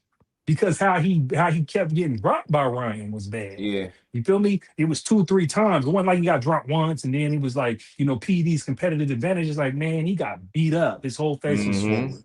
You see what I'm What's up, saying? Because he Blaze? was getting punched. Last 2 fights, he didn't let nobody punch him clean. See what I'm saying? So it's like, bro, that's the question that we got to have with Devin at 147. And like I said, I think where him, what he looks like is it looks like he's punching now. You feel me? So it's both. Yeah. He got both. He might have a weak chin, but he might be punching How, now. how I So you we know just he think how you we know he gonna get to punching see what's now, going on. Blaze? I just think he healthy. 4-4 Yeah, was I think good. he's healthy What's too. up? What's Yep. up, But yeah, Blaze? man. Hey man, I'm about to hit back in the chat, man. Appreciate you letting me cook. Yeah, for sure. Good. All right, peace, bro. Nah, shout out to my dog. 4-4 was good with it. I just think he a little healthier. Naturally feel. He just feel better. And I think if you underestimate him Thank punching, you. I think he'll surprise you. Said that Keyword. all the time. He's physically strong. I think Devin's a physically strong dude in the ring right now. Keyword. If you Yeah, he. underestimate him, that's the problem. Mm-hmm. I mean, listen. My thing is this: just go ahead and do a rematch. I mean, Devin need to get some work in. Why not? Brian Norman not afraid. Y'all jump back in the ring and get some activity going. That's all. Let's see what it looked like on this side of the pond, and just get that work in. That's how I look at it. People need fights. Yeah, the Let's go. rematch. Norman is with it, but they feel like he ain't did nothing to deserve it, which I understand that being a stance. But yeah, he with it. He would love it. Ain't do nothing to deserve it, huh? Like I he ain't got did you. nothing else, and I get it. Like you'll just be running back the same fight. I get it, but it start to come down to, is there a better option for you, right? And I'm not saying that there's not, but seeing the way everything all just didn't happen for you, and then the untimely passing of your mom, I'm sure you probably gonna take time off. What's your Yeah, best option coming back? Because that extra time is gonna give other guys opportunities to make fights, which is gonna leave you, I think, with even less options depending on what your timetable is when you coming back, right? When you trying to get back into the ring. Remember, they date was supposed to be October 3rd, and we kept saying, the closer it get, now don't get no announcement. They probably gonna have to scrap that date. Now you looking at it today, look like they very well may have to scrap that date and look forward to possibly coming back next year, or maybe yeah. if they can catch some at the tail end of the year. But And that's that's what we're thinking, and that's So why I'm saying is like boxing is boxing. Not all your fights gonna be your top fights or whatever. And sometimes it's about just being active. Why not be active? Like, first of all, rematches are good, man. Like, win, lose, or draw. Like, we already know as the public, we know to just to stay active. Fight mm-hmm. somebody that's willing to fight. Because I'm gonna be honest with you, man. Rematches are important to me, though.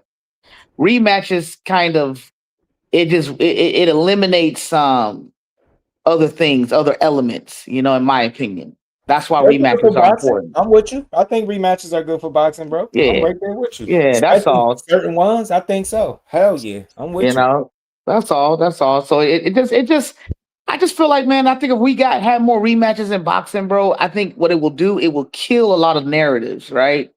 I think it's the lack of rematches too that kind of like creates these like false kind of ideas, like because we may think one thing in we may see the fight, then we see a rematch and be like, oh damn, the rematch was completely different than the first fight. Like people have the time to adjust. It's like, what I mean? It's like 7-game series or something. You know what I mean? Like, okay, you may win the first game, but now let's see if we make the adjustment in the second game. You know what I mean? And now so What you saying? I like what you're saying, man. You've been an advocate for rematches and why they yeah, should happen and why they good for boxing. I agree. I think they are. Sometimes dudes do get an opportunity too soon, and maybe they get yeah. a chance to learn and right some wrongs and then get There you back to it. And it's go. a There different you fight. go. We've seen it before, bro. We fucking seen it. We seen it before. We fucking seen it. So I'm Yes. with you.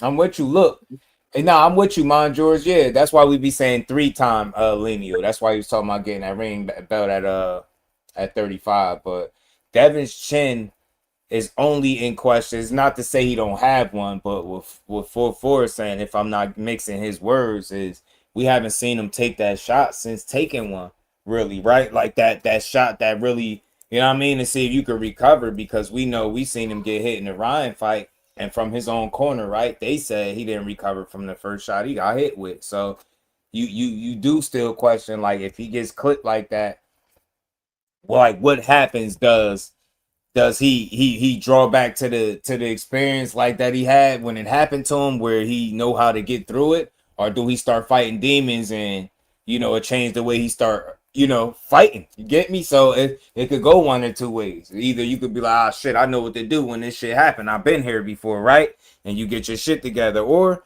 that shit could be the beginning of the end for you, depending on what you've learned from that situation. So that's all. You know what I'm saying? That's the only reason it's in his heart, I think, is he got one of the biggest hearts. He showed us that. Getting dragging himself off the canvas when he could have just laid down from them Osterine induced left hooks. But Dad was like, nah.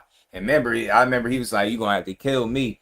He had spoke like that. And in that fight, I was like, shit, well, he ain't going. So you gotta get him out. And that I got a lot of respect. But that fight has changed him, and he's a different version of what he used to be. And I'm 50-50 on it. In some ways, I could see where it's made him more careful, right, more cautious. But I could see against certain fighters that cautious approach would, I think, make those certain particular matchups more difficult for him. Yeah, maybe a guy that you got experience over in a few different categories and some advantages over, you could coast and maybe find a way to box yourself to a victory. But I think the toughest challenges for yourself, Ryan Garcia, that version of you in there against Ryan is very dangerous. Landing only 70 punches, how you gonna keep that maniac up out your wheelhouse? See how he was acting the first time he fought you. Now he got that 12 rounds to take into a rematch with you, and you got to take some of the doubt that I don't give a damn what no Haney fans say you might still have going into a fight with him. It's real, man. I remember what he said. You remember 4-4? He was like, I ain't never been overmatched like this before. And I'm like, fam, that's saying a lot. Steroids are one thing, PDs are one thing, but the way you were explaining it, PDs don't make somebody that much better than you when you like, yo, I've never been overmatched in this way. Like, man, you can't tell me he'll still got some reservations going into that fight. And starting with the very first question, is he gonna be clean? Is he gonna cheat again? Like, you gotta think that's a dark alley that he gonna have to travel to solidify the undisputed, as long as Ryan Garcia got it better at 47, right? So I see it, man. But his heart was never in question. But how he's gonna respond if hit with a shot like that again, or something that really ring his bell, we just don't know. So that's all. You know what I'm saying? And again, this new version of Devin beats a lot of these guys. But at the same token, I think it's a small percentage of fighters that he'll struggle against with this newer version of himself. Can I ask you a question? Just all right. And I'm just not trying to be overly critical. All good. So the thing is this, right? Mm-hmm. This is why I say rematches are important, because they beat Brian Norman Jr.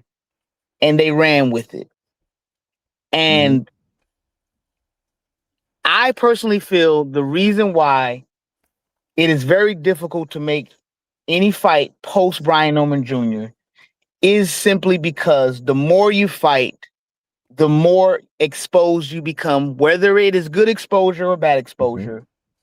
And they're playing the game of, we're going to be very careful with our next move because to me, I mean personally, I just don't see how the Brian Norman Jr. fights just automatically propels.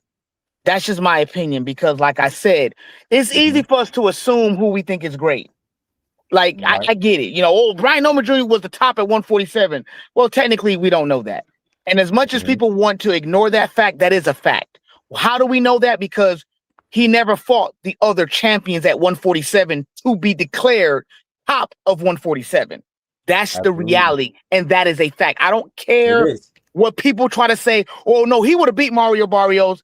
I believe he would have beat Mario Barrios, but we need to see the fight, though. Yeah. You cannot make claims because people can think all kind of things and get it wrong. Yeah. People thought Baccaram was going to completely destroy Josh Kelly. And talk about it. And unfortunately, he lost the fight.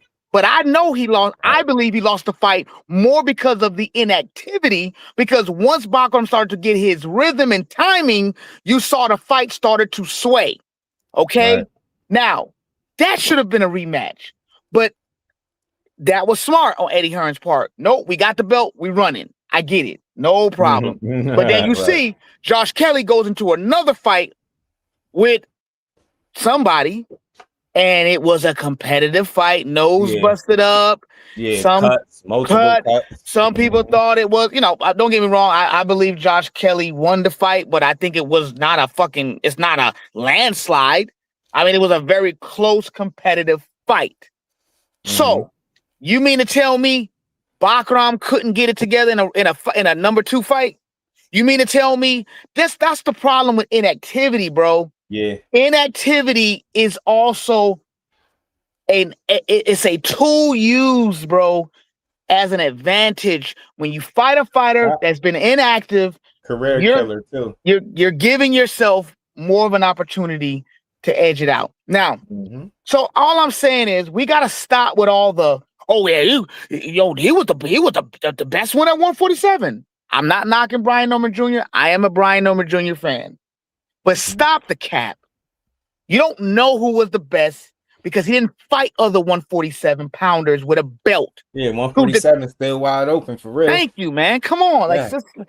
He was one of the best, but you couldn't deem him as the best definitively without ever having to prove that. It's the same way we come to the determination that anybody else is the best. It'll be who's the most proven up there. Get what I'm saying? Like it was an argument about if Teo was the best champion at 140. So you had to say, well, he was the most proven or he had his title for the longest, right? So you get what I'm saying? You got to just make shit make sense. And that's where he's able to make a case for himself, right? But in Brian Norman's case, we know he's new on the scene.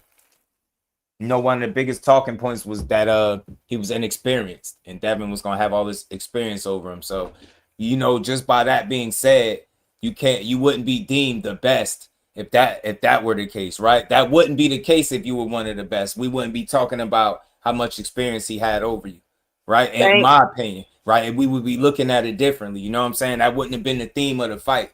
Well, he green. Once you hear the word green, bro, green and the best don't fucking go in the same conversation at all.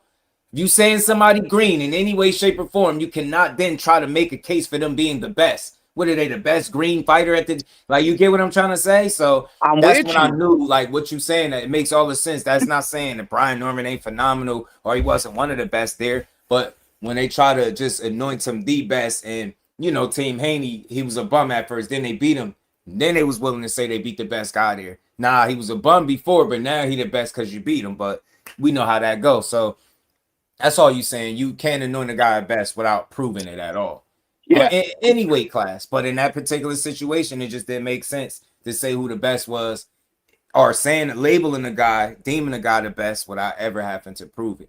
While he was still in the process of proving it, he's still in the process of proving his worth. So absolutely, absolutely, and that's all I'm saying. And that doesn't mean that you can't have situations of people just being just phenomenal and being exceeding, what people think, like first time and just do some amazing stuff. Right. But let's just be clear. even when somebody says a person is green, that's typically backed up by actions.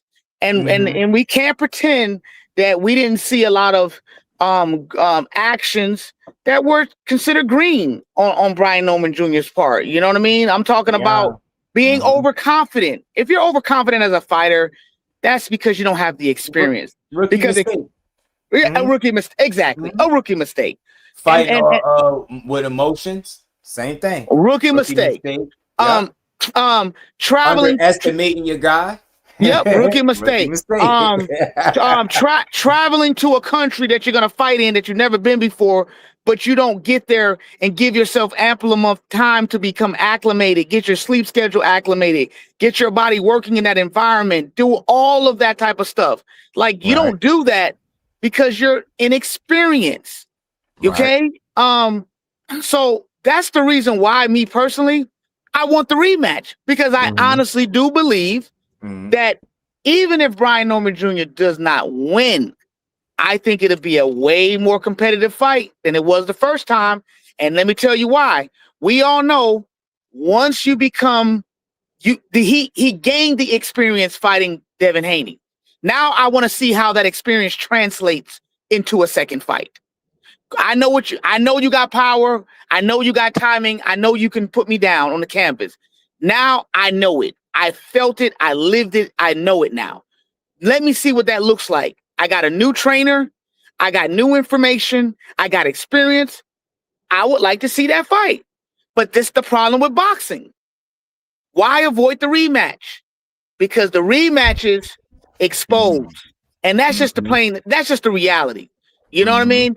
That's the way. I mean, everybody's calling for the Ryan Garcia rematch. Why? Why? Why do people want that rematch? You know what I'm saying? Rematches are a necessary thing, because I'm telling you guys, as boxing fans, we have to promote rematches no matter what, because we don't know if fighters have a off night. We don't know, to remove all the elements. Rematch. Yeah, that's it. We can end it. How many rematches Pacquiao had? Think about that. I'm telling you. Didn't Pacquiao had a few rematches? Man, him and Marquez fought how many times alone? Thank you. Come on, man. Come on. They're a good thing in boxing. Rafael Marquez, Israel Vasquez, they had one of the best trilogies in boxing to me. Like they matter. And if you're lucky, you can get 3. You know what I'm saying? Like, think about it. Who would watch the fight again? Tyson Fury and Wilder. There you go, bro. You know what I'm saying? Like that was great for boxing. Usyk and AJ. Usyk and AJ. Facts. Right? Come on. So now when I hear one fighter saying, "Hey, nobody don't want to fight you," look, I'll fight. Let's run it back. And then you're like, "Oh no, I don't think you've done enough to deserve it." And that's the energy. What are you talking about? Blue, what up? I talked to my guy behind the scenes, and B Norm with all that. He with all the smoke, you know what I'm saying? But that's how they looking at it, like he ain't proved nothing yet. Like, come on, man. Sitting there at number 2. So what did he prove before? You know what I'm saying? You see what I'm saying? What did he prove before? Shit, you about to come back and possibly fight somebody that is not as good as him, or the people will want to see. You get me? It's like, if you don't got a better option, I say don't take options off the table for yourself, and then say everybody ducking you at the same time. You get me? You can't do both. So that's all I'm saying. And I want to make this clear. You got to do it, but don't rule it out. And I want to make this clear just for the audience. I'm only speaking about this because in the name of activity, in the name of activity, why not fight that person who is willing and ready, who's not going to argue about money, who's literally saying, "Hey, I'll run it back with you." What happened to just fighting for the sake of activity? Right. Let Brian Norman Jr. be that. You won't do it, and you're speaking that language of you got to prove it. Prove what? This is just an activity fight. This ain't a fight to take him over the edge or you over the edge. This is just for you to get some work in, bro. Right. Why not? Right. I'm with you. Think it makes sense. That's Rematches, how I man. look We at it, need to bro. have a conversation about that, man. Rematches are a great thing for boxing. We need more of them. Yeah, dude. We need Absolutely, more bro. of. Yeah, man. So it's gonna be cool to see how the next few weeks to the next couple months like unfold and see what fights get announced, what dates What, these guys I, run with. I, I I want I to didn't see it. catch you early though. So what you think about Shakur and this and Pacquiao thing? Is that real? For me, I feel like it's rumor. I feel like it's a rumor spread by people putting their own like stuff together, right? You know what I mean, making it make sense. But I called it a rumor. But I think Gary, like I said, Gary and Ramortai is the more realistic options, and I hope that he go in that one of them directions, preferably Gary for me in the unification, unify at 140, man. That'd be dope, man, against one of the dogs in the division, somebody that'll really push you. I think we'd be in for a treat if we could see them fight. Like, think about that little ass miniature clip of sparring. And that was fun. Now imagine we get to see this for 12 rounds. Yeah, shit. Take my money right now while we at it.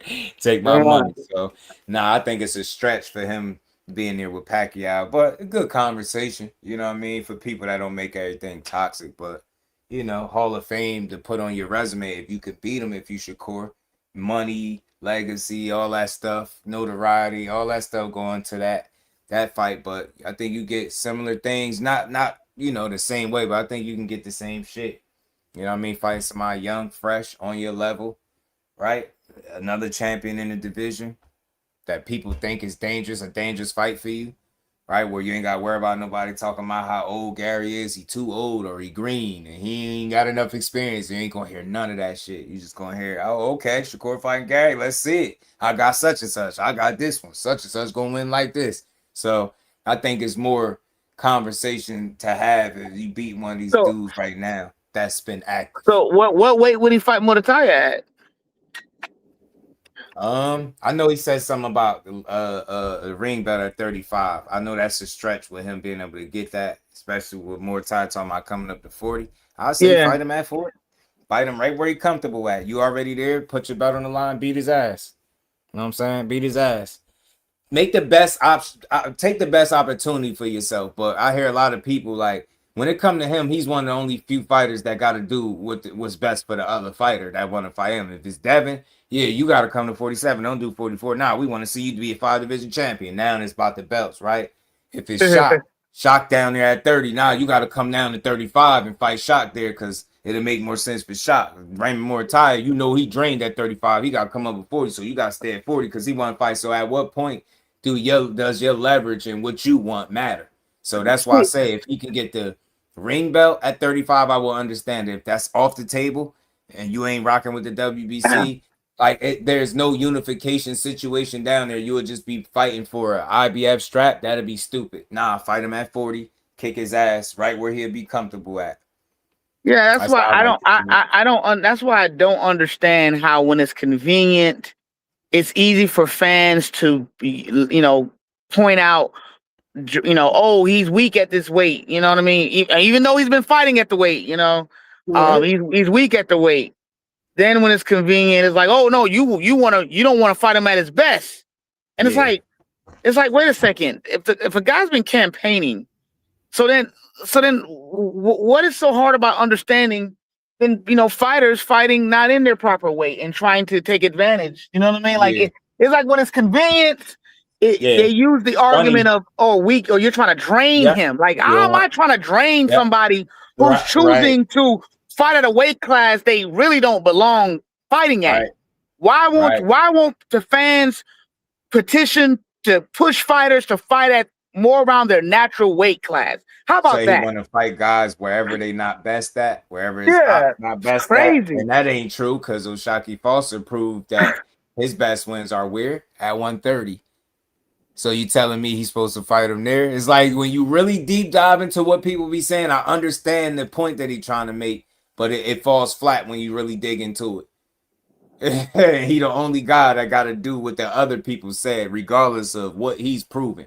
He the more proven guy. Guys are calling him out, but he got to adhere to the guy that's calling him out. Just notice something with Shock. being a smaller guy. He got to meet him where he's comfortable at. But with Devin being clearly 2 divisions, he still got to go up to where he say. Don't make sense. I told the bar set different with that dude, and they prove it. It's all types of double standards and people inconsistencies on their favorite fighter side. They don't keep the same energy. Shock versus Navarrete for 3 belts. That's a dope ass fight coming up. And Shock just re-signed with Top Rank, so that's his security. So me and my guy was talking about it. I don't think he had to worry about getting duped out of a decision. You know what I'm saying? Like he did with the Robson fight. You know what I'm saying? That's your little bit of security right there. You re-sign with them. You going to be with them. They don't got no incentive to do you wrong. May the best man win. It's either going to be Shock outboxing this dude or it's going to be Navarrete. The awkwardness and them punch output and shit like that. Who you got in that fight? I favor Shock. I favor the boxer. I seen Navarrete get neutralized and have ugly fights by people that I just don't deem as talented as Shock Foster. So as long as Shock is on his A game, man, I expect him to get that dub by decision. I don't think no stoppage or not, but I think he went on points for sure. Remember when Shock got robbed by Conceição? Mm-hmm. What happened after? A rematch. Yeah. You see, rematches are important, man. They're important. Yeah, I hope there's a rematch cause. Yeah, man, that is something. I wouldn't mind seeing that fight twice, especially if the first one is good. T-Hill was good with it. I don't know what Buddy talking about, but Buddy saying something? No, I know. Just I don't know what he said. Something or Jack ain't gonna make him rush into. Yeah, I don't know what you want. Y'all touch on the women's upcoming card? Nah. What's today? Thursday, Friday. We still got one more day to matter of fact, ain't they card tomorrow? That card tomorrow.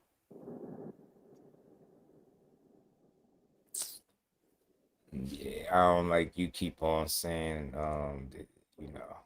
yeah, chill out. You ain't even gotta use that language, fam. You ain't gotta make it weird, bro. Just talk boxing. I don't know why y'all niggas dudes don't know how to just keep it boxing. What do you think about? Let me ask you. Oh, somebody on the. Nah, you good. You good, bro. You all straight. What do you think about Boots fighting Josh Kelly? What's your? I want to know your honest take on that. Smart move. As we wrap up, because we over the 4-hour mark. We hit our mark. Everybody, make sure y'all double tap that screen. Nah, we good. But Boots, I like it. It's a smart move. We all know Boots. If Boots had it his way, would have got in there with Virgil. They did the face off. He told him the time was now. Everything on Boots' inside was all systems go about Virgil. They end up suing Golden Boy and Oscar. You seen that they had their shit in order. That allowed for Boots to move on. He fought Xander, beat Xander. We heard some talk about Fundora reaching out. Fundora going on to do something else. That leaves the opportunity for Josh Kelly and Boots. That's 3 belts. That's what? That's 3 fights, 3 belts. You know what I'm saying? You think that fight would be competitive, being that Kelly just came out of a war? I think Josh Kelly can make things competitive because he has real skill. He can box, but overall, is it enough to tame the animal that Boots is? No. I think he gets beat up, but I think he can make it competitive as long as the fight lasts, however long it lasts, even if it go to distance. Because I like Josh Kelly's skill set. I think he can box and move well. No, I do too. I do too. But I'm saying the damage that he took in the last fight, you think that's enough time for him to properly recover and to really give a? I like the way he does. It's a question, and I see why you asking, and I'm with you because I seen the way his face got cut up, and that's the first thing that popped in my head. How long is he going to be out for his next fight? Being that he had them cuts like that, and he won.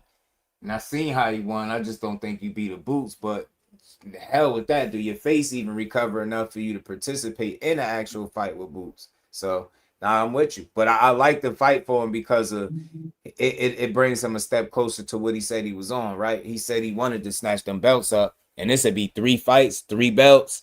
And then you had that Fundora fight out there. That just makes it that much bigger and better. So it'll give Boots an opportunity to really achieve them goals that he set out for at 47 and do it at a heavier weight class where you got to respect his run, man. So I hope he's able to do it. You know what I'm saying? I really do. But I like the Josh Kelly fight for him. And truth be told, being at the Virgil shit fell fell apart the way it did, you got to keep moving. And I just hate the fact that they're trying to make it seem like Boots supposed to abandon shit to revisit a fight with y'all asses when we seen how it went the first time. So they gonna end up at 160 from what I'm hearing. And if you Boots beat you smash, put the smash on them dudes at 54.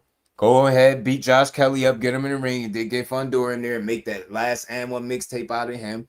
Virgil trying to beat you to 160 because he probably could be a champion up there, right? He beat you up there. By the time you get there, then y'all fight. It's gonna be a big fight for some belts on the line or something. I can see it. So I like it, man. I like it, man. I like it. But shout out to everybody, man. Yeah, he said Virgil gotta take that scenic route. Yeah, he do, T Hill. It would be Josh Kelly and Fundora, be one of the most dominant undisputed champs in history. I'm telling you, that's what it'll be. It'll be dope. It'll be a dope run for him. Be a dope run. Yeah, so I always put it in the community joint too. I as we wrap up, but yeah, man, I think it's a good fight. Shout out to 444. Shout out to 44. Yeah, it's a good fight for Boots, man. But we just gave boxing its just due, man. This week went by kind of fast, man. You got Friday, you got Saturday, you got the women's card coming up. I want to see how these ladies gonna look. Lester Martinez got a fight coming. Alicia Baumgartner back in the mix. Carolyn Dubois. We got these ladies coming to do their thing. You already know Radio, my dog.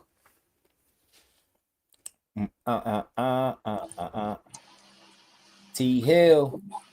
Hey, shout out to KB the Voice. I just wanted to come up and say one thing, man. All good, bro. You know the key under the mat for your family. No. I mean, because you giving it his just due, but I mean, I don't think that Virgil gave himself his just due.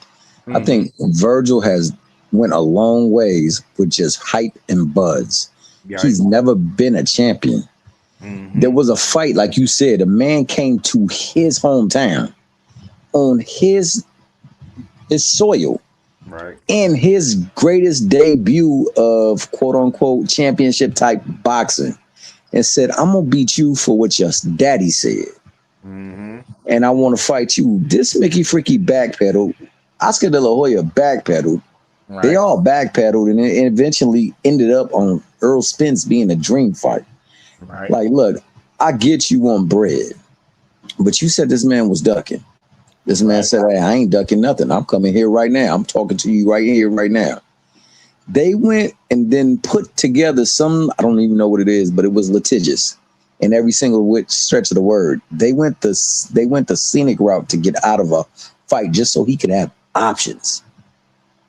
Only for him to affirm his relationship and his status with his promoter that he was beefing with, so to speak, quote unquote, to then get away from a Xander Zayas fight and move away further and further from the Boots fight.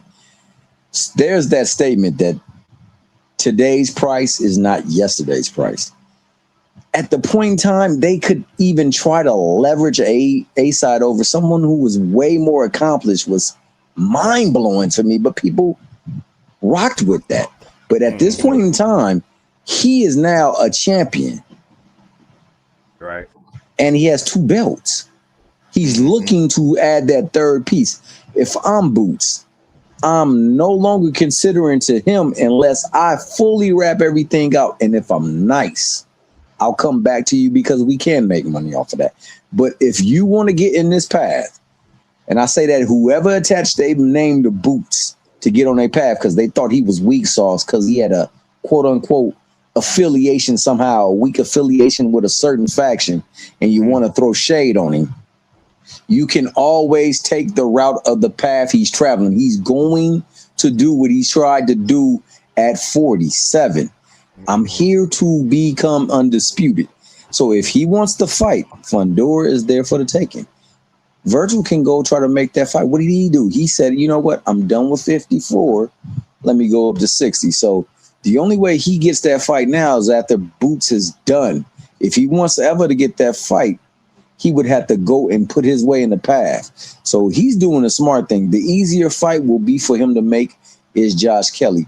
Josh Kelly is a titleist, so therefore, you know, he has mandatories and whatnot, but they always get superseded by unification. So if I'm Kelly, this is going to be the most money he's going to make in this division. So I would make the fight.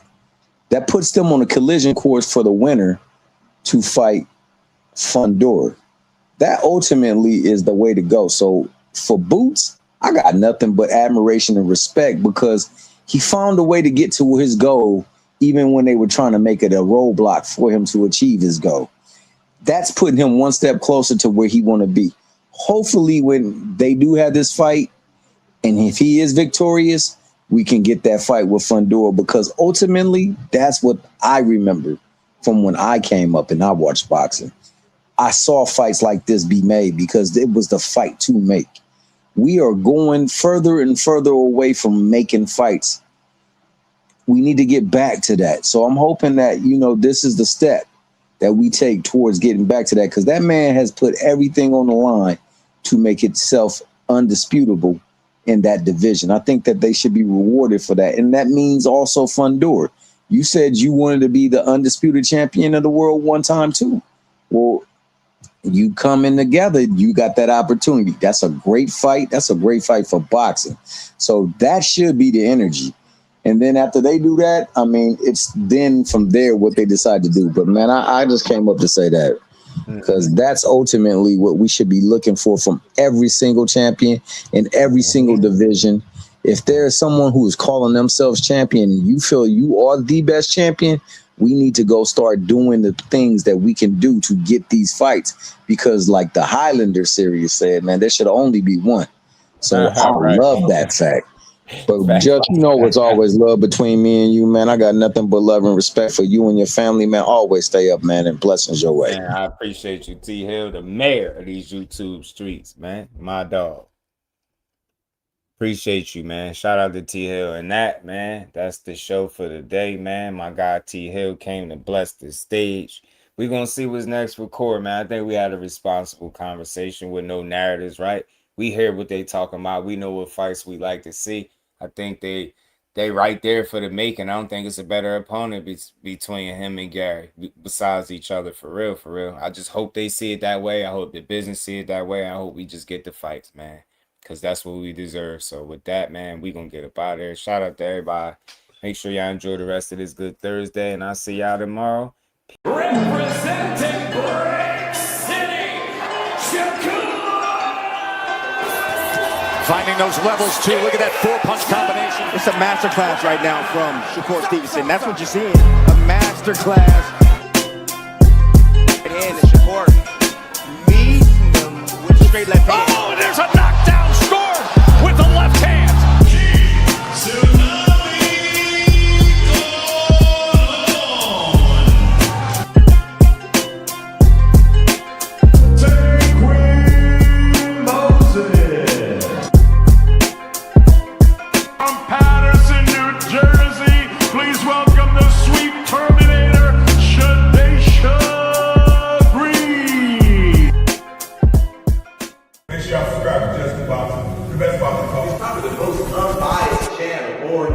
Right now, we're going to give him his just due. Shout out to my brother Just Due.